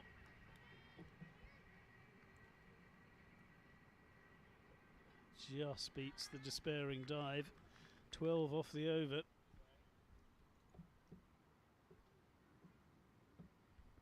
Thickish outside edge. Nothing much wrong with Pearson's bowling in that over, but it's still gone for 12.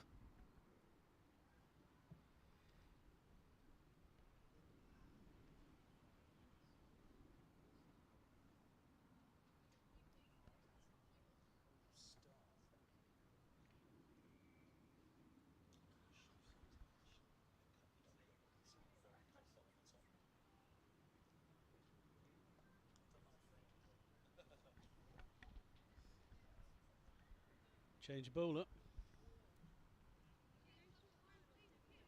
Yeah, Fred Davis is throwing the ball early here. I wondered whether they might have a little look at spin.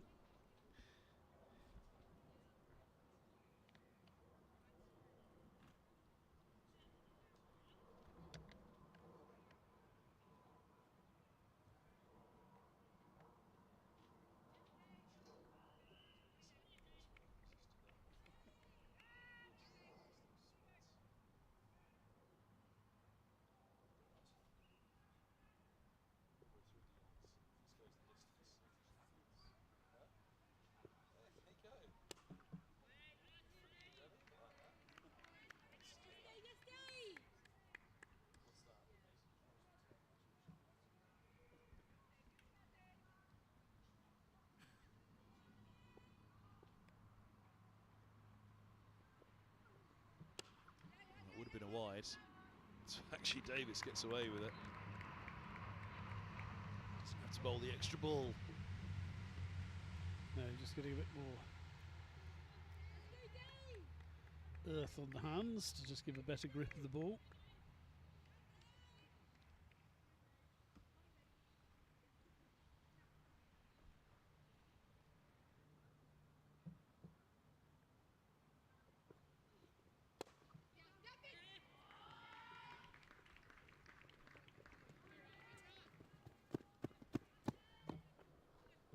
This is really good from Thomas, isn't it? Putting the pressure on. Yeah, a little bit short, a little bit wide. Cut away. Thomas has now raced to 27 from just 19 deliveries.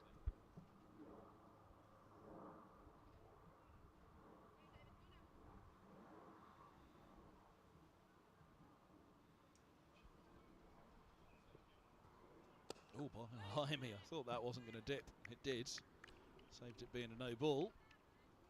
Tries the hands again here, Davis. Just having a little bit of a struggle with the release.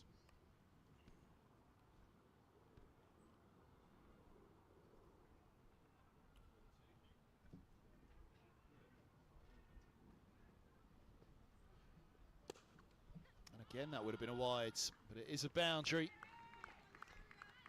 Yeah, just hasn't managed to get a length and line quite right yet, Hannah Davis. Taken 14 wickets in this competition already this year. Couple of 4-wicket hauls in that as well. But at the moment, just struggling to get the ball in exactly the right place.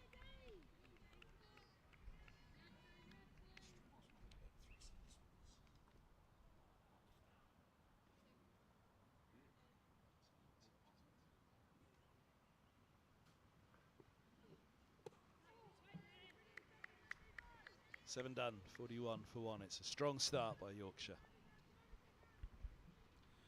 Better ball to finish there from Hannah Davis, but Yorkshire have made just the start Middlesex didn't want, and just the start they would have done. Yes, they lost the early wicket, but certainly since the second Thomas, Erin Thomas, came in, the whole tone of the innings has changed. Saskia Hawley kept Middlesex alive with the bat, really. Can she do the same with the ball?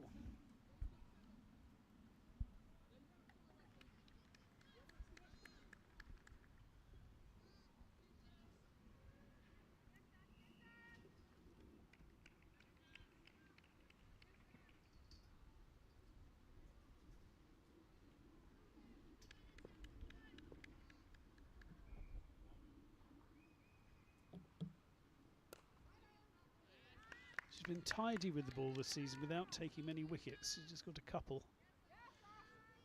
She bowled pretty economically, but not made the breakthroughs.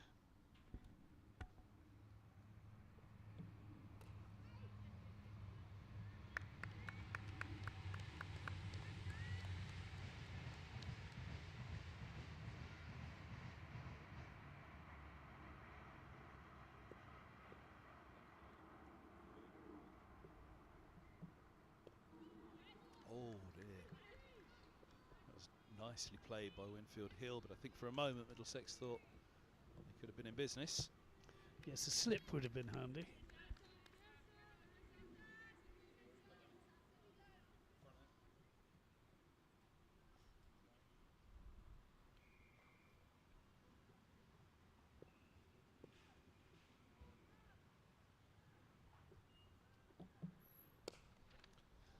Lofted. 3 bounces and over the boundary.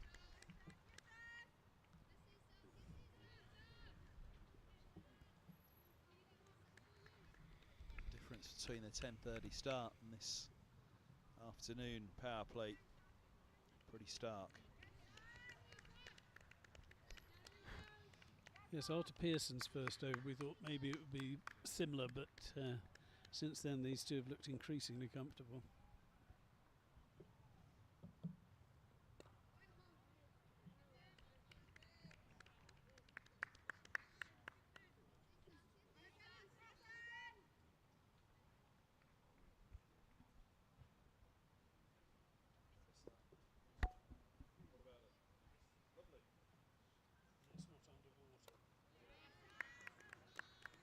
Doubles finish, he gets out of the overhaul, he 6 off it.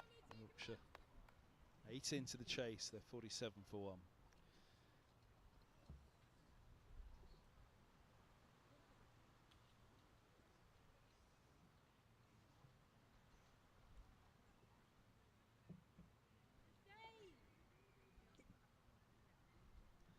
Davis to continue.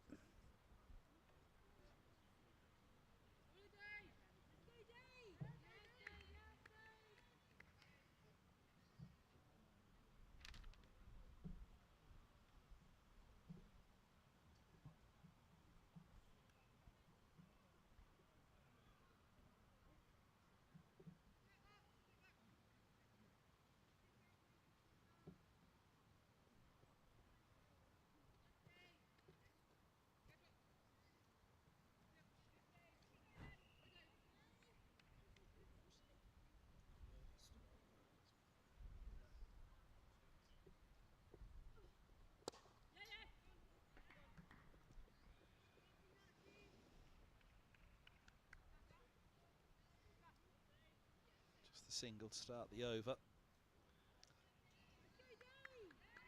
This is more accurate from Davis, and he's got the sweeper out there as well, so keeps them down to the single.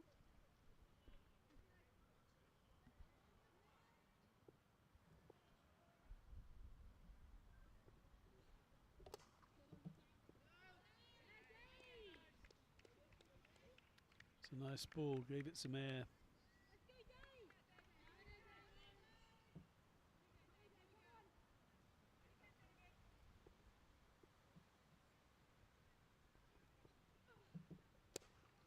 Again, if she'd have left that alone, it would have been a wide.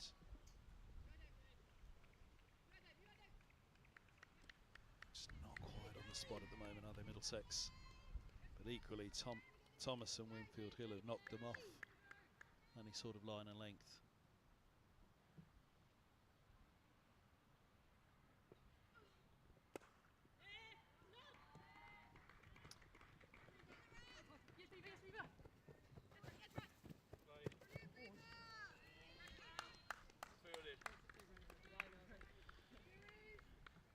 Riva Pindori is a terrific fielder. She's really quick across the ground. She did brilliantly there to stop the boundary. A couple of times she's really put the sprint in, and that time it worked. Superb. Wow. Absolutely brilliant. The fielding was pretty good as well.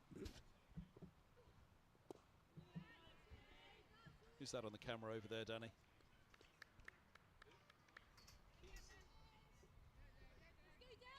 Easy on the camera over there. Nicely done.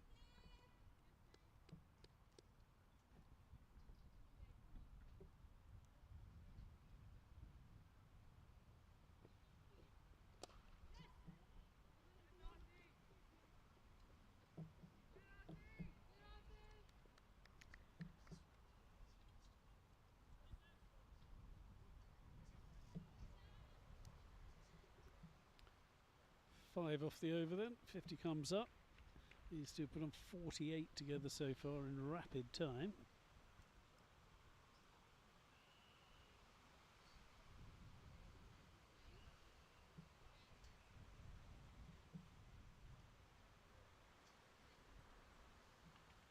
Middlesex struggled to get to 4 and over, and these two racing along it just under 6. Yeah, there's a quiet feel about it out there at the moment. Middlesex going to need something brilliant here. Acquired rate down to 3.5.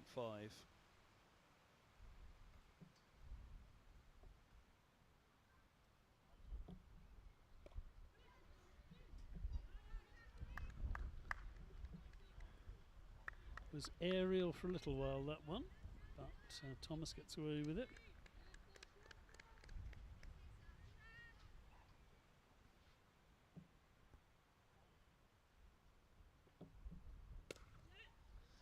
Heaved through the onsides. Brilliant piece of work again, Pindoria. She's a terrific fielder.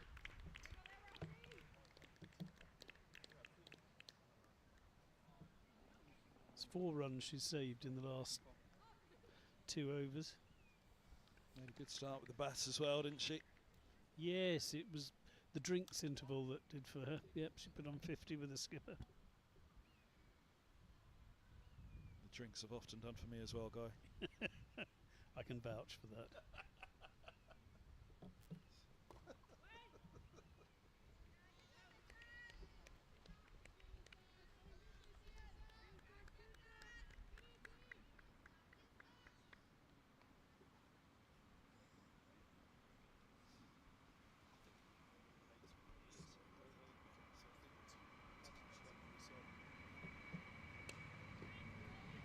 Oh dear.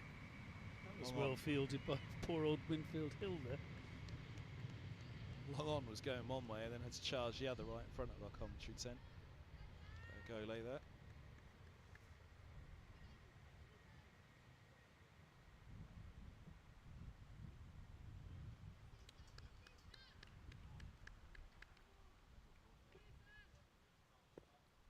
It's a 50 partnership as well for Yorkshire. Their second wicket. 1 ball left to the power play. It's been a very, very good one for Yorkshire. They're well ahead of where Middlesex were.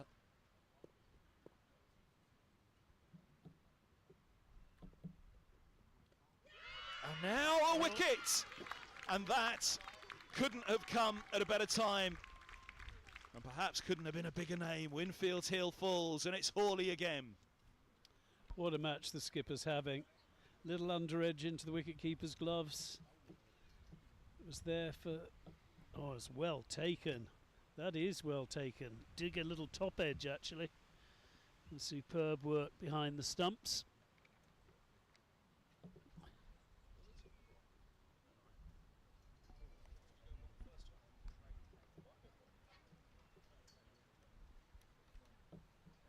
Well, Winfield Hill, that was a fine 16 from 27. It promised a lot more, but it's left Yorkshire at the end of the power play. 10 overs done, 55 for 2.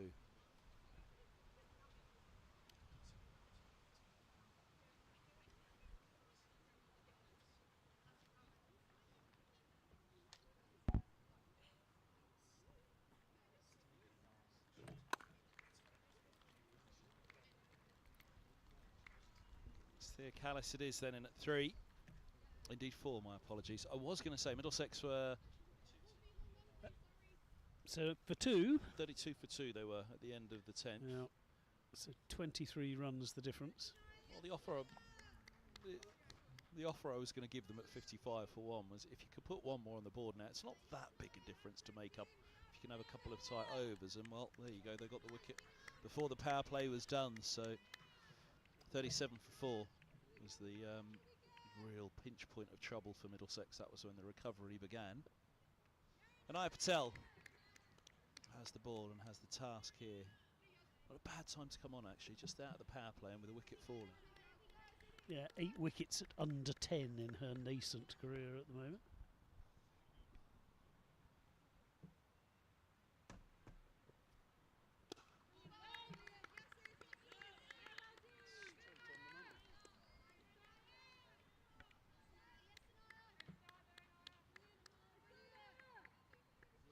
38 from 31 is a strike rate, which has set her apart in this match so far.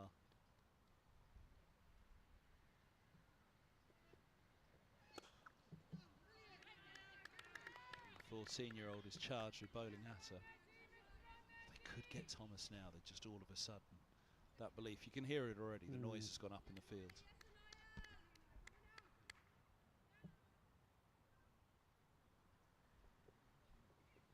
And got her! Well, can you believe it? 14 years of age and a big wicket here. Thomas falls for 38, stumped, and Middlesex from just a few deliveries ago all of a sudden find themselves on something of a roll. Yeah, Pippa Sproul's doing brilliantly, isn't she? She's got the court, difficult court behind. She just pulled off the stumping, and we're just watching that again. Ooh. She might feel a little unlucky.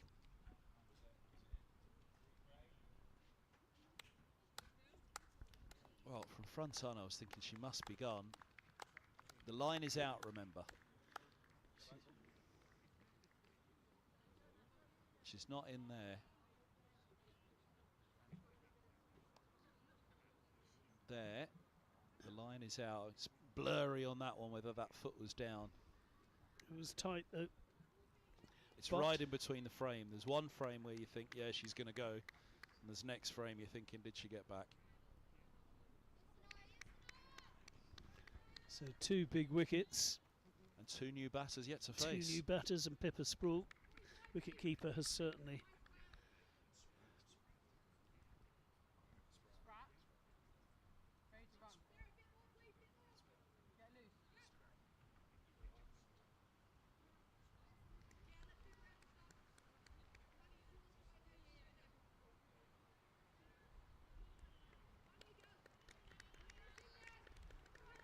Well, this isn't bad from the 14-year-old, is it? Coming in and getting out the danger batter.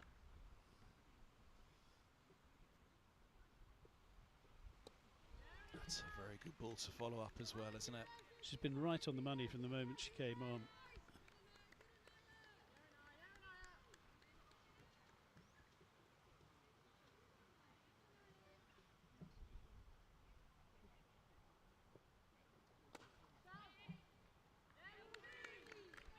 Slightly over pitch, but even then she got away with it.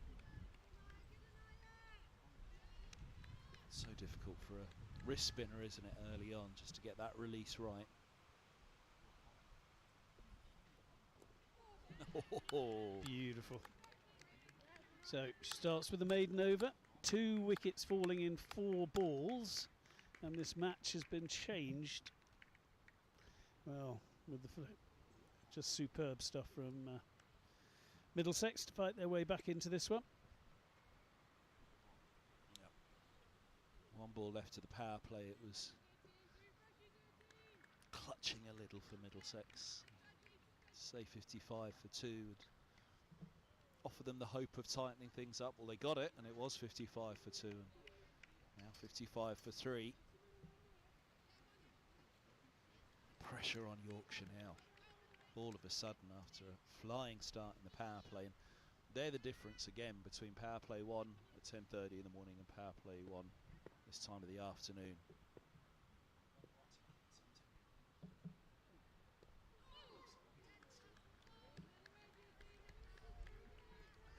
Particularly in September.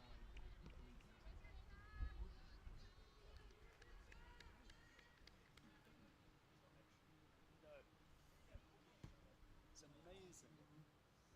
I assume that the Earth, Wind and Fire song is his favourite. Well, exactly.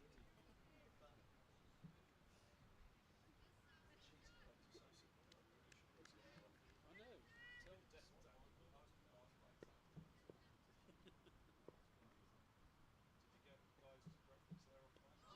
Lovely ball. Just floats on past the edge.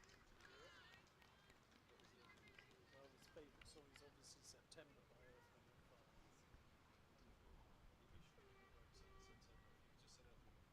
Okay, true.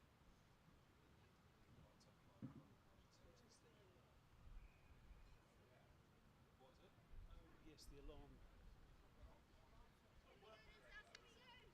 3 o'clock?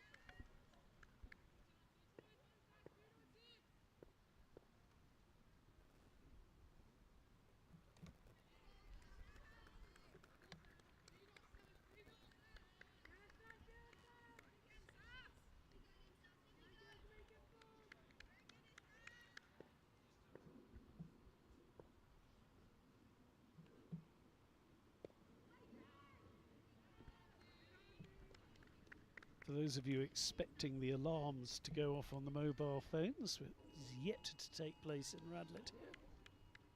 There goes one. Have we turned our phones off?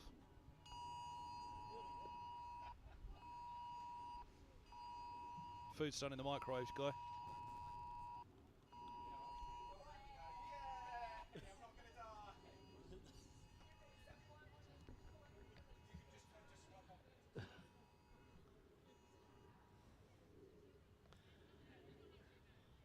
And there we go. Have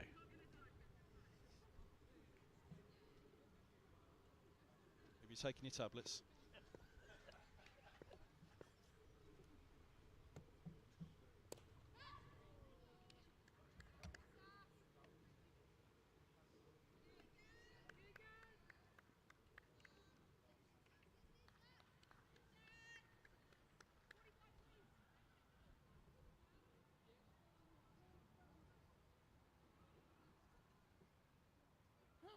Other alarm bells ringing in the Yorkshire dressing room. Will it be Middlesex making an emergency call for a hotel in Worcester next Saturday night? No, I thought even by my standards that's too cheap. I like the second one. Okay.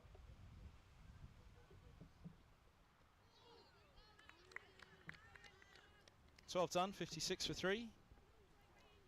Main question of the day is, will we making that emergency call for a hotel in Worcester next Saturday night?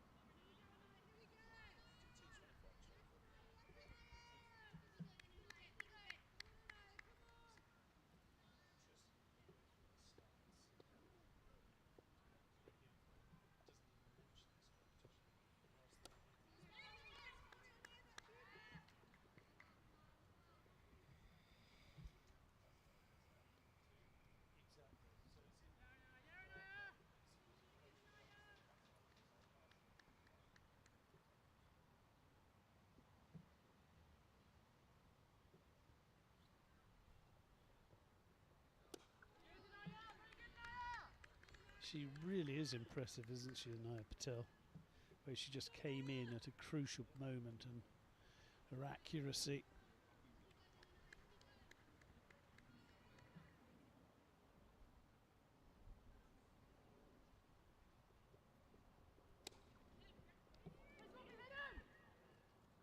Oh, runner out was the call. It was a sharp single.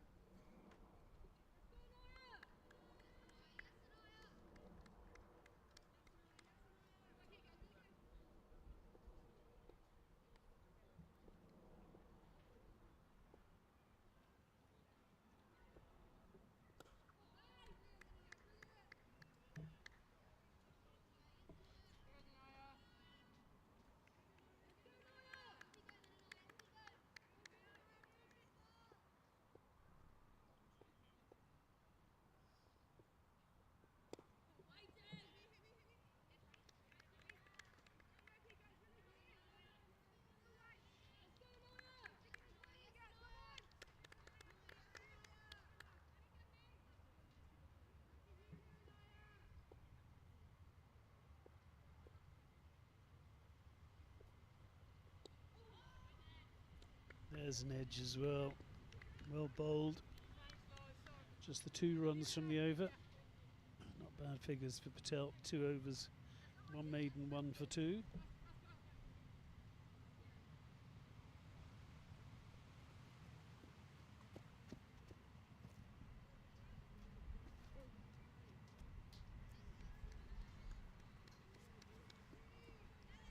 Hawley to continue from the pavilion end.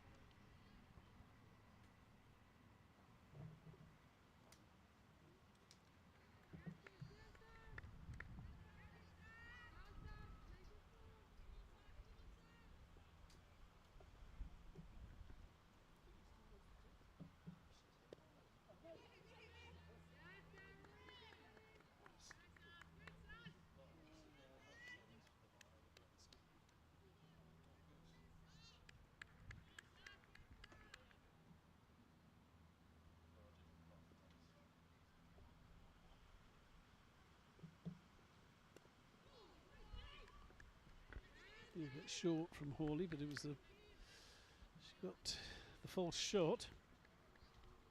Ward survives.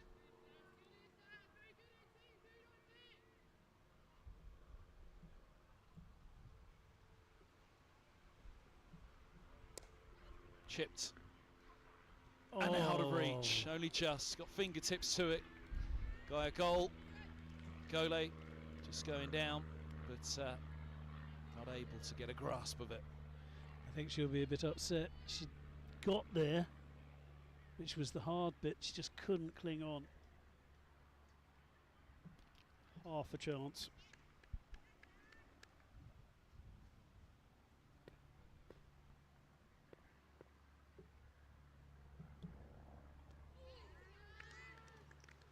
Just betrays a little bit of pressure for Yorkshire, that shot.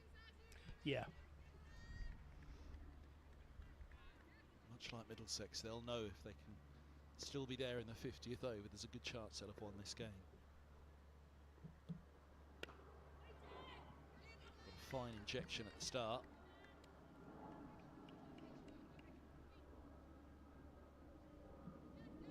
Just got to manage that wickets column.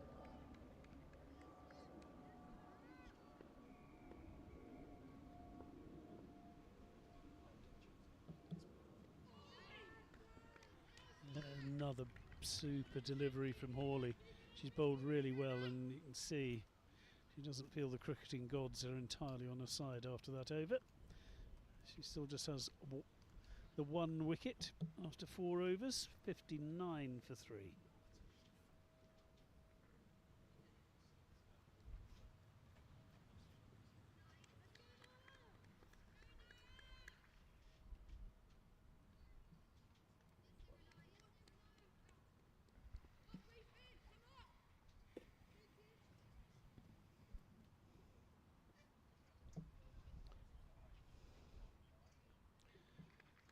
Patel to continue.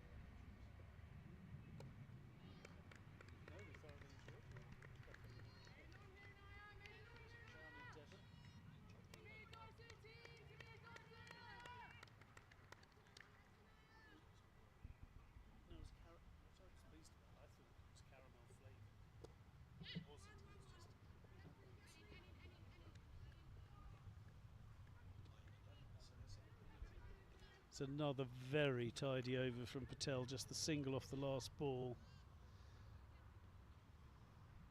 She really has changed this match since she came on. Run rate is now back down to 4, having been around 6 5 overs ago.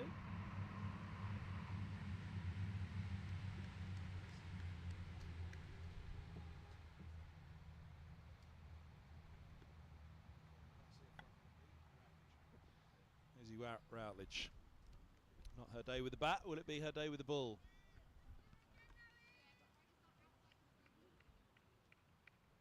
She's another one averaging under 10. She's 9 wickets at under 10. So many of the Middlesex bowlers have impressed in this competition.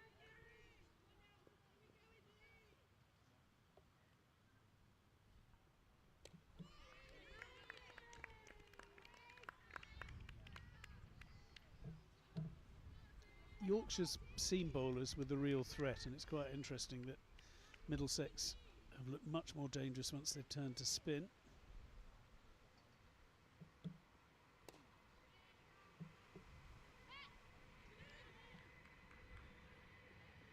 They take the single on the misfield.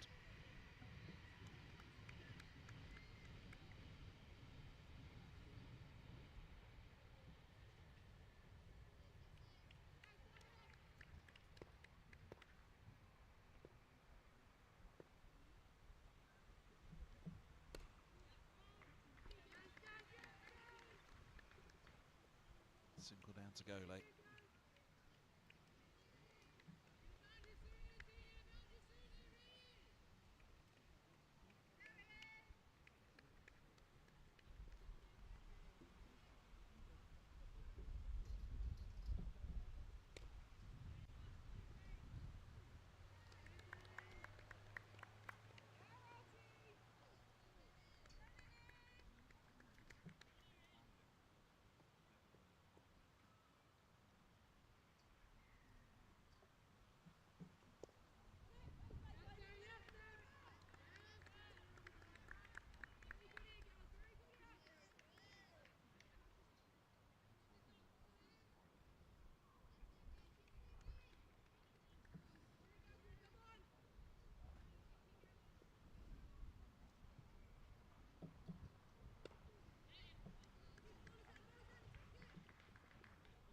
It's a well taken single. Drop and go, but another tidy over as far as Middlesex are concerned. Run rate now falls below 4. The run rate required gets nearer to 4. 63 for 3 after 16.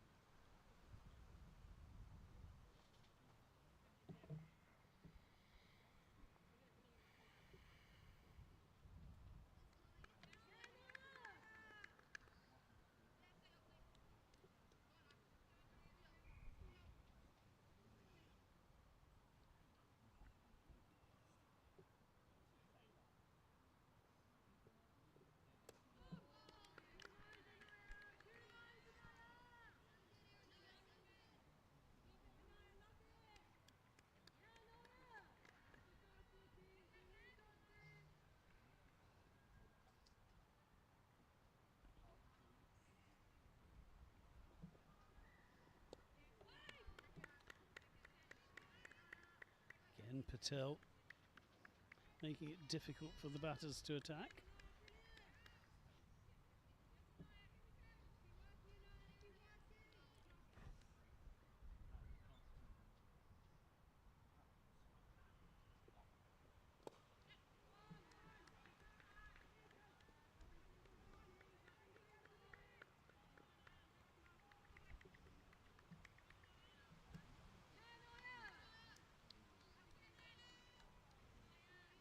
Do find a gap, but that's single this time. A decent throw back in.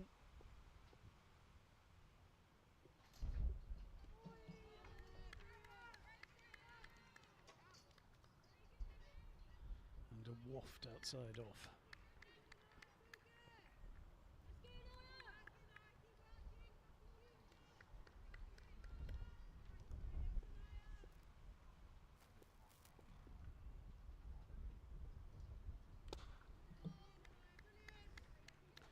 Well bowled again, that almost Yorker length of Patel's.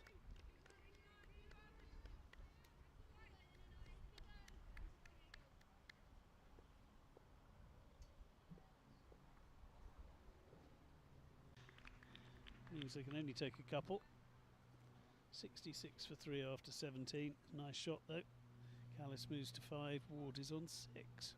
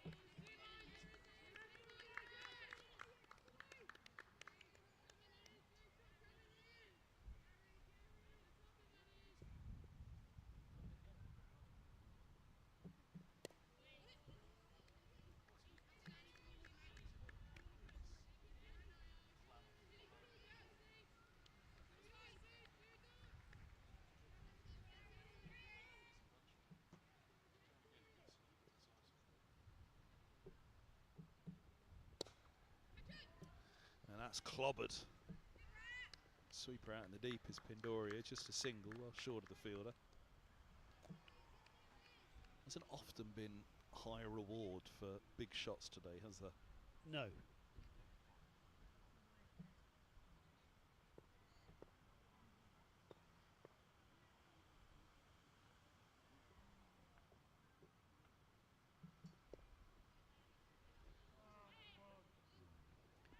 That is a misfield.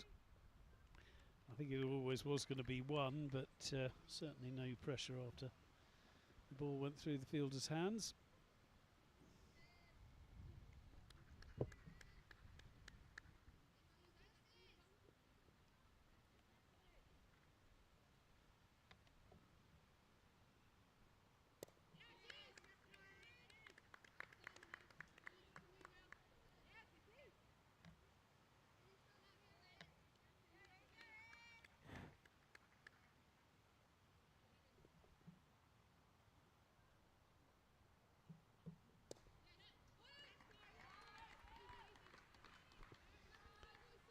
Another single off the last ball of the over. 3 from that over from Routledge.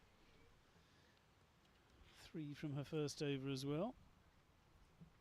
69 for 3, and the really has dried up. What was the score after 10? 55? 55. Yeah, 55 for 2 it was, wasn't it? So 14 runs from the next 8 overs. What were Middlesex at the 20 over mark, Danny? Well, at this mark would be. Middlesex 56 for 4 at this stage. Pressure of the chase though. Well, interestingly, they're taking Patel off, giving her a rest and Davis back on.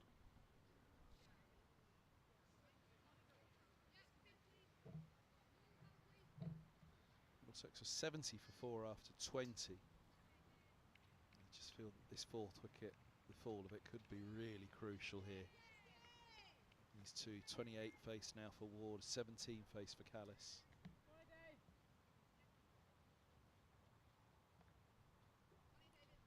Certainly the foundations of a partnership.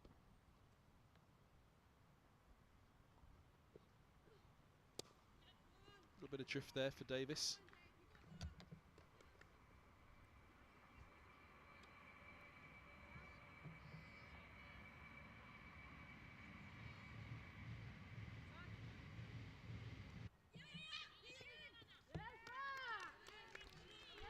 Lovely fielding again.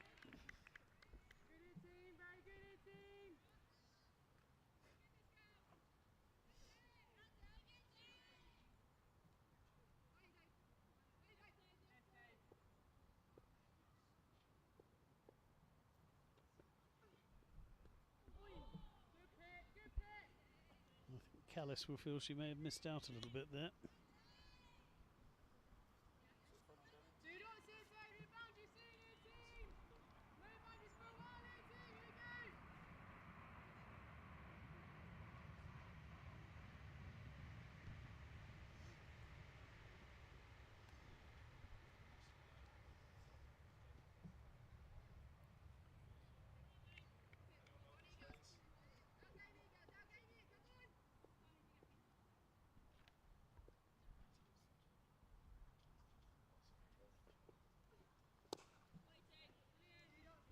much better ball from Davis.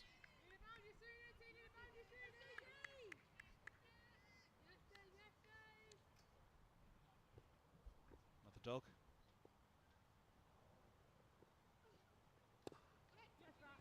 Although to be fair, that might be the same one that we spotted earlier today. What did you say it was? A cockapoo?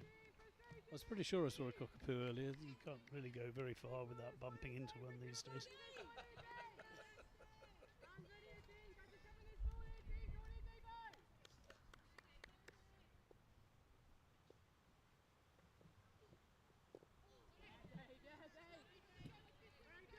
That's a good bounce back by Davis. She was a bit expensive in her first spell, but bowled very nicely in that over.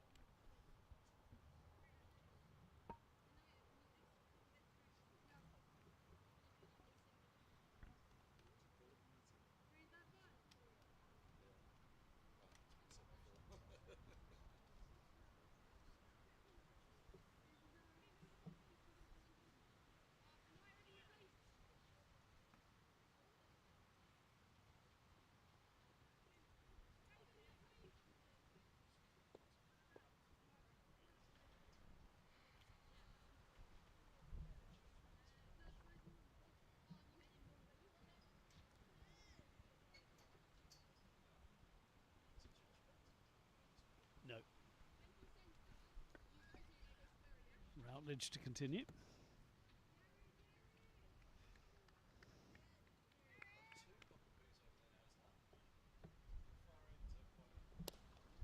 Up in the air and over. It's a nice shot. Just leant into it. Went aerially with mid on and mid off in. It was perfectly safe. Ward moves into double figures with the 30th over she's faced.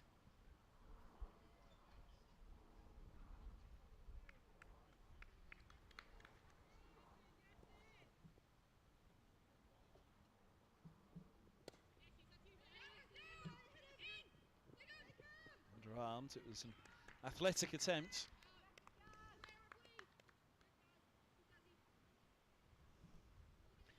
But a well-timed run.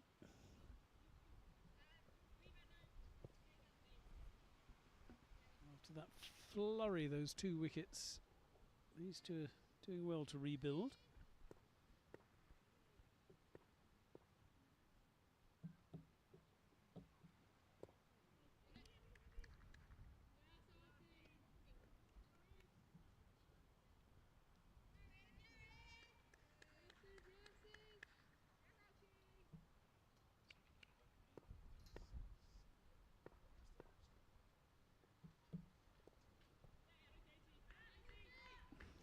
Swept fine. Should go. Oh no, it's just slowing down nicely. It's not been the pace in the outfield today, has there? No. It's almost a dead little patch down there. That's the second or third time we've seen the ball die before it got to the boundary, but well run for a couple.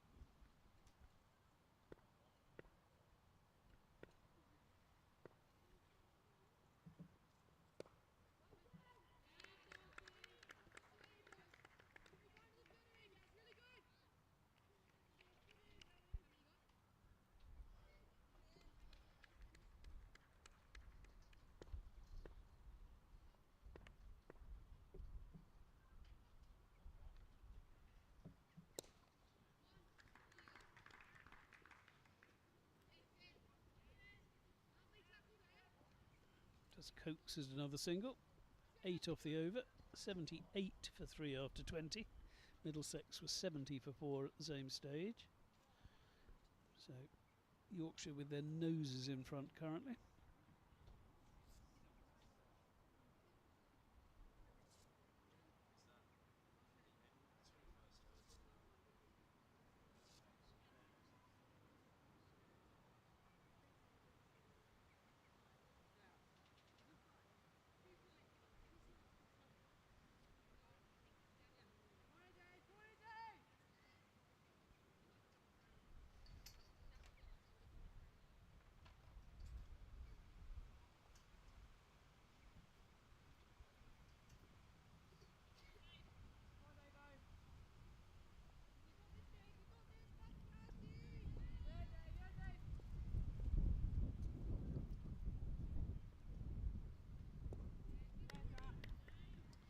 DLS for the end of the 21st over.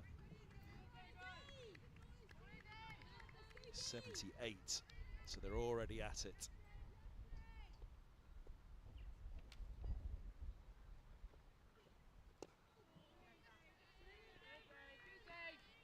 That's a pretty good marker, though, to say that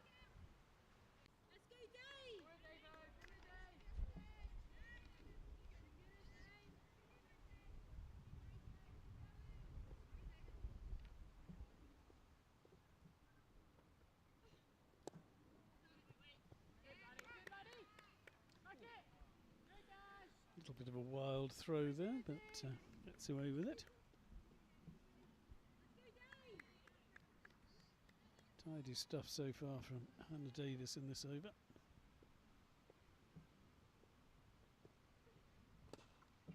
oh, now that's lifted up and over, and a lovely shot.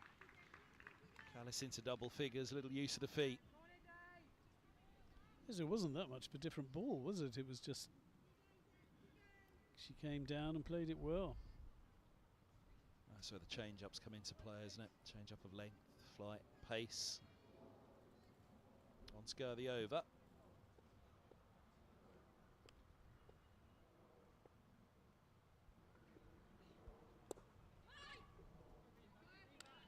The dot ball's finish. 82 for 3, so still ahead of that power play. The DLS, sorry.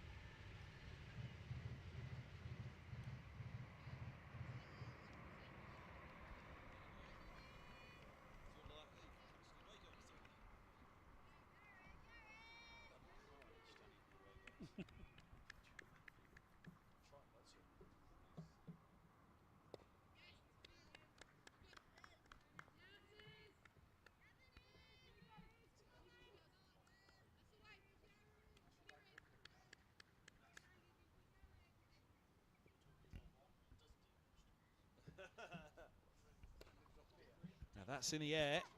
Oh, and down. Did it carry? Did it carry? Ray Davis in there.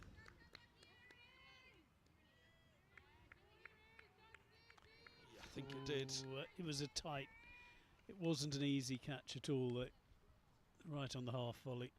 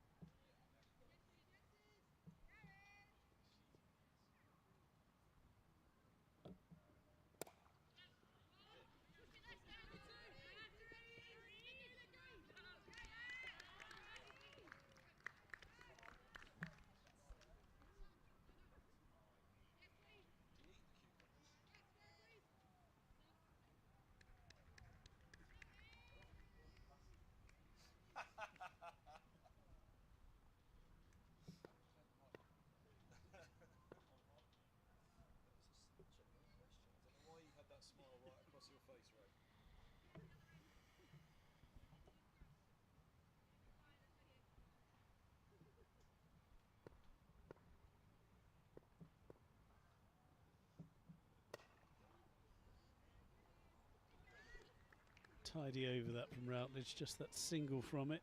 Half a chance as well. Ward survives, she's on 15, Callis 13.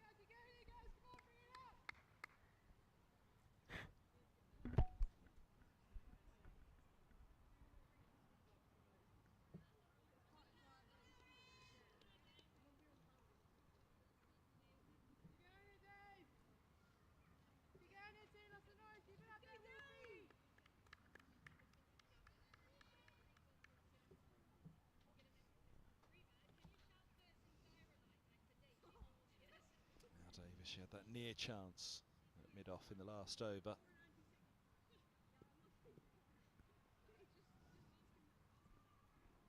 Dipped on her, but I don't know if she quite had the flight of it right. It was almost underneath her as it appeared on that replay that we saw. I suppose trying to get your hands forward. It's well bowled.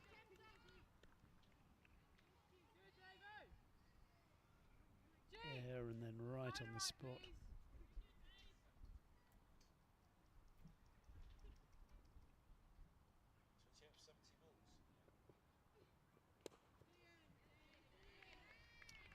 Bowled again. Partnership's 28 or 71 balls. Just gives you an idea of how Middlesex have managed to slow this down. Yes, back when Erin Thompson was playing, it seemed a different match.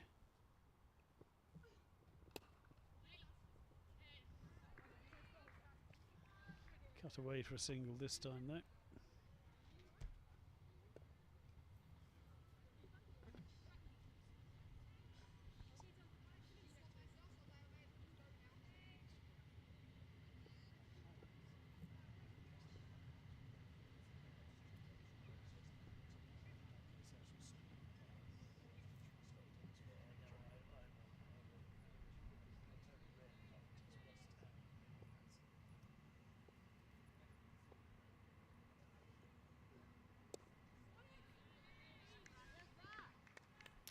Brightening up again now.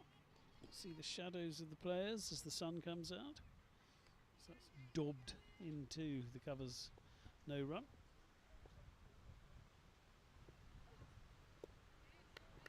It's a lovely ball. If she can leave it there, Davis, then there's not far that Yorkshire can go with this.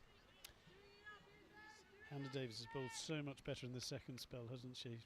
Expensive in the first couple of overs. Bounced back really well.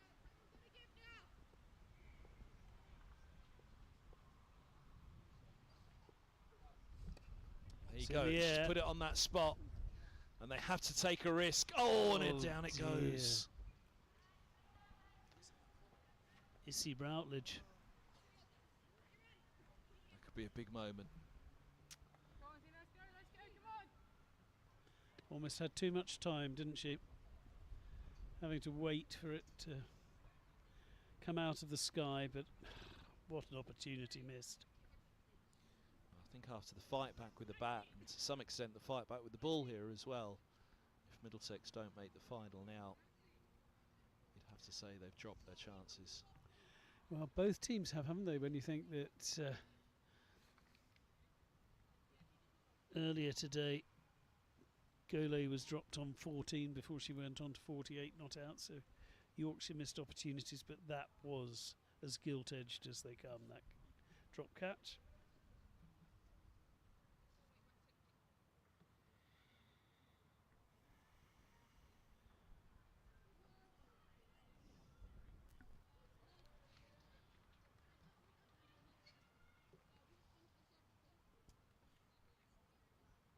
It didn't happen with the bat, as we said, it hasn't happened in the field. Middlesex really need it to happen with the ball for Routledge.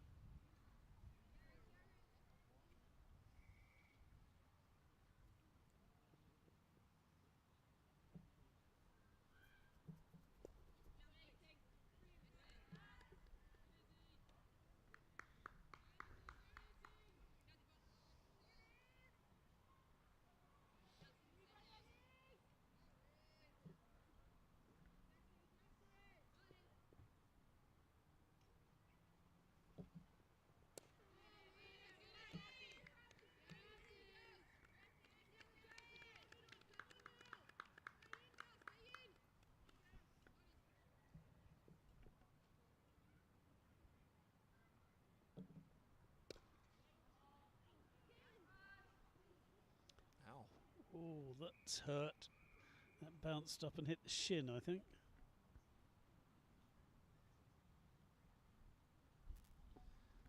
And that's the last person they'll want to have injured, Saskia Hawley.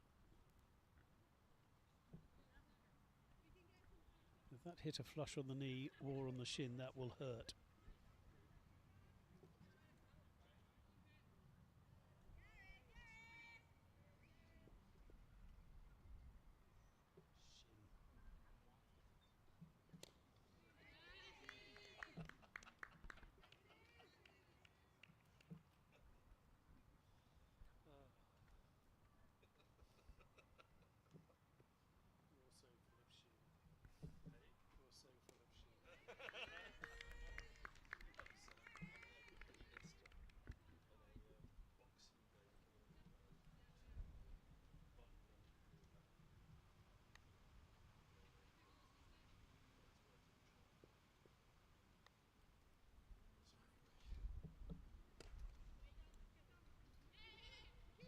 scamper through. Yeah, see, Routledge can't take it tidily off her own bowling, and which means that the maiden goes disappearing, but just the single off the over.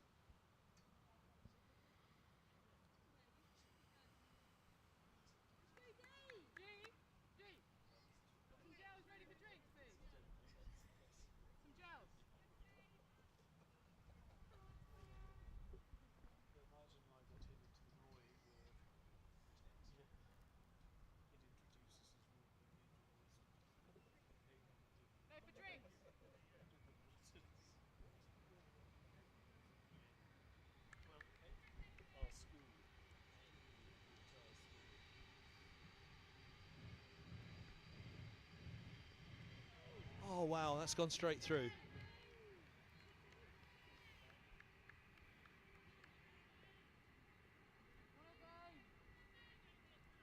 It wasn't a stumping opportunity, thankfully. Oh, straight through the gate. It's a good reverse. That's the first reverse sweep we've seen today. It's another amazing stop by Pendoria. How many runs has she now stopped today? He actually got 3 on that occasion, but I can think of at least 4 occasions when I thought the ball was going for 4 and she dragged it in.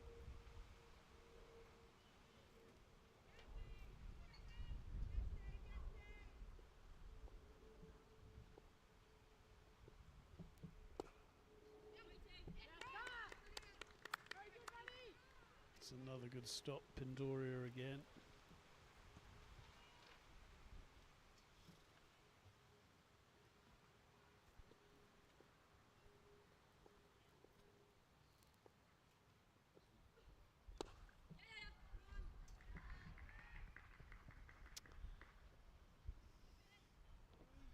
Goes through for the single.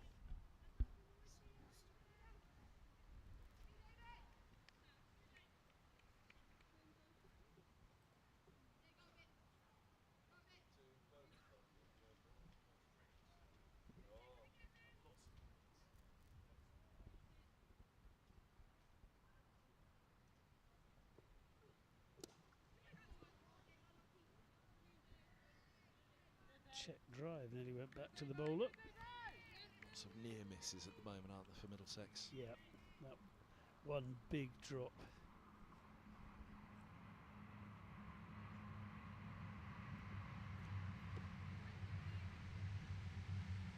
Tidy again from Davis. 6 overs and on for 24. What Middlesex are doing is making them find ways to score. The reverse in that over, couple over the top. To some extent, they shouldn't mind that we're seeing those higher risk shots.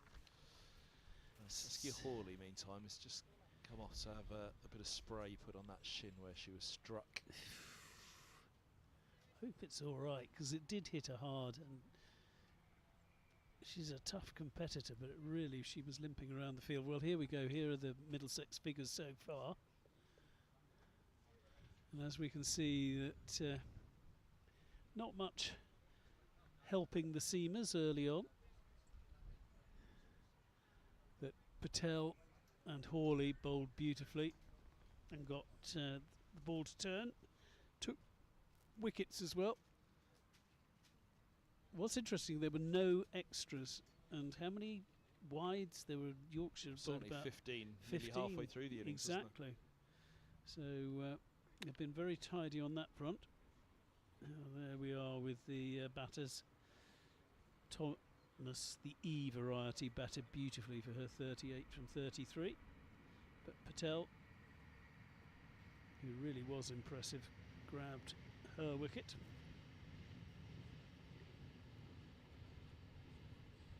But there are only 2 Middlesex batters that made it to 20.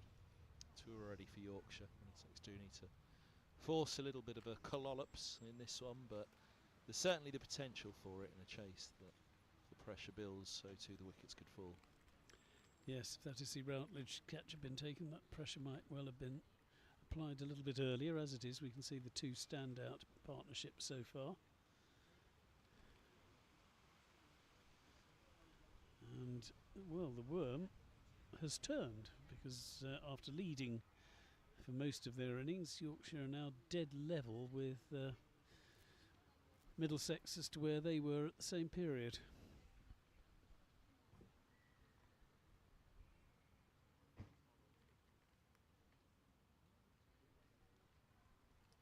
A good array of boundaries in this innings, only 15 boundaries in the Middlesex innings. Still waiting for our first 6 from either team. 10 boundaries ready, and we're only just at the halfway stage for Yorkshire. Well, as how it's happened, when it's happened.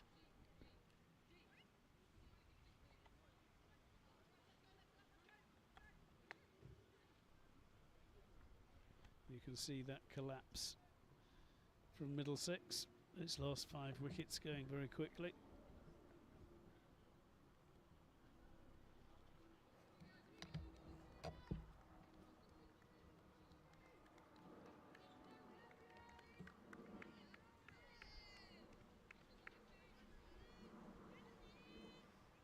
Well, we see Routledge to continue from the pavilion end.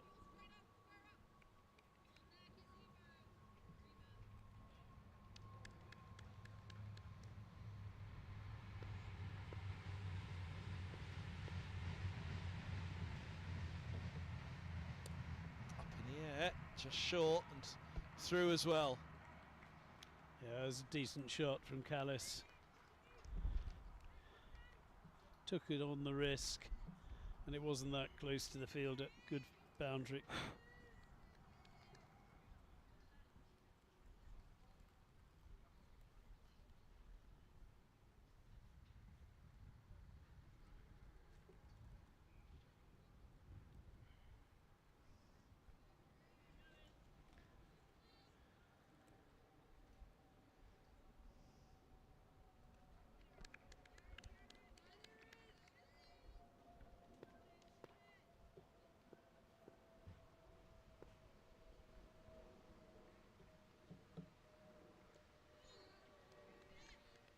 There we go, the first extra, the first wide in this Yorkshire innings.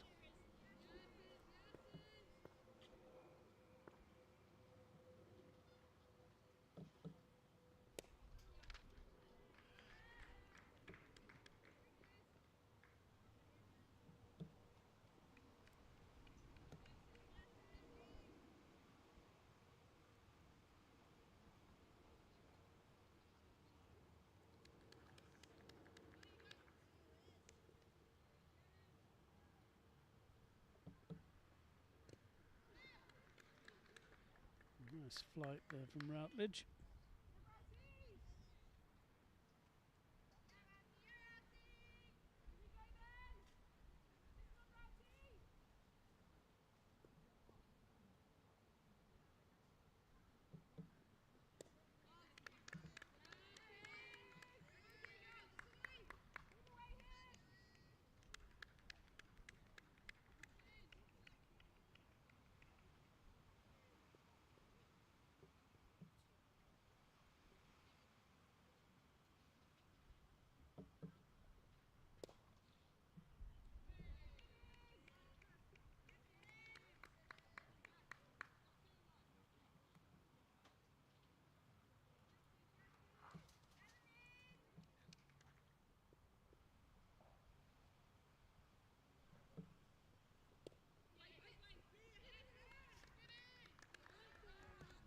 Gets out of the over after the boundary to begin, followed by the wide. Just a single off the last 5 balls of the over. 95 for 3, 26 gone. A decent fight back by Routledge in that over after the boundary in the wide. 100 more required from 24 overs. with 7 wickets standing. But of the 95 for 3 that they scored off the first 26, Yes. 55 of those were scored off 9.5 power play overs.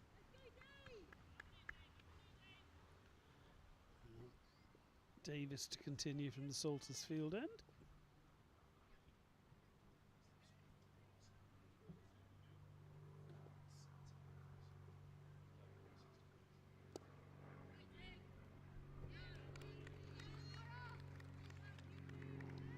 Good doubling up amongst the Middlesex fielders, ensure no run.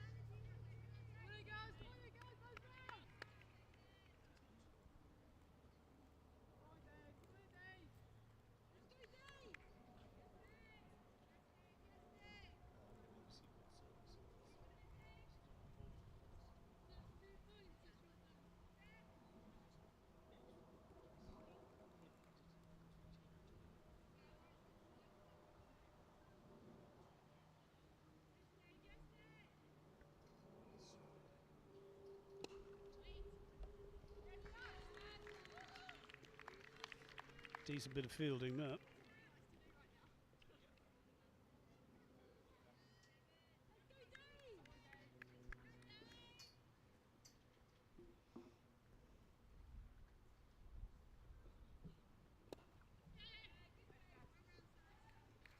Oh no, follows up the fine bit of Yeah. fielding by running over one.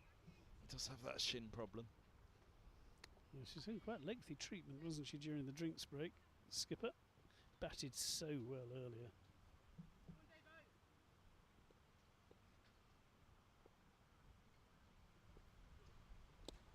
Chipped up and over.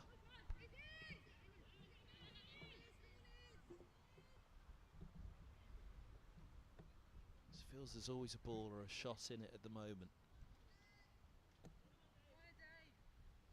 Just need that little breakthrough, don't they? They're not scoring rapidly and the run rate's going up, but Callis and Ward, will they stay there and keep the wickets in hand?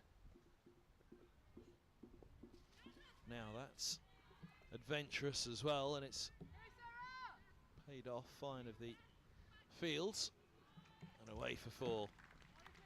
A couple of times now we've seen a reverse sweep, and that was a clever piece of batting as well, just being inventive. Nice way to bring up the 100 for Yorkshire. 102 for 3, end of the 27th. So yeah, they reached 55 for 1 after 9.5. Then came the wicket. So for the last 17 overs, they've added 47 runs.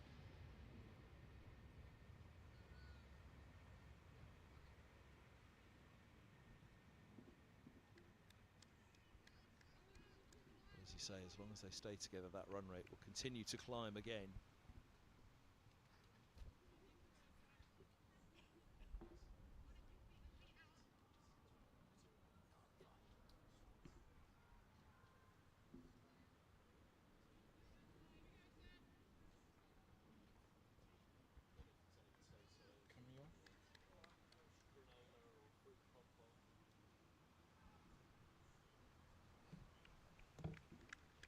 Well, we're going back to seam. Pearson coming back into the attack. Yeah, it's not a bad move at this stage. Could go one of 2 ways, though. A bit more pace on the ball. But I think these two have faced a complete diet of spin since they came in, so Let's leave diets out of this guy.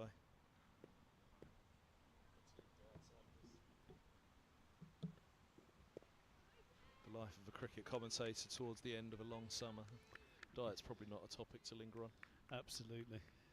I always think of that Indiana Jones cake. Why did it have to be cake?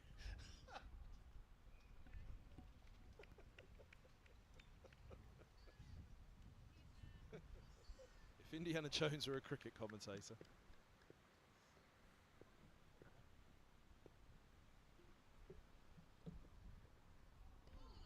That is a beauty. Well bowled.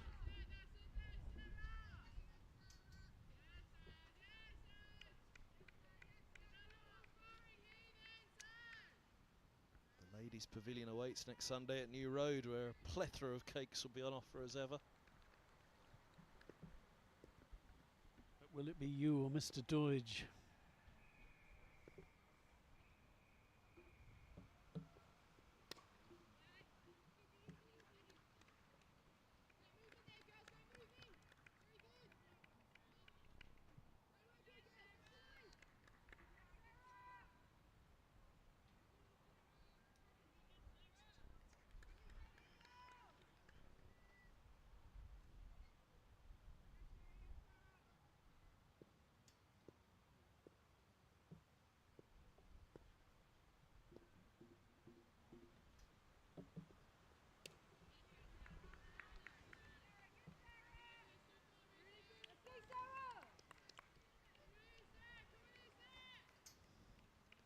This does look a pretty decent decision to bring Pearson back in at this stage. Only bowled the 3 overs before, so plenty left in the tank.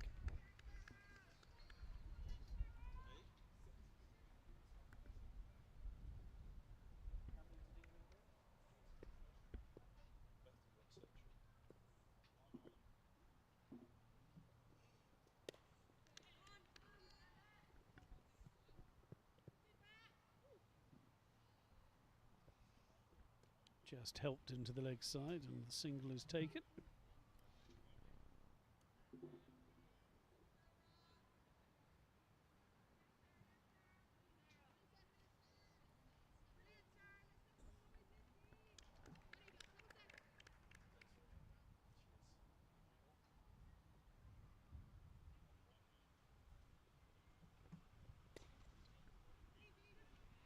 It's a sweet drive, but it's straight to the fielder, and just the one off the over. Well bowled from Pearson.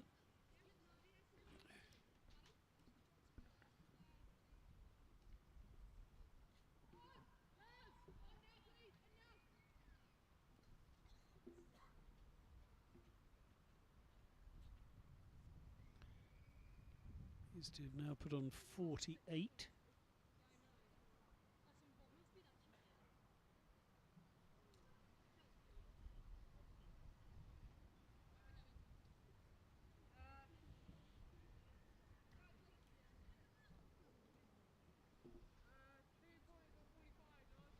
And it will be, by the looks of things, Anaya Patel to come back into the attack.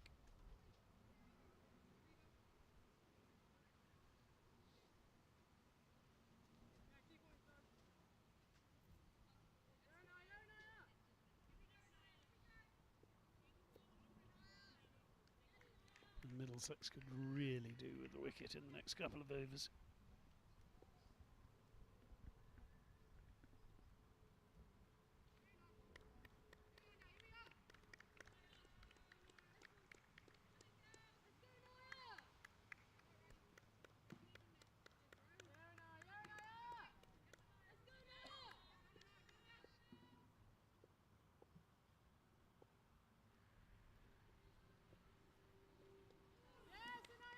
Floats that past the edge.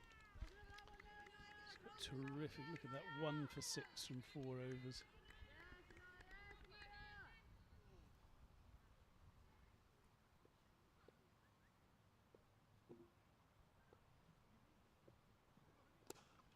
Wow, got right underneath that and gave it some. Yes, that's the first shot in anger against Patel, and that brings up the 50 partnership.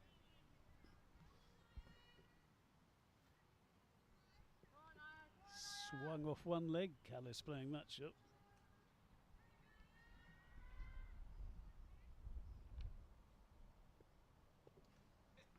There we go.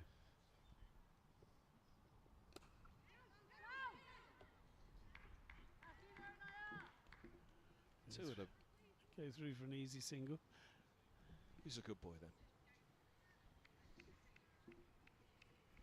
No, not you, Guy. I knew that.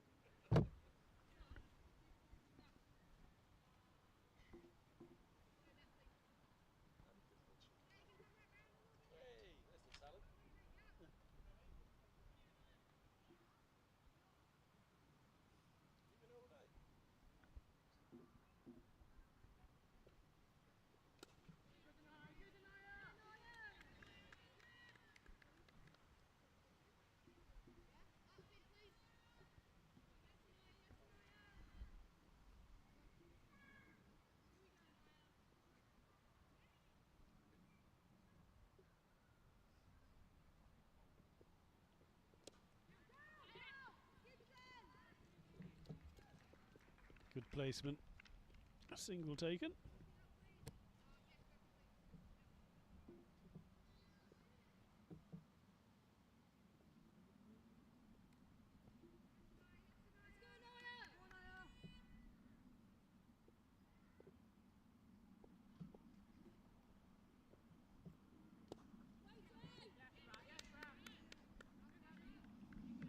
Oh, that doubled the number of runs that have been taken from Patel's bowling. Now 5 overs, 1 for 12.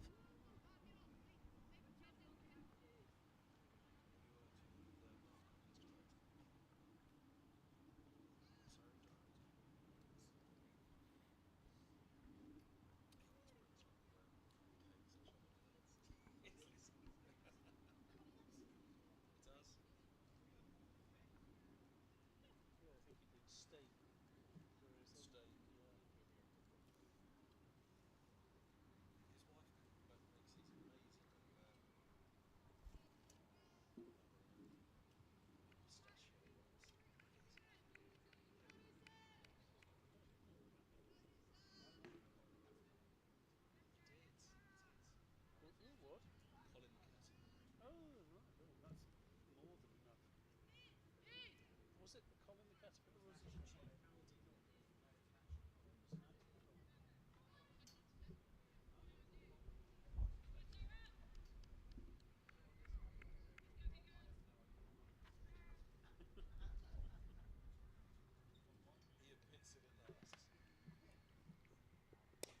Oh, chipped back.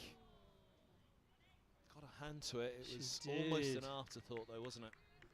I can't really call that a chance. She did well to stop it.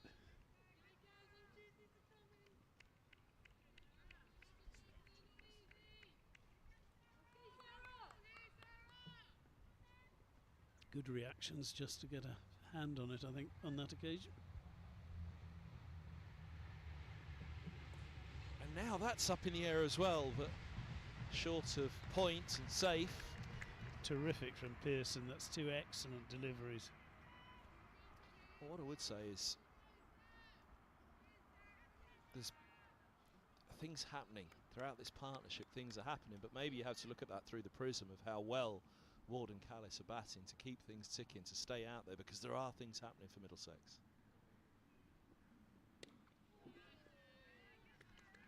And that was higher up on the bat than Ward would have liked.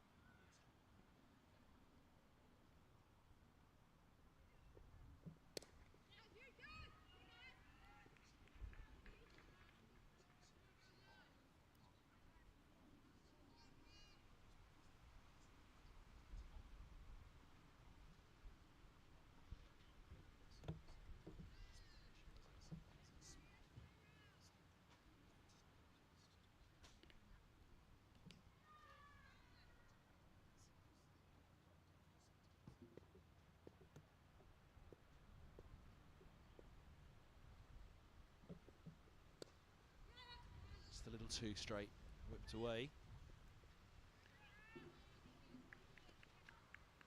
Yeah, decent fielding, but they just keep going at the moment, don't they? These two, Callis and Ward, then keeping up pretty much with the run rate. Just need to score it around 4 and over.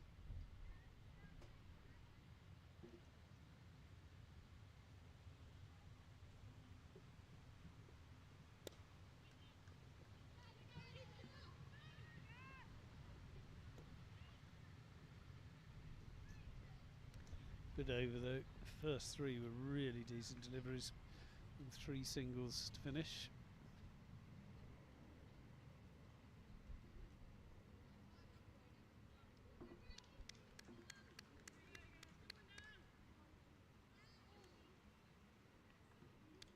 Double your score at 30. 224. We were saying that Middlesex were on for about 220 at one point, but just that late collapse. 5 for 13. 57 they've scored off the last 20 overs, so it's been hard going. Well, that is Middlesex's hope, isn't it? That to some extent it shouldn't get any easier, but then partnerships bring runs, so it's that wicket column. Can they break this partnership, and can they break it soon enough to mount serious pressure? Skipper, bring yourself back on. She bowled very well in the first spell. How's the shin? Changed ends as well.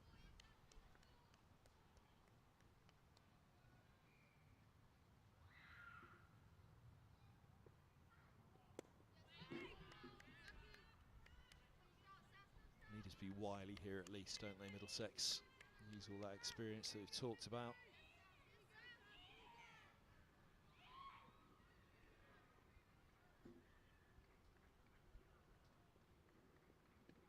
Oh! What's the contact on that? That's the most telegraphed reverse sweep I've seen in a long time.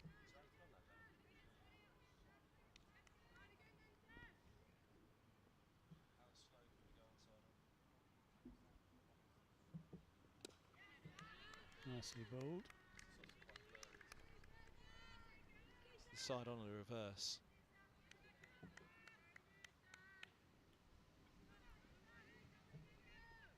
Don't think she got anything on it. Oh, now she's got something on that. Well, got too much on it for the keeper, just dragged it away from her. Yes, she did, didn't she? Might have just been the arm, was it? Lucky to survive that one. In fact, the square leg umpire gave us a clue in the background.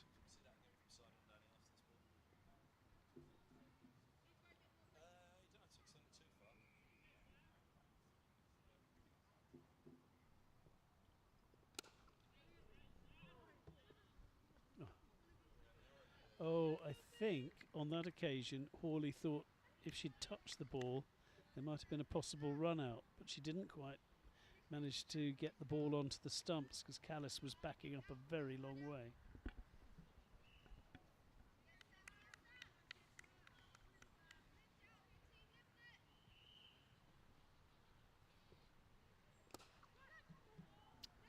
Oh, it gets through, and that'll be a boundary. Very nearly back with a maiden, Hawley. Should have only been one as well.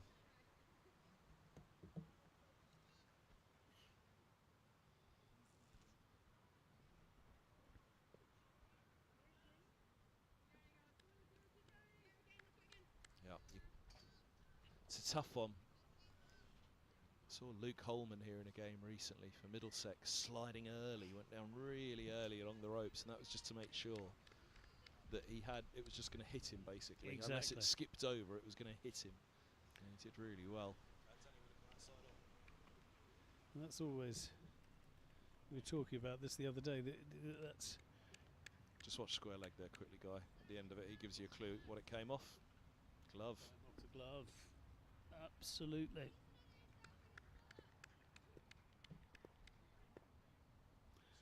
But survives.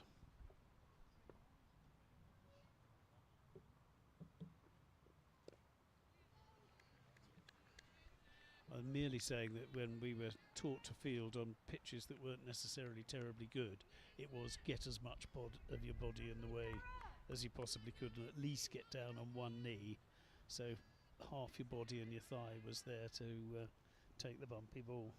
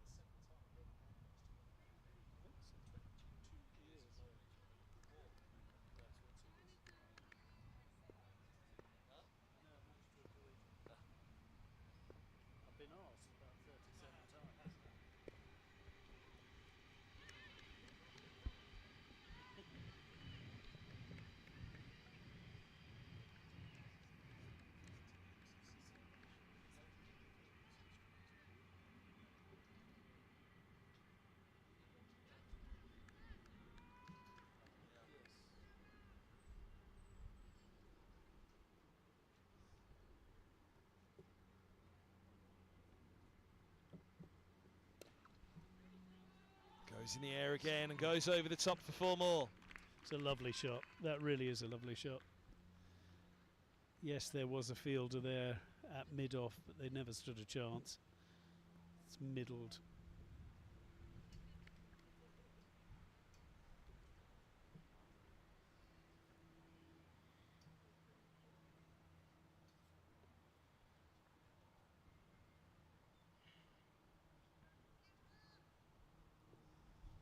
Middlesex have gone a little quiet again in the field, as they did just before the fall of that second wicket. You're absolutely right. The energy's just down a touch, isn't it? Shouldn't be, because they should have seen what happened with the fall of that second wicket, so it brought the third.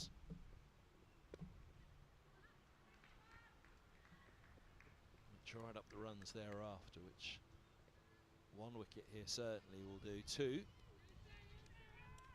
Yes, you wonder if that, just how important that drop will turn out to be off the bowling of Hannah Davis. And you see Routledge put Steepler down.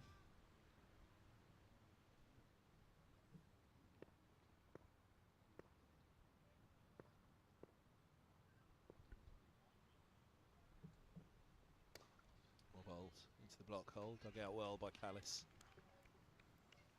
She's got a little bit of a slingy action, hasn't she, Pearson?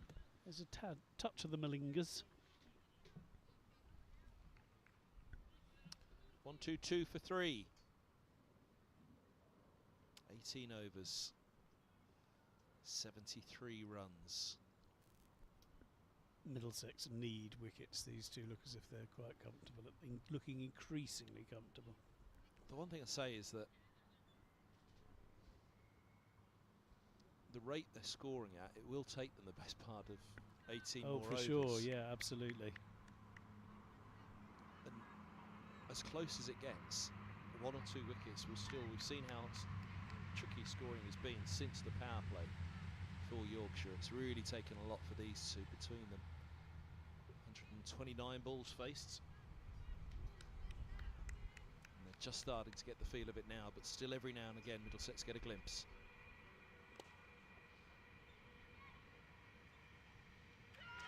Now, there's the glimpse they needed.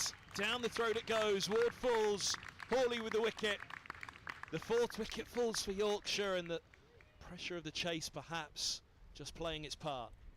Yes, teeny bit of a juggle it looked like at the end of the catch, but it was successfully held on to.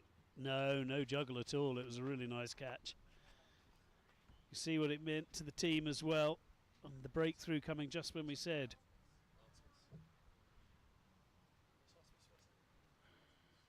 Artemis Downer with the catch.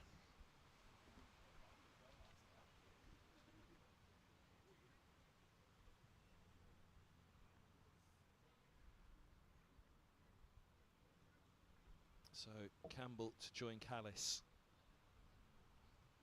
A little chat, a little bit of advice. Ward out there, the longest of anyone in this innings, 73 balls. Feels like that's a moment where Middlesex will really have a chance now to put a lot of pressure on the new batter. And they do need that the way that wickets fell in the Middlesex innings was usually at least 2 at a time, and you just feel Middlesex need to take another wicket quickly now, and then suddenly the pressure is right back on Yorkshire.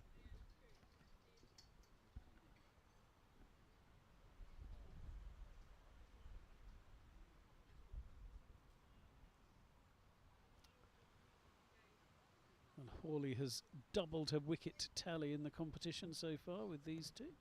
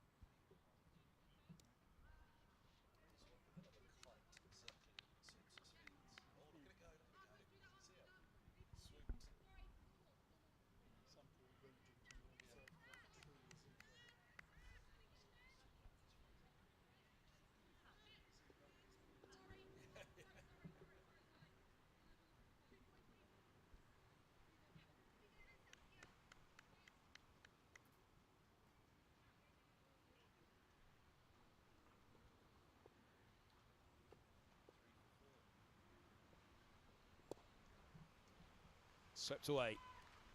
That's a fine shot. That really is a good shot from Callis. Just picked it and off it went for 4. It's there to be hit, there to be put away. And Closest well. we come to a 6. Irony being that was the shot that Hawley fell to, wasn't it, when she went for something of a pick up on the sweep.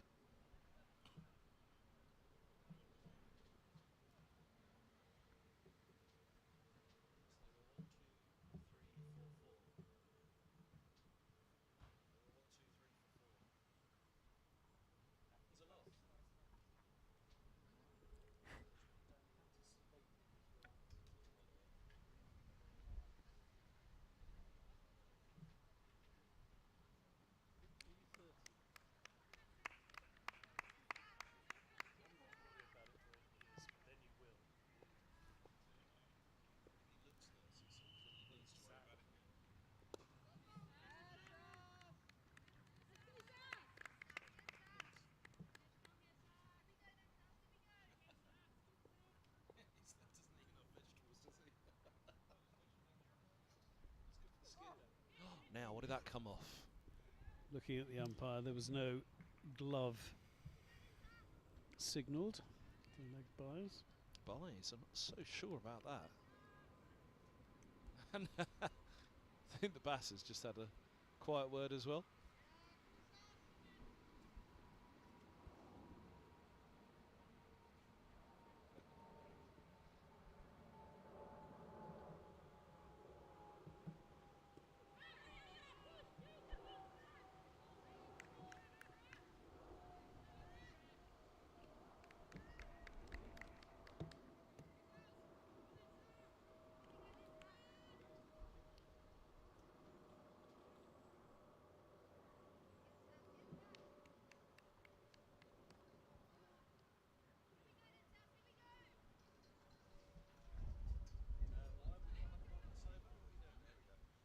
They got there in the end. Overcalled.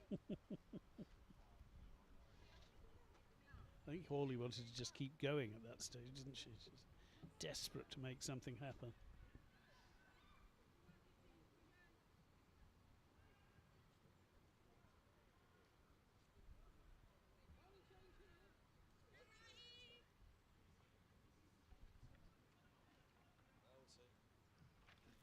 Issy Routledge back into the attack.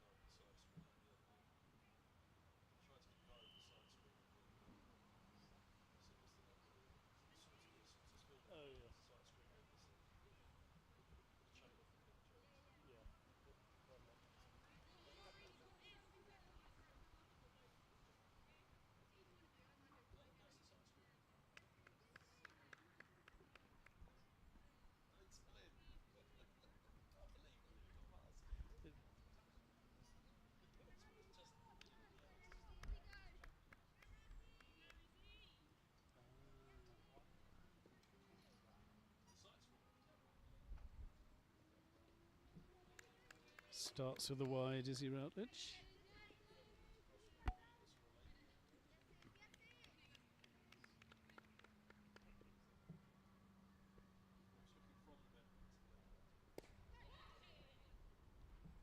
It's a really good stop. Telling that. Getting down well.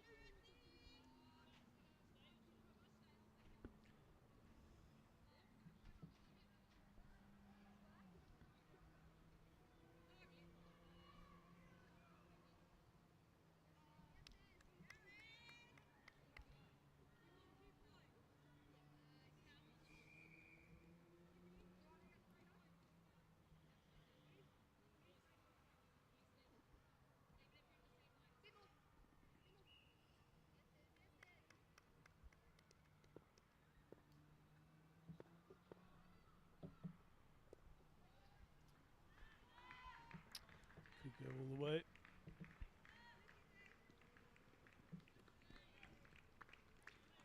Hannah Davis beaten to the boundary line, 4 more.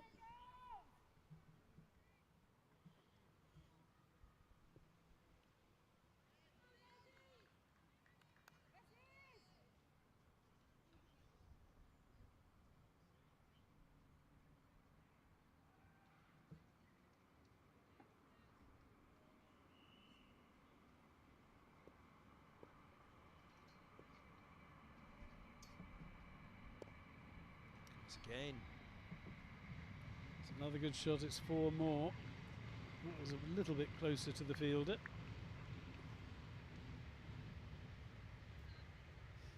wonder if Callis just felt with the fall of that wicket, knowing us to not allow Yorkshire to fall into some sort of trap here of the runs drying up again. She's being helped slightly by Izzy Routledge bowling a couple down the leg side as well.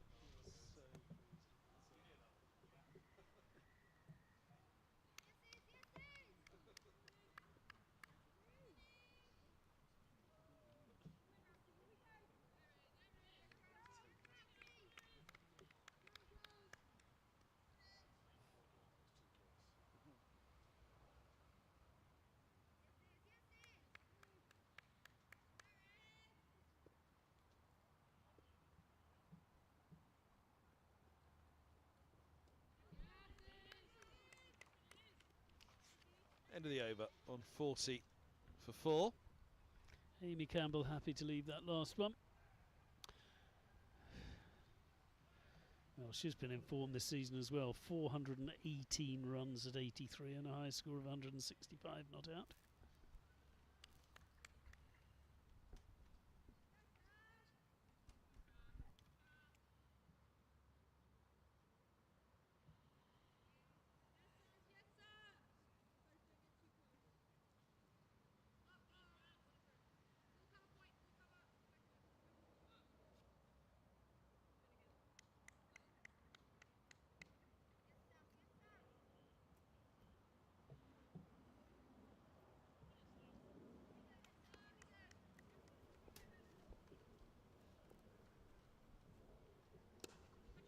Up it goes and over again.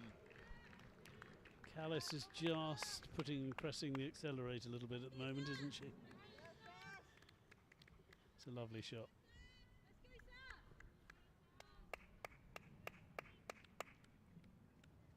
Boundary shy of a half century. Yeah, she's raced along in the last 2 or 3 overs.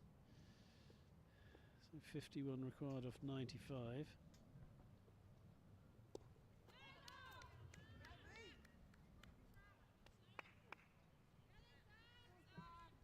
If she gets to 49, she'll be thinking that should have been 50, as she was telling the umpire on that single an over or so back.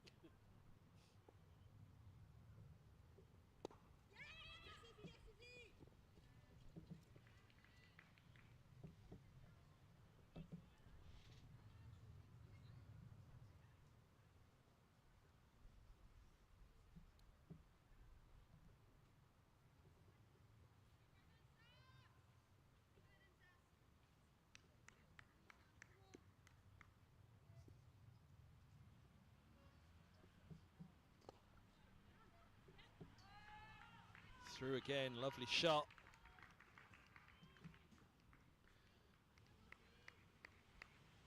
Turning for 3. Indeed 2. Dragged in well by the fielder, keeping them down just to those 2. Katie Wolf.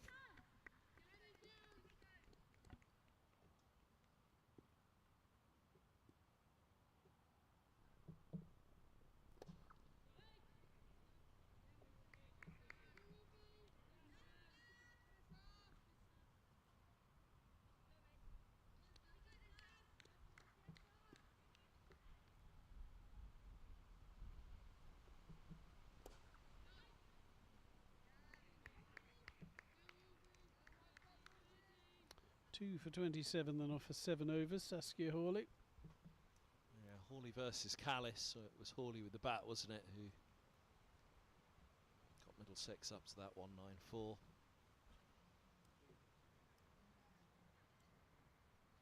Gole with a good support act at the end, but without Saskia Hawley, Middlesex really wouldn't have put up much of a fight, it seems.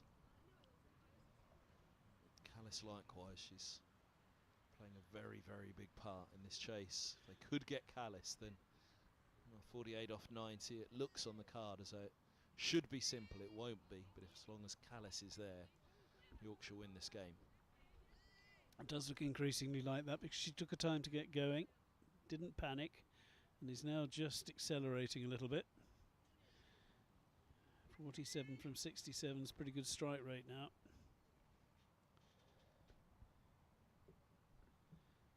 It's Hannah Davis back into the attack.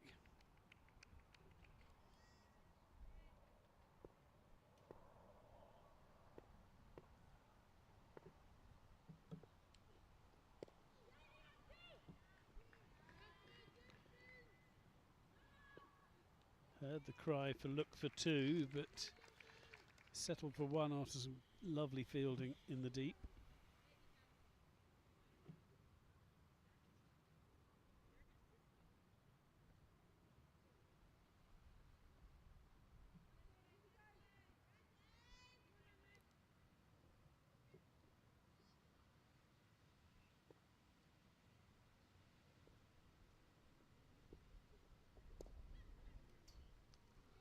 Goes up again, but lofted into space.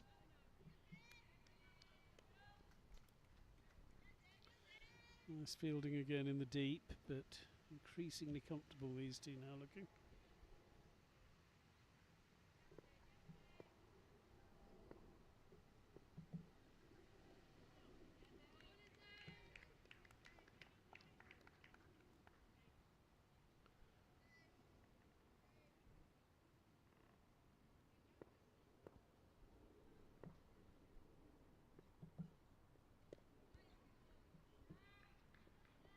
The single to take her to 49.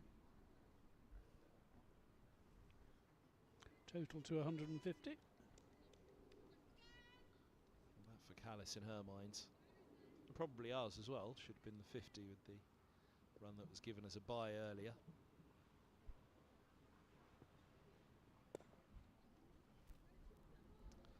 Campbell saw that early. She did. It was short and it was spanked away, wasn't it? So quickly onto it. Actually, it wasn't that short. It's just really good batting. Rocked back and pummeled it through mid-wicket.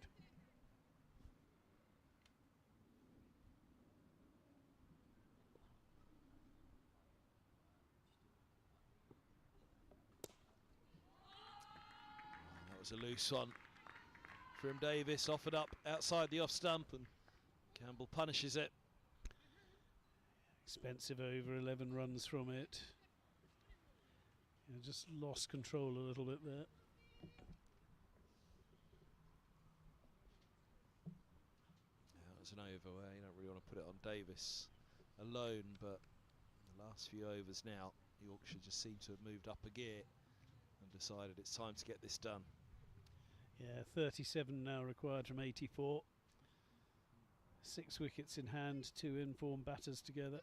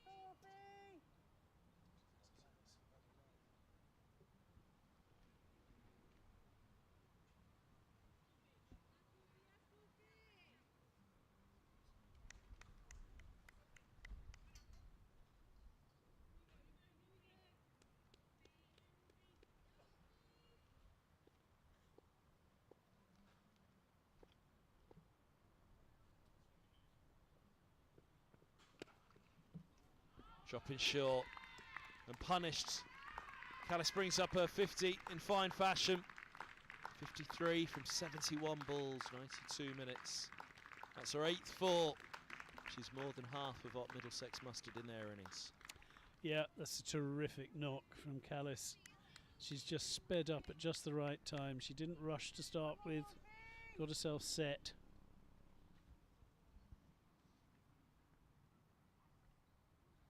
Particularly been all stages yet with the ball. Middlesex throwing it back to her, see if she can find a way to come up with something.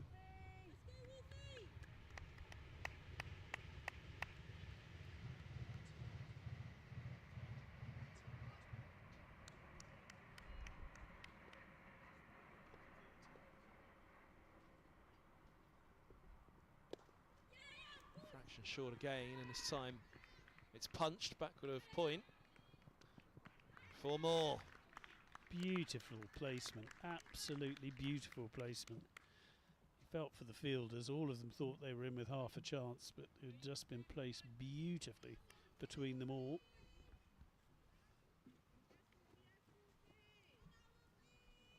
Middlesex are going to have to come up with something special here, and with the ball I wonder, do they need to throw to a spinner?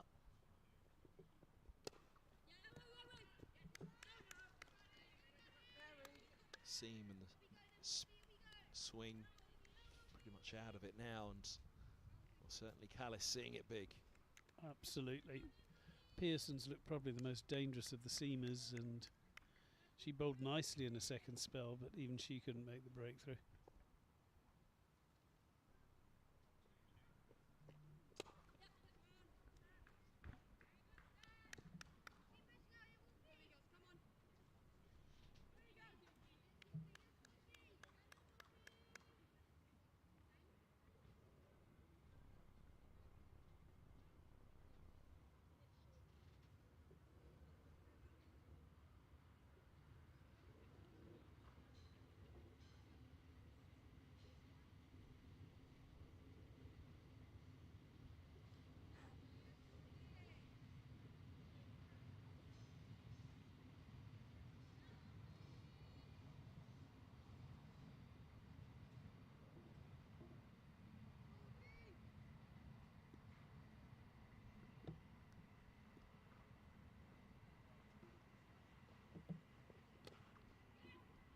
It's through again. It's Campbell this time.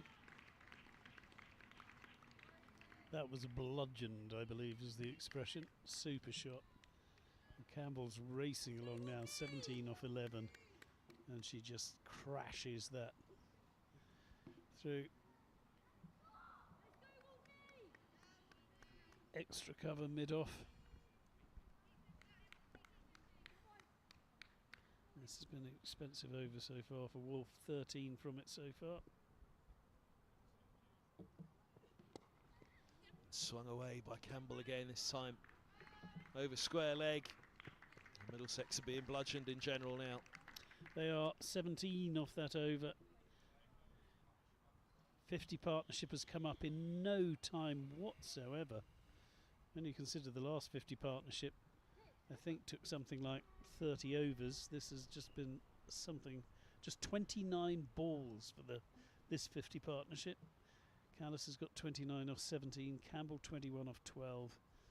It's been harsh on Middlesex, but now just 20 runs required. 13 overs to go.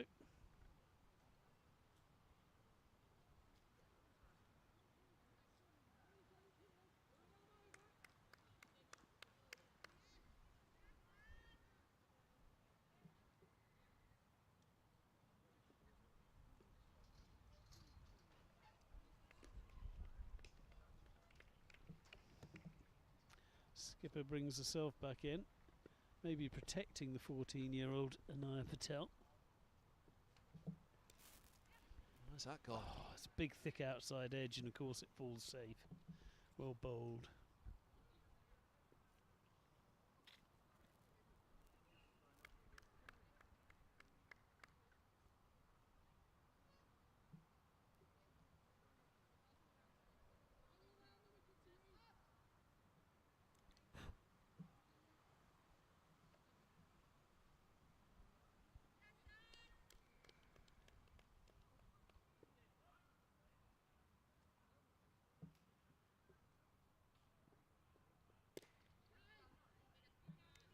determined to get this done now, aren't they, Yorkshire? Yeah.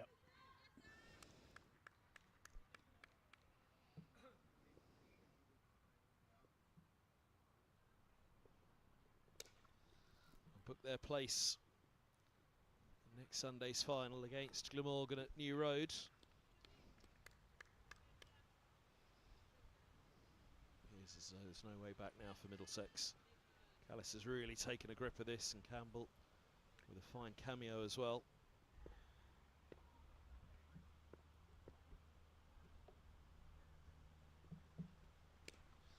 Down the ground again goes Callis. Almost inside out with that one. It's gone for 4. You know, if they moved the fielder, just where the fielder was moved, and Callis has taken full toll of that. Bludgeoned it. That was close to a 6 as well. 1 bounce 4.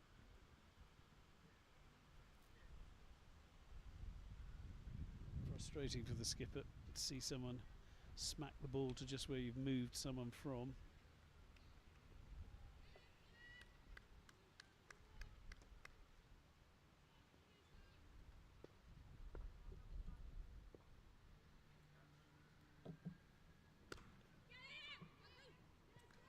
That's a good stop. Good fielding, wasn't it, by Goalie?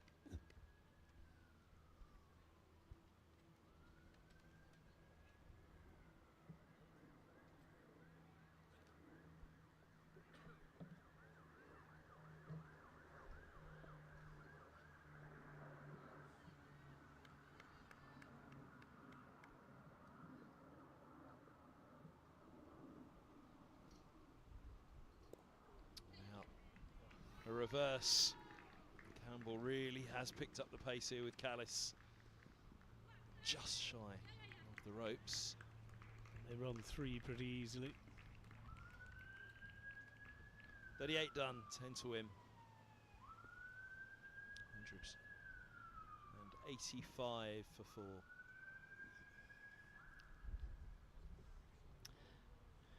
Yes, after the fight back at around the 50 mark, you do wonder what would have happened if that catch had been taken and made it 80 odd for 4. Callis survived and is now 64 not out and batting beautifully, and 10 runs away from victory. And it's tough, isn't it, on Middlesex, because they've won all 9 matches in this competition so far. They get to the semis. Well, it's a bit like Yorkshire in the final of the T20, wasn't it? Yeah. Unstoppable Yorkshire. Did say today might be a little bit of payback. Yes, you did. You did. But equally, I think a lot of credit goes to Hawley on the left there, because without her innings, then actually Middlesex perhaps weren't at the races today, and this would have been a much more comfortable win for Yorkshire. Yeah, it's still going to be pretty comfortable. 10 overs probably, there or thereabouts. And Anaya Patel is finally brought into the attack.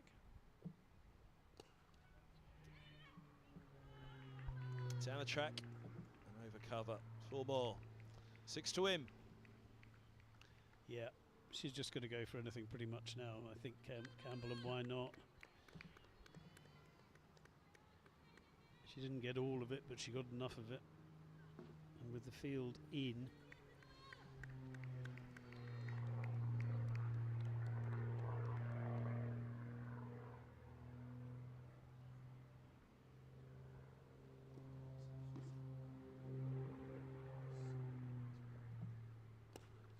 down again, doesn't get hold of it. Oh, it does bobble through though. Pace will have been taken off, and it'll just beat the fielder to the rope as well. yeah, that was unfortunate really for the bowler and for the fielder. Fielder did pretty well to get in the way of it, but it just bounced off a knee for 4, which will hurt, and she did everything she could to try and stop it, and then it just trickles over. 2 required.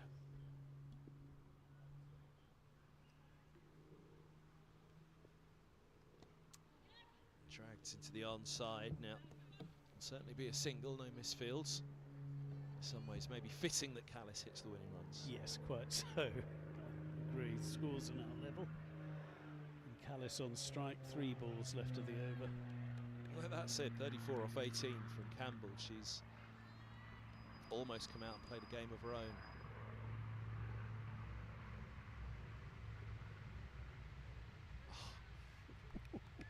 Fine work from Patel. She's good. She's going to be very good.